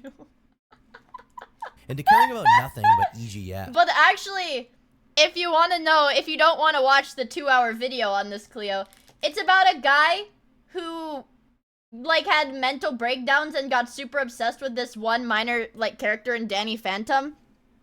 And thought that when he died, he was going to be reincarnated as a Danny Phantom cartoon character. That's like a recolored version of the character that he really liked. And fantasizes about killing people so they can get turned into Danny Phantom cartoons too. It's a little hard to follow. Words cannot describe my love for girls. Girls are my life. Guys, on the other hand, are No, absolutely Cleo, there's like disgusting. nuance to On it. Earth, you're yes, either born these as are a male these or are like fucking female. OCs. There's no in between. Yes, you are born with a sexual preference, but you're still a male or a female. You can't be neutral. My soul is female, but my mortal body is male, which is what I had to be sent here as in order to realize. And he how actually, wrong oh it yeah, was. Cleo. Over the course, we haven't gotten to that part of the video, but this guy does actually kill like multiple people. He's like, the video is called "The Danny Phantom Killing Small YouTuber Turned Murderer." Yeah, it's a lot. It's a lot. Yeah, there's a lot to unpack. Course of the next few pages of his diary, I we bet can you glean feel bad now. that the animator and voice actress Yeah, is you missed hired the Giggly Goon Clown video. working That on a was bad. I project couldn't even follows a watch that previous one. of Randy's. In the first one volume was of the really EGS bad. tapes, which was released in December 2016. Okay, there are two Cleo. So he basically founded his own religion, in a sense. EGS, which are these like Danny Phantom OCs. This is actually a character in Danny Phantom. But basically, he like made his own religion, basically. And the religion is like he has to kill people. And this is like God in the religion. And she tells him that he has to kill people. Yeah. Two tracks called Conspiring a Massacre, and the project Randy had them on would be Conspiring a Massacre. But this is like, who was the artist that got like sent? Fuck. It was like it was like a member of some band that like got like arrested or some shit, and like all of the songs. No, not Viper. Viper was different. It was a different one, and like the songs were called like I have skulls in my basement or some shit. Or like the songs were called like I have killed 3 people. Oh, these are like essays? Cannibal Corpse? Maybe. Sounds about right. Well, but it's the some shit like massacre that. itself. A few more pages after, Randy declares his hatred for the elderly and claims that the conventional path of life, Cleo, don't look. getting with a girl, buying a house, and working a job you like, doesn't apply to him because his dream girl is Mackenzie, and she is And she's 16! And she's 16! Come February, and Randy's writings get a tad sparse, with him saying that he will definitely not be able to wait until 2019 to do something about his situation. Meanwhile, it seems 3 people were frequently posting about Randy on Twitter after he included something in his videos that referenced them in a threatening way. However, it's very difficult to figure out what exactly happened since we only really have Randy's writings here to go off. And they're not exactly cohesive. Either way, these people on Twitter can be said to be the first I don't think I can listen to this. To It's really weird. I've been going down... It's funny, Cleo, because I actually had somebody, I had somebody tell me, like, it was like somebody creator you hired to, like, look through your content. We didn't really have a say. Not many of us really were into that, but we had somebody look over my streams, and they told me if I want to get big, I need to play less video games and do more React Andy. And I need to react to clickbait mainstream stuff instead of, like, what I watch. And I was like, well, I don't really like that kind of stuff. I like watching I don't really like to watch mainstream type stuff. And the monkey paw curled. And now you have to watch videos about obscure lol cows. Was it the PDF guy on Twitter? No, it was, like, actually somebody that, like... creator you hired to like review our content with us and say do this. Put 2 and 2 together. But I said I don't really want to do that. Yeah, I said I don't really want to do that. So you get Turkey Tom or network security tutorials. Which way, Western man? Yeah, we did just watch a video about a PDF file, though. And realized Randy was really actively gross. fantasizing about doing something violent in real life. A few days later, Randy wrote about potentially suffering from body dysmorphic disorder and OCD as he compulsively took selfies and adjusted his hair. Or Delta Claiming P that he science. never felt satisfied with Yeah, how he net looked. tutorials are Around this fun, time, though. His depression was stronger than I ever think you due got to a the razor animator nick he on hired your having to chin. quit I due think to the you, theme of the nicked your video Randy chin. was pitching him. He mourns potentially never finishing that last EGS project and complains that he gets little to no engagement on his social media accounts, being upset. Did they say anything about the accidental slurs? No. But actually, so here's a funny thing. I don't know if you guys know her, because I know you guys aren't really TikTokers. But one of my friends who is doing that. Normies are brain rotted. So, one of the people that I met doing Creator U, she said, like, they want her to start live streaming on Twitch, right? So she was like, I don't know what I'll do. I guess I'll just do like a media share thing. And I was like, wait! You need somebody to review the fucking videos that people are submitting to you, because they will submit videos with slurs and fucking nudity. And then one of the other streamers was like, yeah, that happens a lot. And if they do that, and she was like, oh. Yeah. That his tweets never even get to 10 likes. He specifies that it's just Way to ruin beyond the his fun. understanding how EGS, which he considers worthy of being a global hit phenomenon, isn't more popular than YouTube channels like Markiplier, PewDiePie, and I pray Markiplier, Jacksepticeye, PewDiePie. What?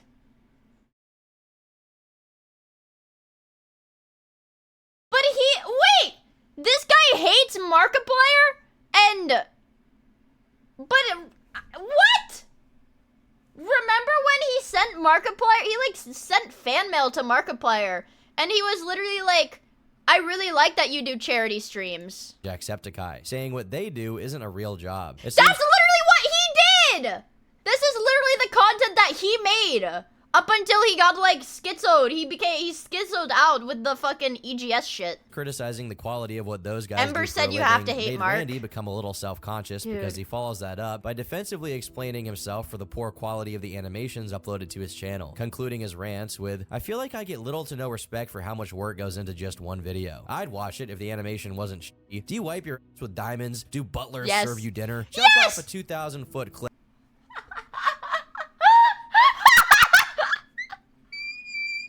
You don't like my content? Jump off a fucking cliff! In-game. I don't know. This guy is actually so unintentionally hilarious. This guy's actually hilarious. And when you hit the earth, tell me how you would have lived if gravity was better. I'm all for free speech, but when it's a comment like that, you shouldn't even be allowed in front of a TV. At the beginning of That's actually based as fuck. I'm gonna say it, chat. This based as fuck, actually. Randy makes another entry declaring his He's deep-seated funny. desire to reproduce Columbine. But Okay, alright, okay, never mind. I spoke too soon. Chat. I spoke too soon. Aw, fuck.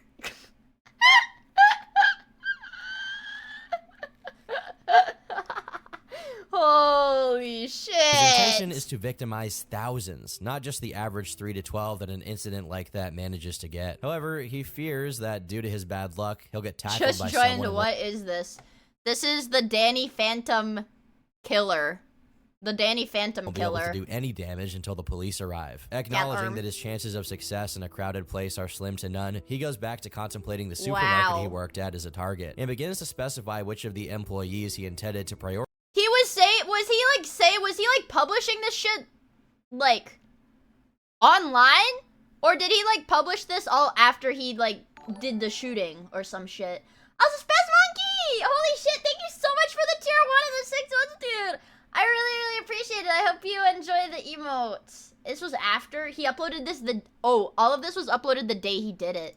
Prioritized during his rampage. To further enhance the degree of cowardice, he decides he would strike during a break, when there'd be no chance an armed customer could do anything to stop him, and while the other employees would be too distracted by something else to even consider that Randy was up to no good. He expresses that the two worst things that could happen are if he either survives or gets overpowered by a customer, and even mentions being sickened by the thought of the headlines about the incident if his plan somehow failed. Yeah, it's very clear that if he failed, girls would get the ick. But his delusions and depression being the driving forces behind everything here, a lot of it is also Randy craving attention and being so desperate to control how he's seen, even post-mortem. In a passage he wrote soon after, he said, I've always desired to be famous, to make a name for myself and inspire others. Sometimes you gotta do evil deeds to be famous. It's fate. Nothing more, nothing less. Granted, shooting 2 or 3 co-workers in a store and taking your own life isn't national newsworthy, but it gets your name out there. While meandering... That's why I don't know. I always get a little off-put by people that are like, I will do anything for fame. My main goal is to blow up and then act like I don't know nobody. About how his plans for EGS were too grandiose given the very limited time he planned to be alive and working on it for, he begins once again fantasizing about It feels like these videos are kind of gross because you kind of give them what they want. Yeah, that's how like all of the turkey, every Turkey Tom video is about like a lol cow. Okay, look. Homemade videos, disturbing backstories, autistic goth wizard, Chris Chan, brony degenerates, Daniel Larson, my favorite. YouTube degenerate animator, TikTok lol cow, guy who fucked dogs, I guess. I don't know. Yeah, that's like all of it. That's what his content centers on. Will react to his Yeah, cow farming. Cow farming. actions. Yeah. I hate the thought of aging. I'd rather die young and be forever young. I wonder if fangirls will obsess over me. That'd No. be great. If you're ever struggling to find yourself, I hope. Oh, is this like all like, was this handwritten and like transcribed or some shit? and can't see your future, then go for it. Who's going to stop you from completing your destiny? Maybe some of you will end up in the EGS with me. I'll welcome you with open girly arms. He immediately pivots to another hateful tirade against the band for not giving him the stems from their song before he reveals that due to his demotivated state and his fear of potentially fumbling his plan, he's considering not targeting anyone anymore and just joining the squad by himself when September rolled around. He cites his drive to return to his pre-birth state. So that's his hamster. That's his hamster, right? Is this his orca? I thought he said his orca wouldn't be able to become an EGS girl because it was gay. Or sorry, frog. Yeah, I don't know why I thought hamster. This is frog. He said his orca plush couldn't because it was gay. Ghost girlhood is the primary It would take twice as long. Yeah. reason for what he intends to do. When envisioning those who will mourn his passing, he says the following. That's him. People will see it as a tragedy, but it'll set me free. Be happy for people who do what I'll do. They're free from this putrid world. Life isn't meant for everyone. Accept it. This is We're all insane. born different. You're free to do whatever you want with your life. You're in control. If they want you on medication for depression the or suicidal Furby. thoughts, It's his fucking don't let Furby. a drug tell you how you should feel. You're not you if you rely on drugs. This is also ironic since when he committed his crime, Randy self-medicated, but we'll get to that later. For the very first He was drugged? Oh god. Oh time in over 100 god. pages at this point, Randy contemplates going after his own family. Yeah, he called wee-wees putrid. He called wee-wees putrid. That is true. First, he riles himself up, saying it's unfathomable Crack they still Bert. haven't noticed how troubled their son is. Then, he says he's been Where's debating... my manifesto? I don't know. I didn't think I needed one. If that's what it takes to be a real content creator, though, endgame. No. doing something to his own family before doing what he plans to do, but displays an unusual amount of hesitance at the idea. Whereas he said he's wanted to do a plethora of things to an innumerable amount of people, his family, despite how much he despises his parents, are the first time he shows a sign of fear of the potential consequences, saying, I've been debating for the longest time whether or not to take someone in the house before taking myself out. Here's the biggest reason why I keep holding off on that thought. If there are prices in the afterlife to pay for killing X amount of people, that is punishable by X amount of years. Imagine if one person costs you 100 years of torture or isolation. Yes, I am 100% positive the EGS exists, but there's no telling what could happen in general terms of killing people. I've waited 24 and a half years to join the Ghost Squad. I can't pile on anymore. What I the don't know. fuck? There might not be any prices to pay for all I know, but better safe than sorry. It's as if his family-related issues are the only thing that supersedes his general anger What and the lack of empathy for fuck? other people. However, he cuts this topic short as his nihilistic thoughts flare up again, and he begins talking about how everything is meaningless, so much so that he's even willing to forego his concerns with becoming He's infamous still wearing before he the crosses over goddamn to the dark Columbine side. shirt. He even Dude, that's questions so his own fucked. designs for the EGS content, since in his set of personal That's so beliefs, fucked. whatever he's depicting through the EGS videos, he'll be able to experience firsthand if he just joins the squad already. Just a few paragraphs later, however, the EGS psychosis comes back stronger than ever, as Randy writes about how the squad will descend upon Earth and either enslave or take everybody out before the beginning of the 23rd century. And he What?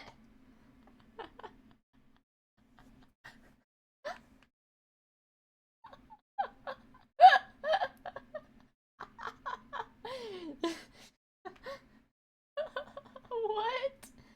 They're going to either enslave or kill everybody before the 23rd century. The EGS revelations.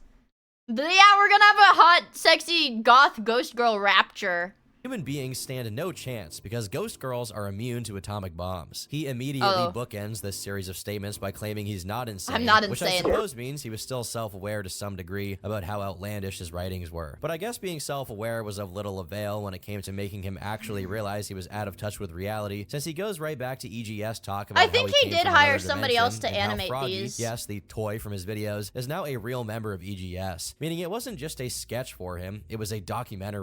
Wait, so does that mean he's like holding the frog's corpse right now? Because the frog would have to die to reincarnate as an EGS girl. Despite his obsession with Ember not losing an iota of momentum, it was starting to become insufficient as a reason for him to stick around. Animation required more effort from him than he was comfortable putting in, and no other animator wanted any part of EGS, even if they were offered decent payment. I guess he did do it himself because nobody would fucking take the job. Oh, it might be pre-frog death.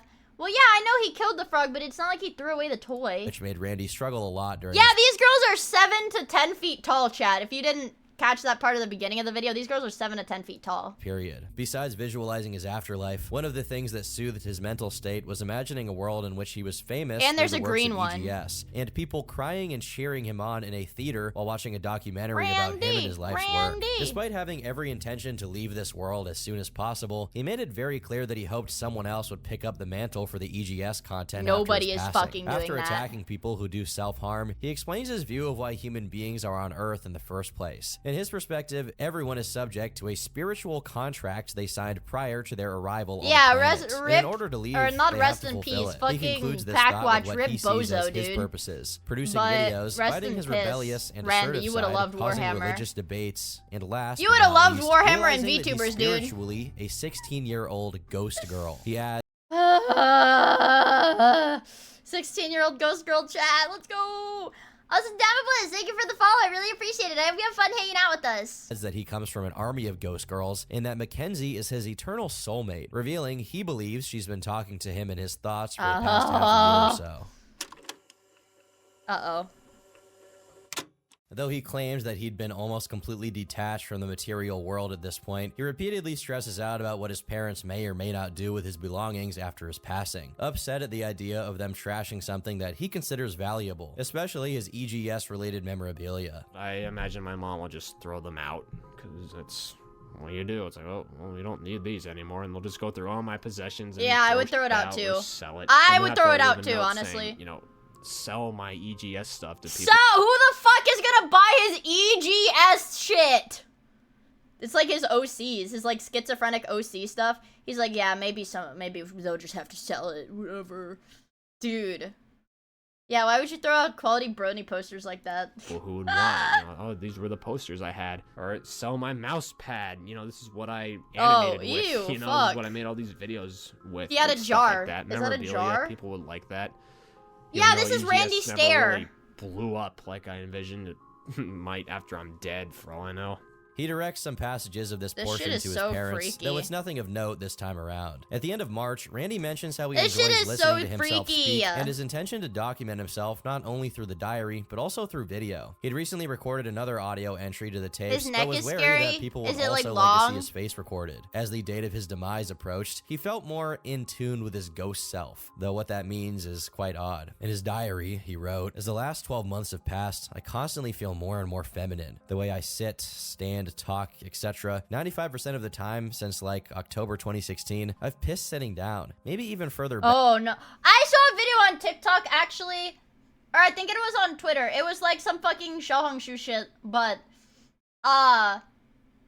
it is like men should actually piss sitting down.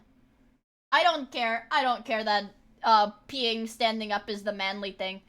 Do you know? Nuh-uh. I saw a video that says your pee splashes on the fucking toilet seat. If you piss standing up, your pee splashes everywhere. That's gross! You don't give a fuck? That's gross! Your pee-pee is everywhere! Your pee-pee is everywhere!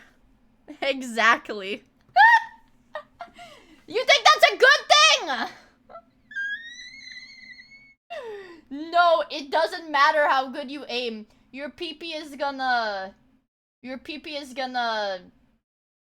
It's gonna splash. It doesn't matter. Just clean it, woman.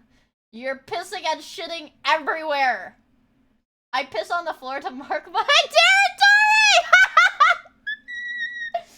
Yeah, like, okay, maybe if you piss in the bathtub... If you piss in the bathtub, I think that's a cleaner shot. Honestly, I'm not saying you should piss in the bathtub, but, like, that's probably the easiest to clean. It's gonna splash when you flush. Well, flush while you're still sitting down then. so it doesn't splash outside of the toilet. I shit in the bathtub.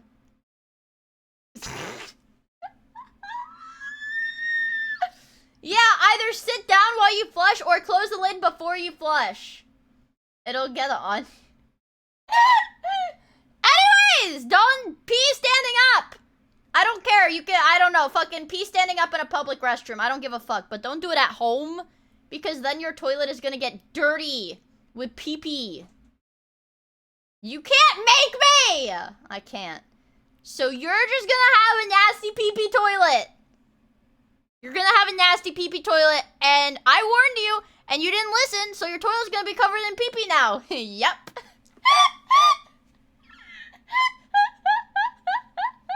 You ignored me! You should've listened to me! Back around August 2016. Every You 4 to should've 5 listened days, to me. I shave my arms and legs with girl products, even with a Venus razor. I love smooth, silky skin. Been using moisturizer, lotion, cream too. I also think everybody should use moisturizer so you're not ashy. Moisturizer is not a girly thing to use.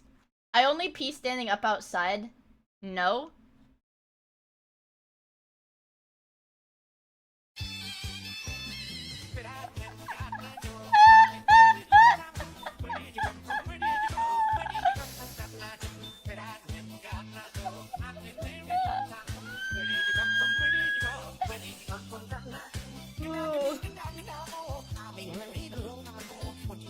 Where did you go? Where did you come from?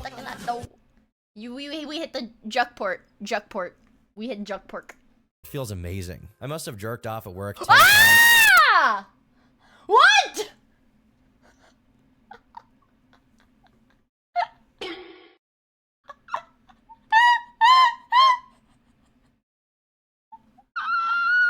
A fucking jump scare! What?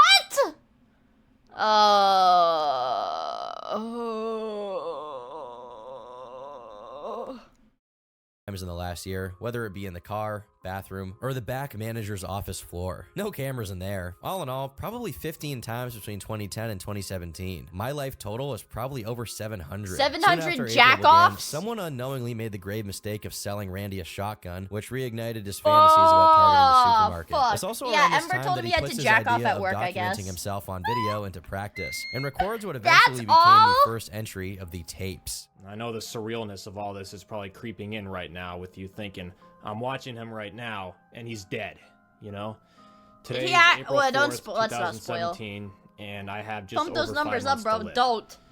It's The looking gooning like made him September go 7th is gonna crazy. be I'm the day. serious. The night, rather. And here I am. He mentions that the few online friends he played Oh, video games God. with, one of which being Make Me Bad 35, were some of the first people to pick up on the appearance of Ember in his videos. And I started using her so much that people started to question my fascination with her, and they just didn't get it. You had He people I came his played brains with, out, I like guess. David and Damien, Make Me Bad 35. 700 is unacceptable numbers for 25. Well, okay, if we wanna do like the math on this, he's 24. So he's 24. He said he started jacking off in like junior, I don't know, like in high school. So he's like 16 or something. So if we give him 8 years, so 365 times 8. Okay. I'm using a calculator. I'm so lazy. Hold on. I'm so lazy. 365 times 8. And then plus 2. 29. 22. For the leap year, to account for the leap year. And then 700 times. If he jacked off... Yes, I accounted for leap years. So if he jacked off 700 times...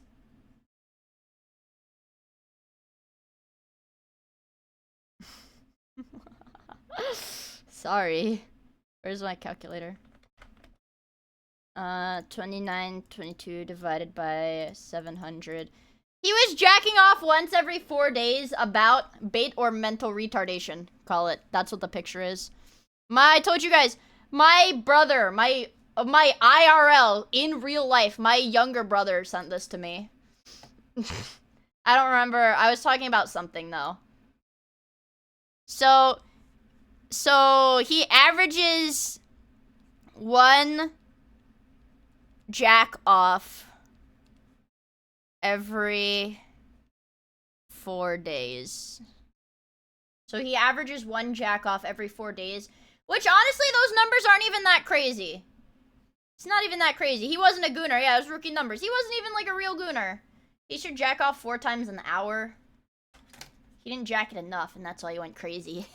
David will always constantly bust me about her and saying, you know, she's like my waifu and all that, and I didn't care. It didn't bother me, really. They couldn't have known the severity of Randy's obsession with the character, which is really unfortunate since, as Randy retells it, they were the ones consistently inviting him to play Xbox with them and truly cared about him as a person. In this same video, he recalls one instance in 11th grade of when a girl asked him out. So this girl...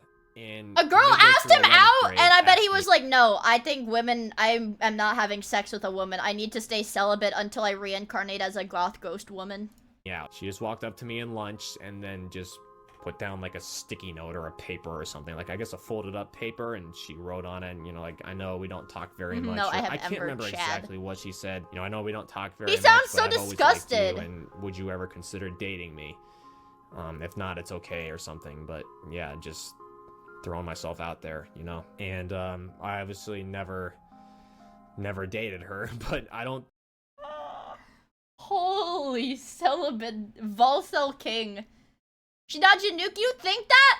But she might have been able to turn him into a normie. But we'll never know. Volcel King. I don't even know if I like said anything back after that, but wow, you know, she could have just asked me. But yeah. It's just, I'm like, no, because for 0% chance. Just was not my type of a girl at all. Obviously, by now, you know what my type of girl is, and it's Mackenzie. So, but yeah. Mackenzie is his fucking OC, by the way. Mackenzie is a fucking Danny Phantom OC, who is 16, by the way. Mackenzie is his Danny Phantom OC. My Mind Palace girlfriend. That's how you stay happy, man. Yeah, it's complicated. It's complicated, okay? And I think she ended up dating one of like the big rednecks in my grade. So, yeah. The big rednecks. It's a big what if indeed. It's hard to picture how Randy could have turned out if he had gotten affection from a girl in 11th grade just a couple of years before his sanity took a nosedive. Yeah. He proceeded to write on his diary and once again broached the topic of his family, saying, I seriously want to know what my parents' and brother's life will be like without me in it anymore. I mean, I'm always in my room on the computer most of the time, plus they're always at work 85% of the time. I know, the lighting in his room makes him look freaking crazy. Yeah. Probably not. Who am I kidding? The best advice I'd have is to just... Most of my collectible anime girlfriends are 16. In my shelf right now, Marine, over 30. Chen, over 30. I actually don't have any other figures in that case. Okay, I lied. I have a Megumin pop-up parade. She's like 14, but like whatever, you know? That doesn't fucking matter. But... but the only... Scale figures, okay? My Kiara figure, okay, my Kiara pop-up parade is not in the same case because I need a separate case for my Hololive EN stuff, okay? My Hololive EN stuff is literally, sorry, I'm like looking at it. It's behind me, it's organized behind me. Yeah, I actually have a Nanners figure too, because I think her design is cute. I have a Kiara figure that's not in the case, I have a Nanners figure that's not in the case. I don't know.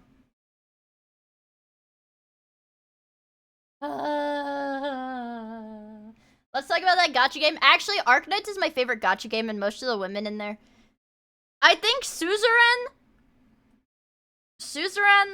Rose Montes, and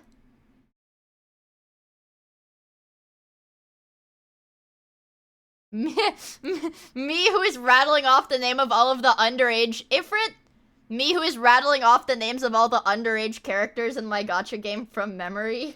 Just pretend that I moved out. All I ask is for you to remember me as the spirit that I am. A deceased white female ghost. Myrtle's not a kid. She's just a dwarf. Her race is literally a dwarf. regret doing what I did. It was fate, and there's nothing you can do to change that. You were a fool to trust me with that shotgun. You can dwell on the what ifs all you want, but guess what? I'll only be getting deader by the second. How does that make you feel? I'll never apologize for doing what I did. Sorry is just a word. Nothing more, nothing less. Does sorry erase the mistakes you make? No, it doesn't. How can 5...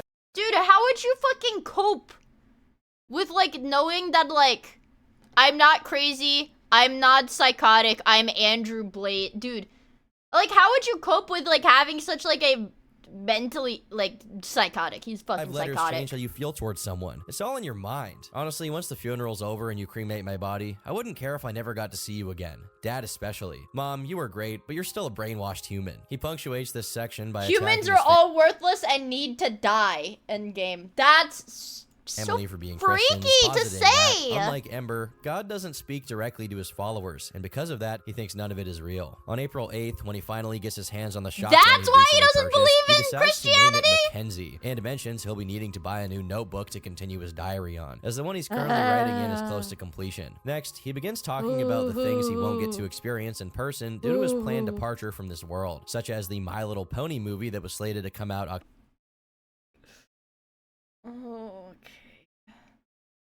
Okay. That boy ain't right. Ooh. Okay, wait. currently writing in is close to completion. Next, he begins talking about the things he won't get to experience in person due to his planned departure from this world, such as the My Little Pony movie that was slated to come out October that year. It's very disturbing how Randy nonchalantly flips the switch from talking about things like how much it would suck if the Cowboys won the Super Bowl and how he plans to execute his final act. In the following Wait, I thought he liked the Cowboys. He said it would suck if the Cowboys won the Super Bowl? much it would suck if the Cowboys won the Super Bowl. But he was a Cowboys fan! And how he plans to execute his final act. In the following entry, he complains about his dad again, saying, "I buy a shotgun, quite possibly the manliest thing I've ever bought in my life, and when my mom told him, a shotgun? What the hell does he need that for? Just be..." He says, I fucking hate my dad because I bought a shotgun and my dad was like, why did you buy a shotgun? You don't need a shotgun. Kiss my fucking ass! Thankful I'm not going to aim that barrel at your face. You can't tell me how to live my life forever. I can't wait to see the Shut up, Dad! You can't tell me what to do! look on your face when you find me. You'll feel as sick as you've ever felt in your 55 years on Earth. You'll feel that sickening feeling of panic and probably fall to your knees. I hope you never recover from this. Poor daddy, always thinking I was gonna grow up just like you. I wouldn't do that for all the money in the world. How does it feel knowing money can't keep a family He was, together? I think, How does it this was in 2019, right, chat? Did this happen in 2019? He would have been, 27? feel knowing you wasted a lot of money on giving me an education? What are you gonna do? 2017. So he would have been 25. Now, to keep the three of you remaining afloat, what's your plan? I got news for you. It's nowhere near your time. You're gonna suffer for at least a decade and a half over this, and I'll enjoy every nerve-wracking minute of it. It seems he's returned to fantasizing about targeting the store, though he doesn't seem confident he'll be able to return home and tie himself off before the cops get to him. Also, for the first time in the diary, he writes a threat to his brother, who had recently said guns are stupid, which Randy took great offense to. After changing his notebooks, And he said, I'm gonna fucking kill you he in game. expresses his wish for another Columbine before breaking off into a tangent that is Because here's the thing. Like, yeah, sure, saying guns are stupid, like, whatever, like, a lame take. But he doesn't like guns. He doesn't like guns for the normal reason. He likes guns because he wants to commit a... He only likes guns because he wants to kill people with them. He doesn't enjoy shooting them for fun. He doesn't hunt. He explicitly only likes guns to kill people. It's just so freaky. misandrist and very racist. Girls are better than he's racist. guys. Just admit it. All you macho men out there who gotta look jacked, hairy, tough, and in charge. Kiss my white ass! Guys are literally the most disgusting thing on Earth. If women were to overtake them as the power of Earth, things would be so much more tolerable. Whether you accept it or not, women crush men by 1.5 million years. I'm sexist, racist, prejudiced, and I'm sexist, racist, and prejudiced. I discriminate. Why is he saying this? discrimination. Let's talk about black people. Black people Angel, dress don't like clip complete this. homosexuals Angel? from another galaxy. Their hair is a disgrace to the Whoa! Wait.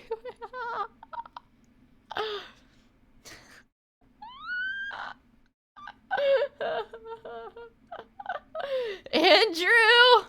get on their underwear that is the human race. Their voices are worse than Justin Bieber, Myron Cope, Fred Figglehorn. Fred Figglehorn. I still like him though.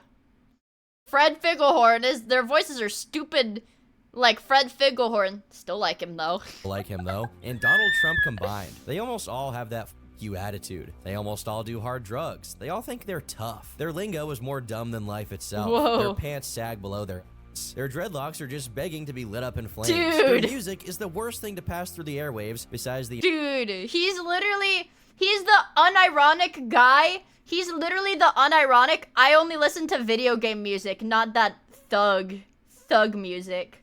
emergency disaster test. Saying black music is melodic is being extremely generous. Before the next entry to his diary, he records another video for Wait, why is he flaming Kesha? Wait, why? He hates Kesha too? What the fuck? Actually a D1 hater. Extremely generous. Before the next entry to his diary. What'd he say fuck me for?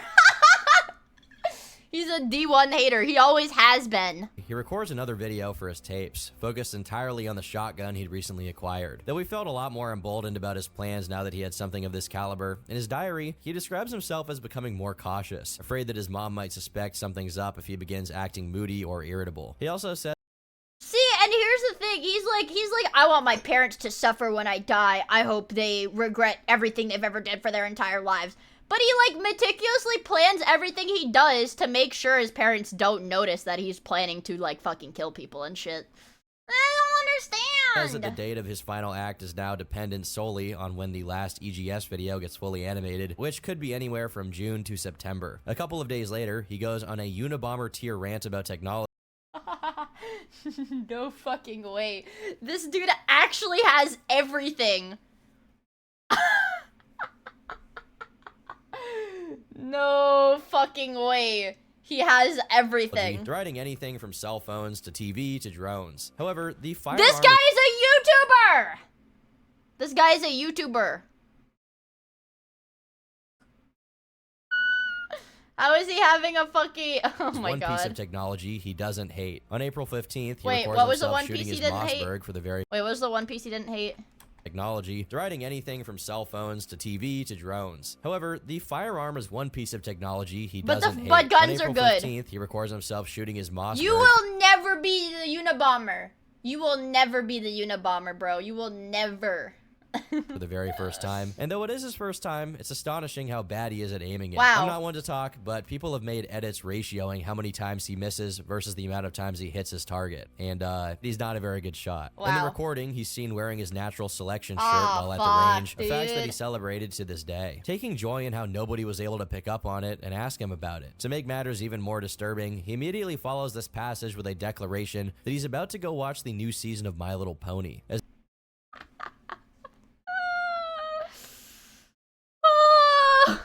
Alright, fuck you guys. I'm gonna go watch the new season of My Little Pony.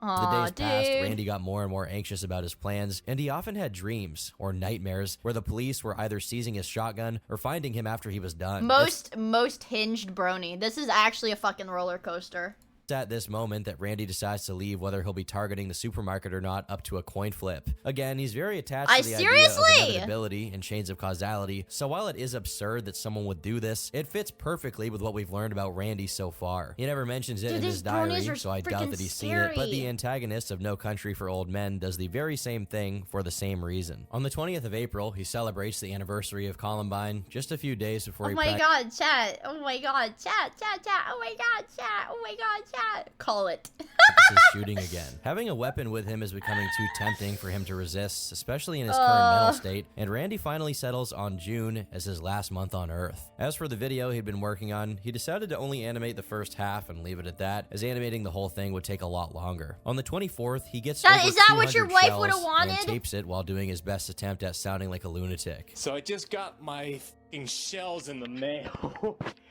And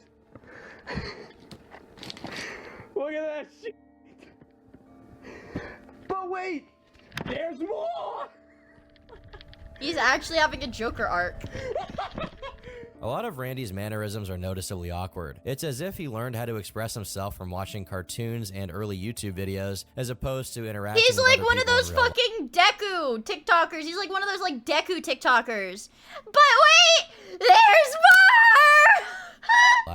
A day later, he finally does the dreaded coin flip, on video nonetheless. So here's the deal. Got a 1983 quarter right here. You believe in fate? Here's the He fate looks test. so scary.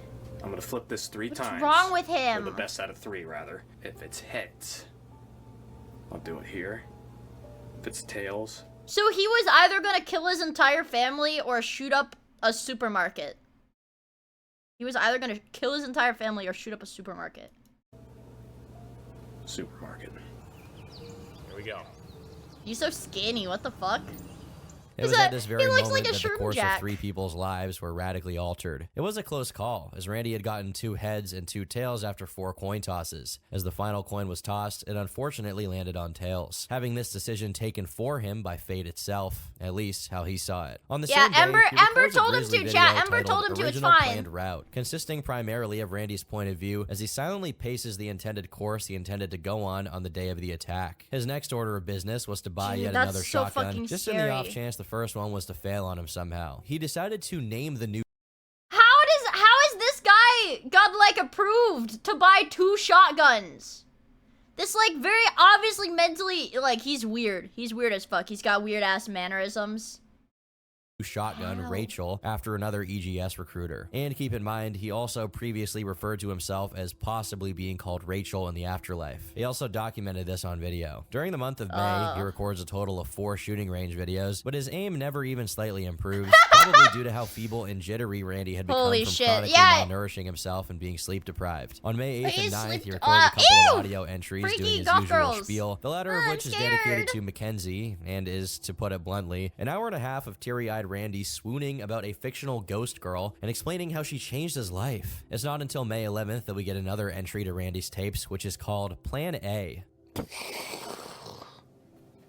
What's up? It's empty.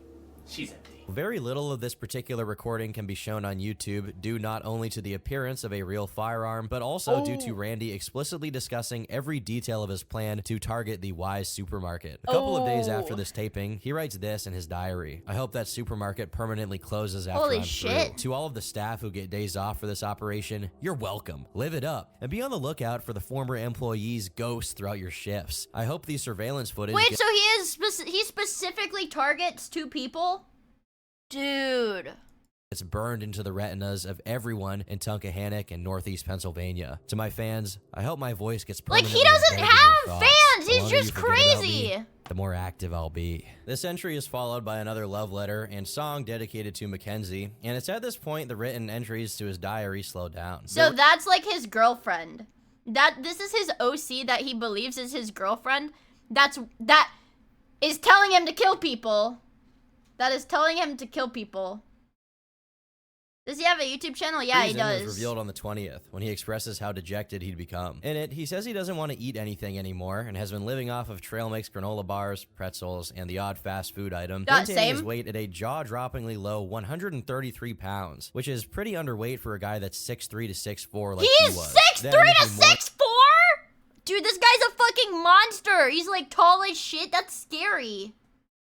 the facts that his boss, whom he hates, is planning to Yeah, leave that's the his night imaginary shift, gay which girlfriend. would effectively take away Randy's opportunity to target him as well. Yeah, during his Mioid rampage. dimension, It seems he Slender also Man. fell Yeah, for the Slender video Man game build. logic meme that if you shoot at propane tanks, they'll explode instantly, and began planning to steal his manager's key so he could get to them and blow them up. In the next entry, he briefly questions the existence of hell or any kind of retributive justice in the afterlife. Interesting. I like that he's like about to commit like the most fucking heinous crime ever. And he's like, I wonder if I'm gonna get punished for this. Damn. It's bizarre that all of this would have been prevented if his parents had gotten curious one day and looked at one of his notebooks. Yeah. Interestingly enough, he ties his thought. But would it have been prevented, or would he have just like gone out and done it like instantly if they had found out? Thoughts off with the claim that if he's wrong, Because if they had found out, they would have sent him to like a fucking mental asylum, and he would never be leaving.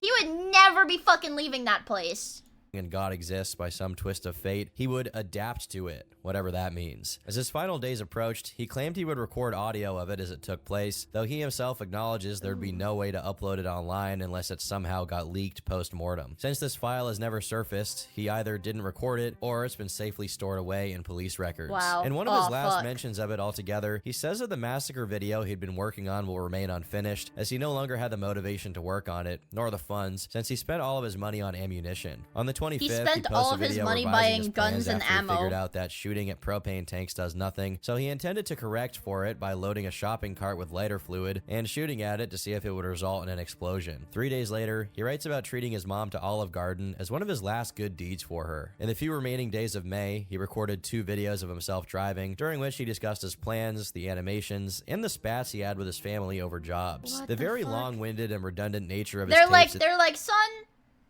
you know, you're getting older. You ever thought about a job, maybe? He's like, fuck you! I'm gonna die and I'm gonna be with my girlfriend when I'm dead! Fuck you!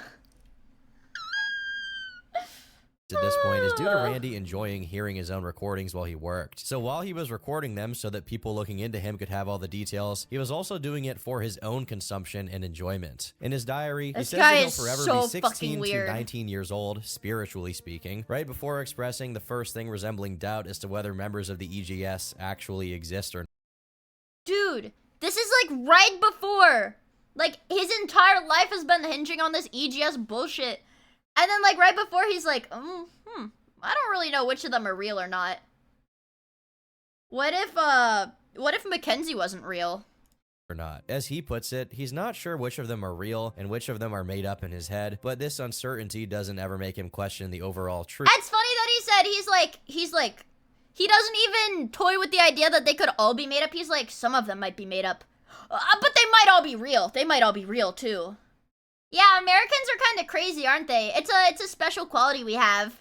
Truth of Ember. On the 1st of Good June, night, Corky. Randy Thank you for recorded hanging the out with goodbye us. tape I've been referencing throughout the entirety of this video, which was dedicated to explaining to his family why he did what he did and how they couldn't see it coming. Though we've already covered the majority of the relevant things he says in this video, he retraces the topic of his frequent shaving. Since like 2016, I've been shaving my arms and legs and entire body every 3 days. Well, yeah, maybe, and his parents could be like, well, maybe we thought you wanted to become a professional swimmer. You know, they have to shave their arms and legs so they're hydrodynamic and shit. You wonder what I'm doing in the shower for so damn long? I'm jacking off! Shaving my entire fucking body. Nobody ever questioned that. Why would they question it? I don't know. I'm a very, you know, like, whatever kind of person. Why the fuck would they question that? Like, okay, he takes long showers. He thinks he's so special because it's weird. Yeah, maybe he liked to be clean and slippery. I like to be clean and slippery. Yeah, I guess he's not jacking off in the shower because we, by our jack off calculations based on the figures mentioned in the video, he only jacks off on average about every 4 days. Which I don't know why. I hid it for the longest time. I kept the girl razor in my freaking desk over there. And I just got tired of hiding it. I'm like, well, they're gonna have to eventually know anyway, so I just started leaving it on the counter, but nobody questioned it, which I couldn't believe. Isn't that... Why is he mad that nobody's like, oh, why do you have a girl razor? Why do you have a girl razor? What's wrong with you? Maybe his parents just, like, weren't, like, homophobic or whatever, and they were just like, Yeah, okay. I have a girl razor. I like girl razors. Yeah, because they have the freaking aloe shit. I use the girl razors that have like a little aloe bit on it, like in front of the blades. Cause it makes it not irritate your skin. Yeah, boy razors are better for your face. Yeah, boy razors are better for your face, that is true. But I like what is it, dermaplane. So I use like a one razor blade. So I don't use boy razors, I just use one razor blade. Sissy! But like, yeah, what if his parents were just like, I don't know, accepting? And he didn't like that, he wanted them to hate him. I like ye old-fashioned safety razors. Not groundbreaking, but it further adds to the notion that Randy was purposely not concealing every trace of his odd behavior, leaving out little leads in the hope that someone would at least ask about it, and yet, it never happened. It's hard to tell if he's just genuinely confused as to how it could be that no one noticed, or if he's upset that no one did. He's He even obviously mentions an upset. instance in which his obsession with becoming My a tummy's ghost girl growling. came to such a degree that he decided to cover himself in paint. Just one thing I'll say What? is like that white stain on the floor, like Is that cum. splotch you'll It's see on cum. my carpet. That was an Ember thing. I wanted to make my I've lost gallons to you! skin as white as possible to look like her. I wanted it to be completely white, so I This is like the fucking Homestuck shit. This is like the Homestuck shit where the kid like I hope you find them. It's like the Homestuck shit where they would take a bath in the Sharpies to turn their skin gray. He painted himself white because he wanted to look white. bought this body paint, which was like, I don't even know what it was. It was like latex. It becomes like What? glue. And he's mad that his family didn't like be like, oh, you're so fucking weird. He's mad that his family didn't shame and judge him. Your skin and you gotta peel it off. He's And a woman in spirit, so it makes sense he'd leave the most obscure hints and then get upset that nobody picked up on. As a woman, that is actually woman got on the behavior. carpet and then it Actually got woman frickin' behavior, in my holy body shit. hair, which like almost never came out at the time. Holy little body hair shit! I had at the time anyways, but that stuff never came off. Later on in that footage, he mentions that he even revealed he'd been working on a high school shooting animation to his mom around the same time he got surgery, and still, nothing came of it. In the latter half of the recording, Randy reveals something that he hadn't Maybe even... she was just like, oh, son, that's it's really cool, son. I gotta go to work now. Wow, thanks, Mom! documented in his journey, but saw fit to relay in the recording. In the wake of his hard pivot to EGS content on YouTube, everyone He looks either scary. found it weird and left, or hung on in the hopes that Randy would eventually go back to making the kind of zany content Yeah, he see, used to everybody produce. thought- Everyone except one girl. I started talking with He's like, he's like mad. He's like, nobody ever picked up on this stuff. But literally everybody he knew either like stopped talking to him. Everybody either just stopped talking to him because it was weird, or were like, hey dude, this is kind of weird. And he's like, nobody ever picked up on it. Nobody cares about me. Nobody picked up on it.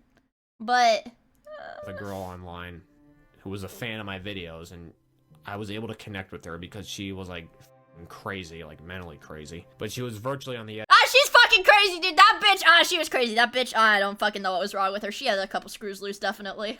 of like literally like ending her life. She was suicidal and all this, and I was able to talk with her because she was able to connect with me and understood me and how I was feeling and all this stuff and my hatred for the world. We knew the Imagine world was getting full- called we knew crazy our by lives this were dude. full of like hell, and we just didn't want to be on this planet Damn. anymore.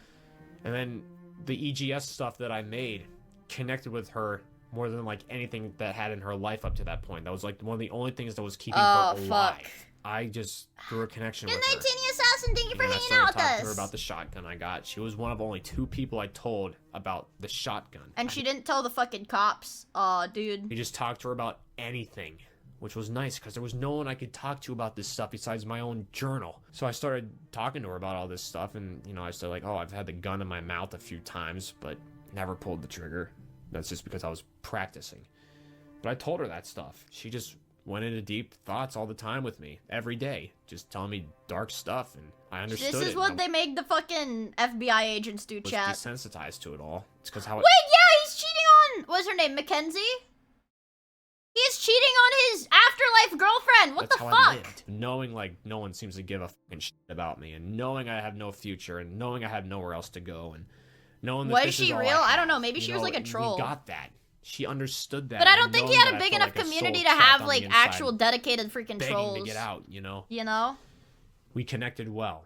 Unfortunately, it was too little, too late, and the one seemingly genuine connection he made with another human happened to be with someone who engaged with him in his EGS delusion. But we'll come back to her later. It was the beginning of June, Randy's last month on Earth, and at this point, there was nothing that could stop him from carrying out his plan. His next recording for the tapes was another driving video, which he began by ranting and raving about the voice actors he hired not delivering their vocal lines on time. For some odd reason, he dedicates pretty much the entirety of its runtime to explaining why the music industry is fake and why using things like backing tracks and auto-tune during live performances The music means industry you're not is a real fake, artist. chat. After this somewhat random entry, he made another video titled Goodbye Earth, which was a spiritual sequel to the Parents video meant to give it a conclusion of sorts. The conclusion was about as grim as you can possibly imagine. If you want to end your life, do what you feel is best. You Doesn't should matter if kill you hurt yourself them at all. now! As long as it's In what you want game. to do and it's what's going to make you happy. In game. If it's going to make you free, do it. This is Andrew Blaze, signing off. He's scary. He's Despite fucking this being scary. his official sign-off, it wasn't exactly the last video he recorded. There were He's- two more, one in which he gave a tour of his house, and another in the morning preceding his attack, taken in the supermarket in the same style as his original planned route, silently pacing through the premises. Besides the videos, he also spread his final words over a few documents he uploaded alongside the tapes, one of which was the diary. Yeah, cute fat And it dog read, though. "This will be my Fat last ass entry. dog. I need to finish up everything." It was actually funny, Chad. Sorry, this is like completely an aside from this. So, my parents have to go to work, right? So, in the morning before I go to school, it's just me and my brother that's home. And usually I have to leave for school before our dogs, like, you know, we have to have our dogs outside so they use the bathroom and stuff.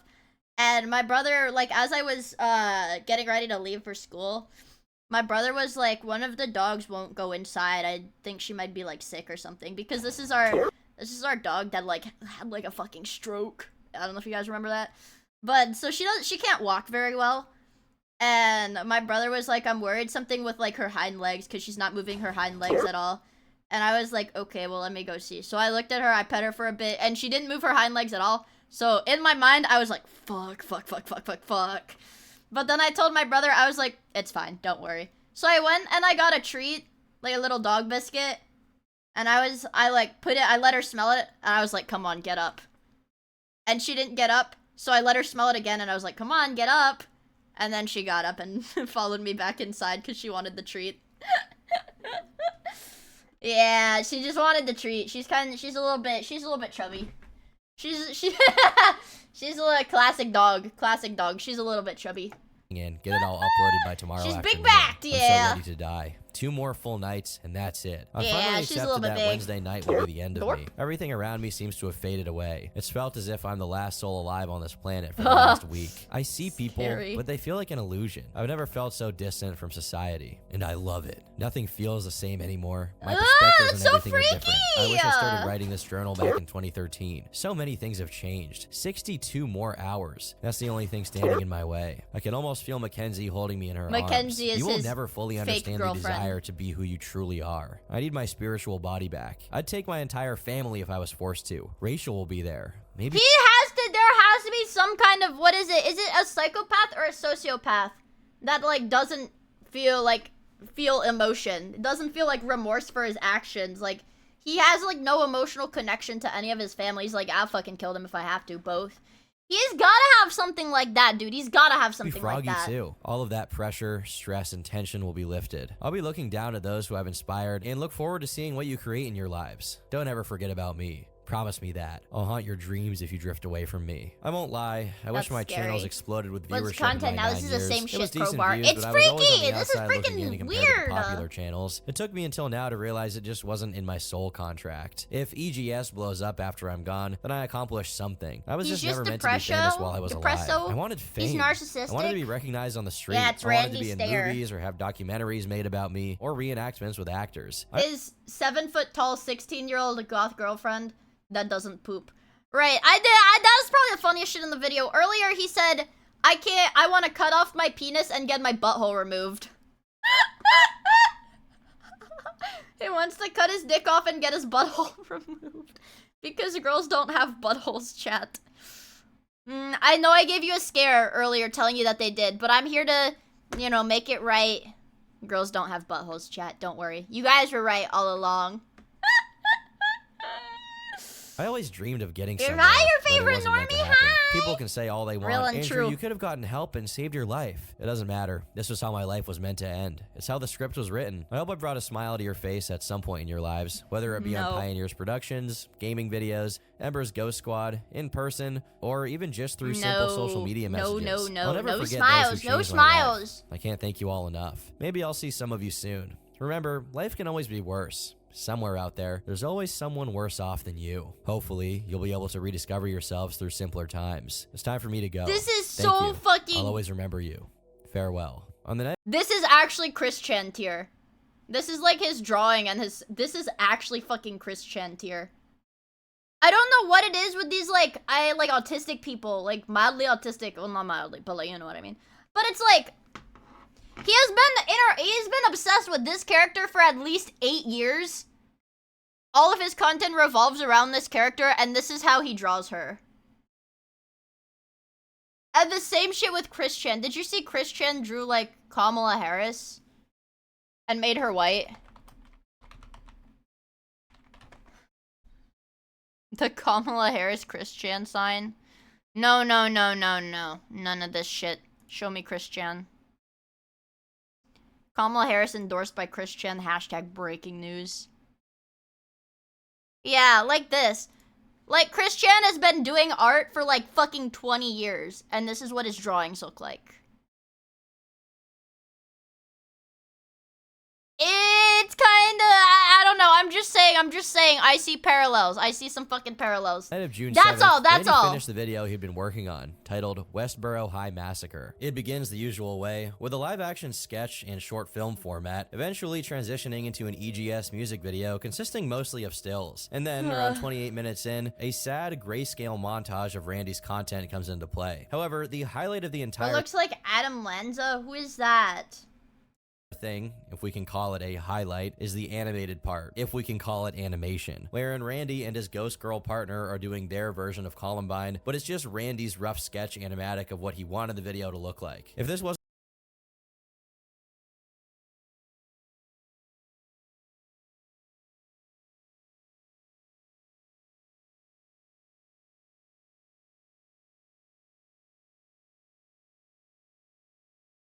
wasn't deranged enough as it is, it's preceded by minutes of just drawn stills of Randy and his ghost partner yelling out the verbal abuse they received during their time at this fictional school. It's so ridiculous that it's unintentionally funny at times. Wow. Do you even know what you want to do with your life? Rachel, you're failing math again. Why don't you have a boyfriend, Rachel? Why don't you have a boyfriend, Rachel? Why don't you have a boyfriend, Rachel? Shut the f up! Shove cucumbers down your What?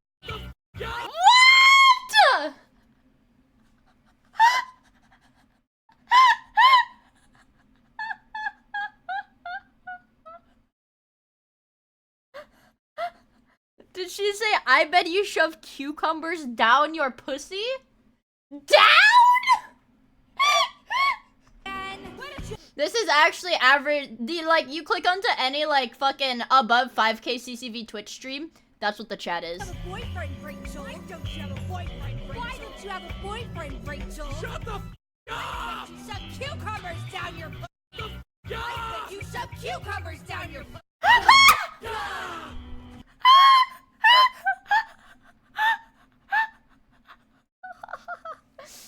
If I got fucking...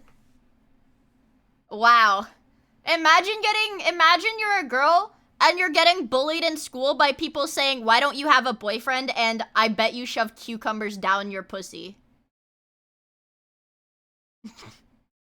That's how you know that, yeah, the mom from class of 09, this is his OC. These are his OCs, dude. You all with the wrong girls.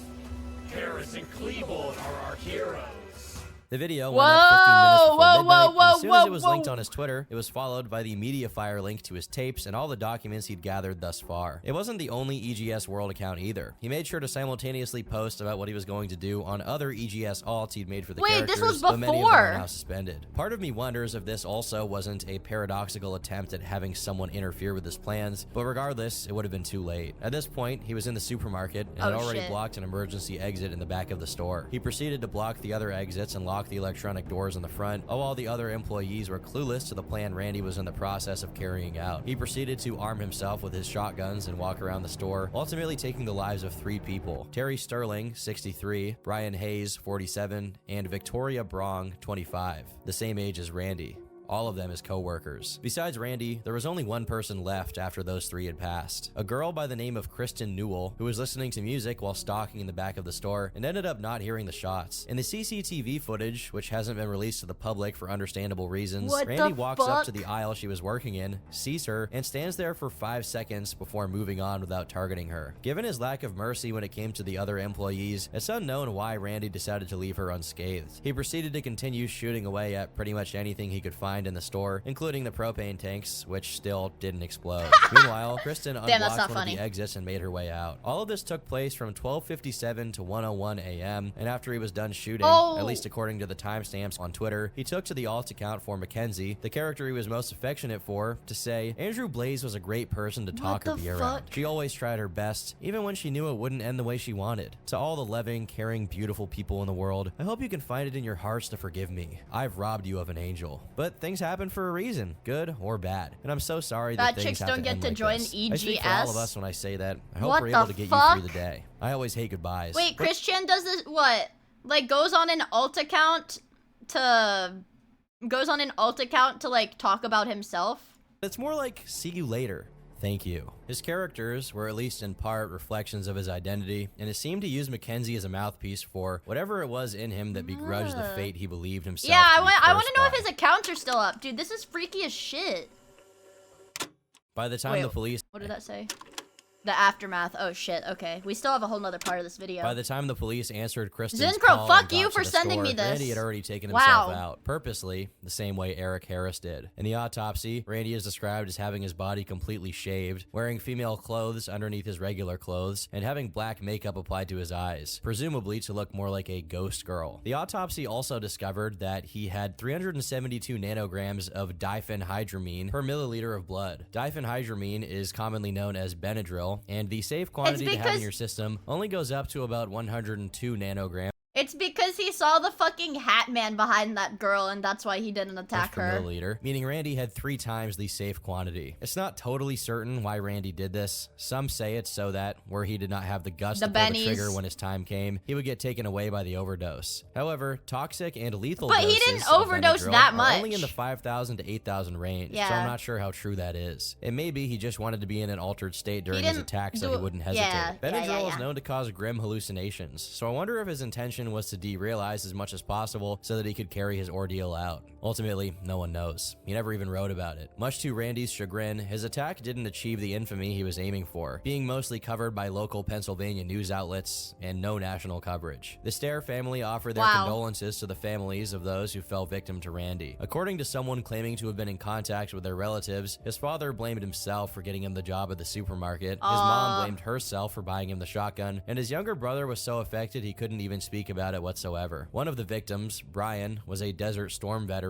and the father of a 17-year-old girl, and his sister-in-law had to immediately open a GoFundMe page for the immediate expenses of the family. Another, Victoria, also had an infant son, but none of this had mattered to Randy. Years later, the survivor of the attack spoke His about mom what bought had him happened, his and she was first still one. just as clueless as to why she was spared. Eventually, news outlets caught wind that one of the last things Randy did before his attack was emailing the voice actress he was primarily working with, Laura, about what he was about to do. Unfortunately, she was asleep when she got it and only saw it in her inbox hours later, only to enter a state of shock and disbelief, as she Fuck. always saw Randy as someone who was very polite and incapable of violence. Make Me Bad 35, the YouTuber with whom Randy had collaborated with a few times, made a thread talking about him, explaining that the two had become friends through Xbox Live sessions after their collabs, and that he got a long note from Randy immediately prior to the attack. Despite all of the catastrophe left in his wake, Randy didn't get his wish, and nobody was inspired by what he'd done and became a copycat. However, there are still a few loose ends, the first of which is a person who voice acted for the Rachel EGS character in one of the videos. On Twitter, she frequently interacted with Randy's EGS posts right up until the very end. On the 7th of June, when Randy posted, There's "It's our time copycats of the McKendy EGS trying to make. Why though? to rise," she replied with 2 hours to go, suggesting she wasn't just a fan of the EGS content who was unaware of how seriously Randy took it, but was actually in very deep and fully aware of his true intentions. From other Twitter posts, we can glean that she made fan art of the EGS and even went as far as designing one of the recruiters for Randy. However, when questioned by internet bystanders about her relation to Randy, she denied any knowledge of his plans. A Steam account under the same name suggested that this person shared Randy's interest in cross-dressing, but before any online investigation could be conducted, their online presence was wiped out, and to this day, their role in the attack is up for debate. They definitely knew shit. That person definitely knew shit. You know, obviously, if they weren't involved, there would be no reason to wipe everything, but obviously they were involved. By the name of Naze, who seems to have taken up the mantle of running the EGS since 2017 and is still actively updating his accounts with EGS-related art to this That's day. so stupid. In the videos this person has uploaded to a Daily Motion account, they claim to disavow Randy's attack, but regardless, I hope this person is on a list of some sort and is being surveilled. Well, Yeah, we what do the know that fuck? someone They is need at keeping least. tabs on Naze's They activity. need like FBI agents. Oh my god, Chris Chan. But I don't think it'll do much good. Unfortunately, Naze is just one of many people who started idolizing Randy after what he did, so much so that a Discord server was created to serve as a hub for their activities. One of the very few pieces of evidence we have that this server existed, or still exists, is a message attacking Mr. Medicare for his coverage of Randy's case. And Attacking Medicare! Outside of the Discord server, the brunt of their activities seemed to take place either on Twitter or on DeviantArt, where I had the misfortune of discovering that someone had drawn fart fetish fan art of one of the EGS recruiters. This is Randy's legacy, and if we're lucky, none of these people will ever do anything like what Randy did. What's the takeaway from all of this? After hours of examining this, after diary entries, videos, animations, what does it all come to? Randy's story reminded me of many different things. He was obsessed with becoming his original character, based on a cartoon character he was obsessed with, and he had a convoluted narrative about how the cartoon would eventually bleed in and become one with the regular world. This is the exact same belief Chris Chan started holding in the late 2010s. See, we're Not just drawing similar, parallels. The exact same. The It's dimensional merge is coming, chat. Please prepare yourselves. Soon, Spider-Man, Mickey Mouse. Chat, anybody like Mickey Mouse? He's gonna be here. dimensional merge all over again. A little known fact is that a couple of years ago, Chris Chan said Randy and him had interdimensional communications, and even Chan. Oh, fuck. Really? Really? Oh. I don't like that. The exact same. It's the dimensional merge all over again. A little known fact is that a couple of years ago, Chris Chan said Randy and him had interdimensional communications, and even channeled Randy, whatever that means. She's in this body with me, so I'm gonna. What do you mean? What do you mean she's in this body? Let her speak now. This is Randy Stair. Andrew Blaze. It's me. Randy Stair. I mean, you can tell from the way I'm talking here. So rad. I'm in the body of Chris Chan here. But yeah, everybody who's been dying within the past few months or so has definitely been ending up in their respective counterparts' bodies in the opposite dimension. The merge is happening just as Chris Chan and Sancho and Magic Chan, everyone else have been saying.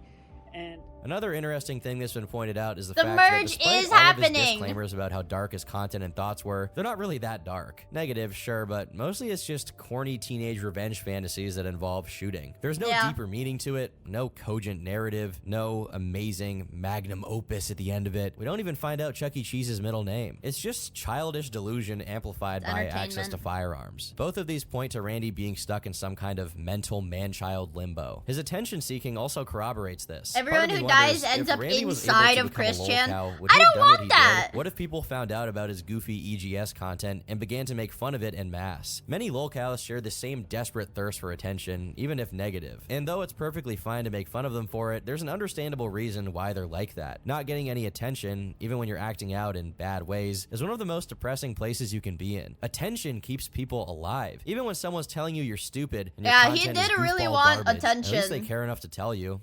And that's better than nothing at all. We rarely look at it from this angle, but how many lolcows would have hurt themselves or others if the internet wasn't on their case 24/7? Dude, okay, but like, this guy was like a malicious lolcow. Like, he was like malicious, like from the start. He like always wanted to kill people. Like, he was like, in his diary, he said he was like depressed and hated humanity since he was in like preschool. He said he hated humanity since fucking preschool, man. What if he didn't find Danny Phantom? Right, what if he never watched Danny Phantom? Would he just have ended up, like, shooting up? He was a dark lolcow. I don't like it. It's not a lolcow, just a cow. I'm not lolling. There's no lolling going on. It's just a cow. He would have found Sonic. Well, yeah, he really, I mean, he had plans to actually kill people after he spiraled, but, like, there were goth girls. Would you have folded, chat, if it was a goth girl? If you had discovered a goth girl, would you have folded and killed people? Yeah, it's an aware cow. Yes. He had clung to a different goth chick? That's fucked, though! Still, it's fucked, man! I don't understand.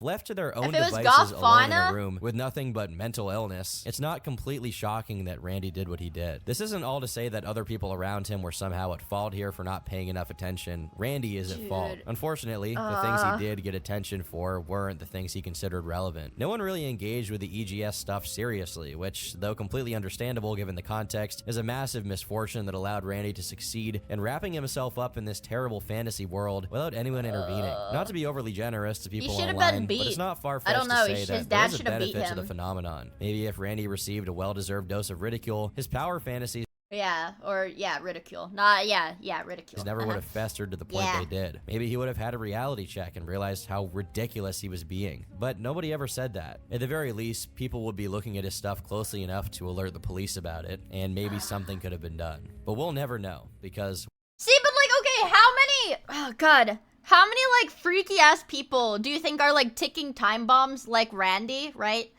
That like just nobody knows about because they just don't have a following. Like the fucking smart schoolboy 9 shit. That dude had been posting that like pedophilia shit for like years. And there were records of that guy like watching little kids for like 10 years. And nobody really knew about it until like it gained popularity like in the last month. once people heard about Randy, it was too late. I've been Turkey Tom. Thanks for watching, and until next time, Holy leave me alone. shit. Holy shit. Where the fuck is Zincro? Holy shit. This is actually Kino video. Damn. That's his drawing, I think. That's like his actual drawing.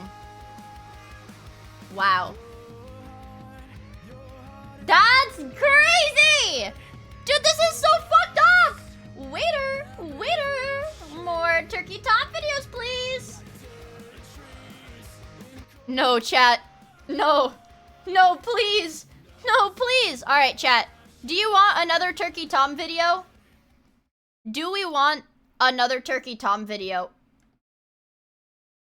Do we want another Turkey Tom video, chat? Please, game. I have an exam tomorrow, chat. I have an exam tomorrow. That's enough for today. I have an exam tomorrow, and I have labs at 11 a.m. Yes, I have, yeah, I have a project due. I don't care. What's my exam on? It's calculus-based physics. Cringe. I have a calculus-based physics exam tomorrow, and I have a physics lab. You have to go sleep. And I have a research project that's due tomorrow. I have a theoretical degree in physics. No way. Any Grand Theft Followers? I don't know, I don't want to end, man! I mean, like, I know I have to do my fucking homework. I know I have to do my homework because I have to leave the house early. I have to leave the house at like 9:30. I have to leave the house at like 9:30 a.m. And I have to do my homework between 12:30 a.m. and like 7 a.m. I want to be but I'm going to stream tomorrow. I am going to stream tomorrow. Well, do your homework then. Yeah! I'll yap for a second. I'm a yapper. I'll yap for a second. Ugh. I'll yap for a second. Hi! I want to yap! I don't want to end my stream yet! Do you guys know how painful it has been for me to freaking not stream for 8 hours at a time? Not stream for a long time, because this week, I don't know why all of my professors decided the first round of midterms were going to be this week, so I've been getting my ass beat. Late stream tomorrow? I don't know how late I can go tomorrow. I can definitely go, yes. I mean, tomorrow, I'm going to stream, literally, I'm going to stream from when I get home from school until I need to get ready to leave for my flight. Because, for any of you guys that don't know, I've said it a million times, I got sponsored to go to TwitchCon. I got sponsored by Uconnect, which is a company that is like collegiate esports sponsorships outreach. They get the college esports teams go to them and like, I want sponsorships or whatever. And they say, okay, we will find you sponsorships. And then they pitch the sponsorships to the esports teams. And basically they paid for my flight. They paid for my room. They paid for my food. They paid for my ticket. It's so nice, Chad. I'm so excited. But I'm a little bit, but I've been harassing the Corsair employee to ask what the specs of that computer. But what's the catch? The catch is that I have to do content with them. I mean, the catch is that I have to make, I have to record an advertisement for Corsair and Elgato. Because that's where'd they get the money? It's a non-profit, it's sponsored by Corsair. I'm sponsored by this company, but that company got the money from Corsair. All the money is from Corsair and Stream Elements. Corsair and Stream Elements are the main sponsors, so yeah, I know, Corsair's not bad. Hey, half the parts in my PC are Corsair. But I've been nagging the rep because the house that I'm staying in is gonna have 2 streaming PCs so that if we want to, we can stream over the weekend. Wink, wink. But unfortunately, the only hours that I will probably be able to stream are like wee hours of the morning. Or maybe it'll just be regular morning because of time zones for you guys. So I don't know. Probably like morning EST or some shit. Or like really late night EST. Because I'll be super busy. But if the specs of the computers are like really good, like if they have like 4090s in them and shit, I might be able to play like Space Marine or like Black Myth. But if they have really good specs, like if they're better than the PC that I have right now, I might be able to stream like AAA level games with my VTuber model. I don't know yet though. But I'm hoping. Oh shit! I don't even have any freaking music in the background. Whatever. You guys just have to listen to me app. But like, I don't know. I'm really excited, but also I don't wanna meet any of the people. I'm so nervous because I'm not really a people person. Well, that sounds rude to say. I don't want to meet any of the people, but I don't know. I'm nervous, but all of their girls are really nice and they want to make TikToks. Why go to the con then? I'm getting an all expenses trip to San Diego. You think I'm gonna say no to that? All expenses trip, and also I get $300. $300 of comped stuff, so fuck yeah, I'm going. Yes, I'm gonna go. What the heck? Mid Diego. I've never been though. I thought it would be fun. You couldn't pay me to visit San Diego. I live on the East Coast. Okay, chat. I live on the East Coast, so I think that sort of thing is like really cool. Okay, I don't know. I want to be able to see I want to be able to go to the West Coast. I think it'll be really cool. But anyways, go to the San Diego Zoo. I might go. Because okay, here's the deal, chat. So the way the flights work is I'm gonna be just on my own in San Diego on Monday, because the flight that they could get, the cheapest flight that they could get for me to go back home is like literally midnight on Monday, like 11:59 p.m. Monday. So there's no convention on the Monday, so I just get to like wander around San Diego that day. So I want to do fun stuff. Yeah, I'm not allowed to drink though while I'm at TwitchCon, which is the annoying thing, because yes, I'm saying like, oh, it's an all expenses trip, but it's actually I had to sign contracts and stuff. We're business oriented. I have to be business oriented. They're very, very strict about that. Can I gamble? Is gambling legal in California? Are there casinos? Because yes, I will if it's allowed.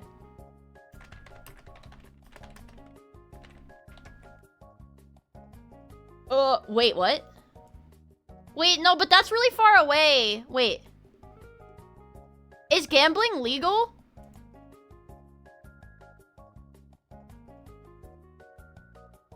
Only on reservations, otherwise the casinos are PvP only? Aww. Aww.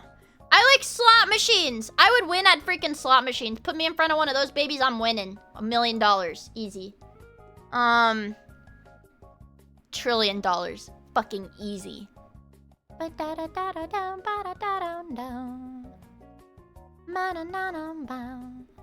don't know. That's how I feel. Let's see who's live though. How about today? We raided meat yesterday. Let's raid. Oh, Koki's doing a charity stream. Let's raid Koki because she's doing charity. Heck yeah. We love charity, bros. We love charity. I've lost about $300 in 2 trips to the casino. Hell yeah. Based apartment? I love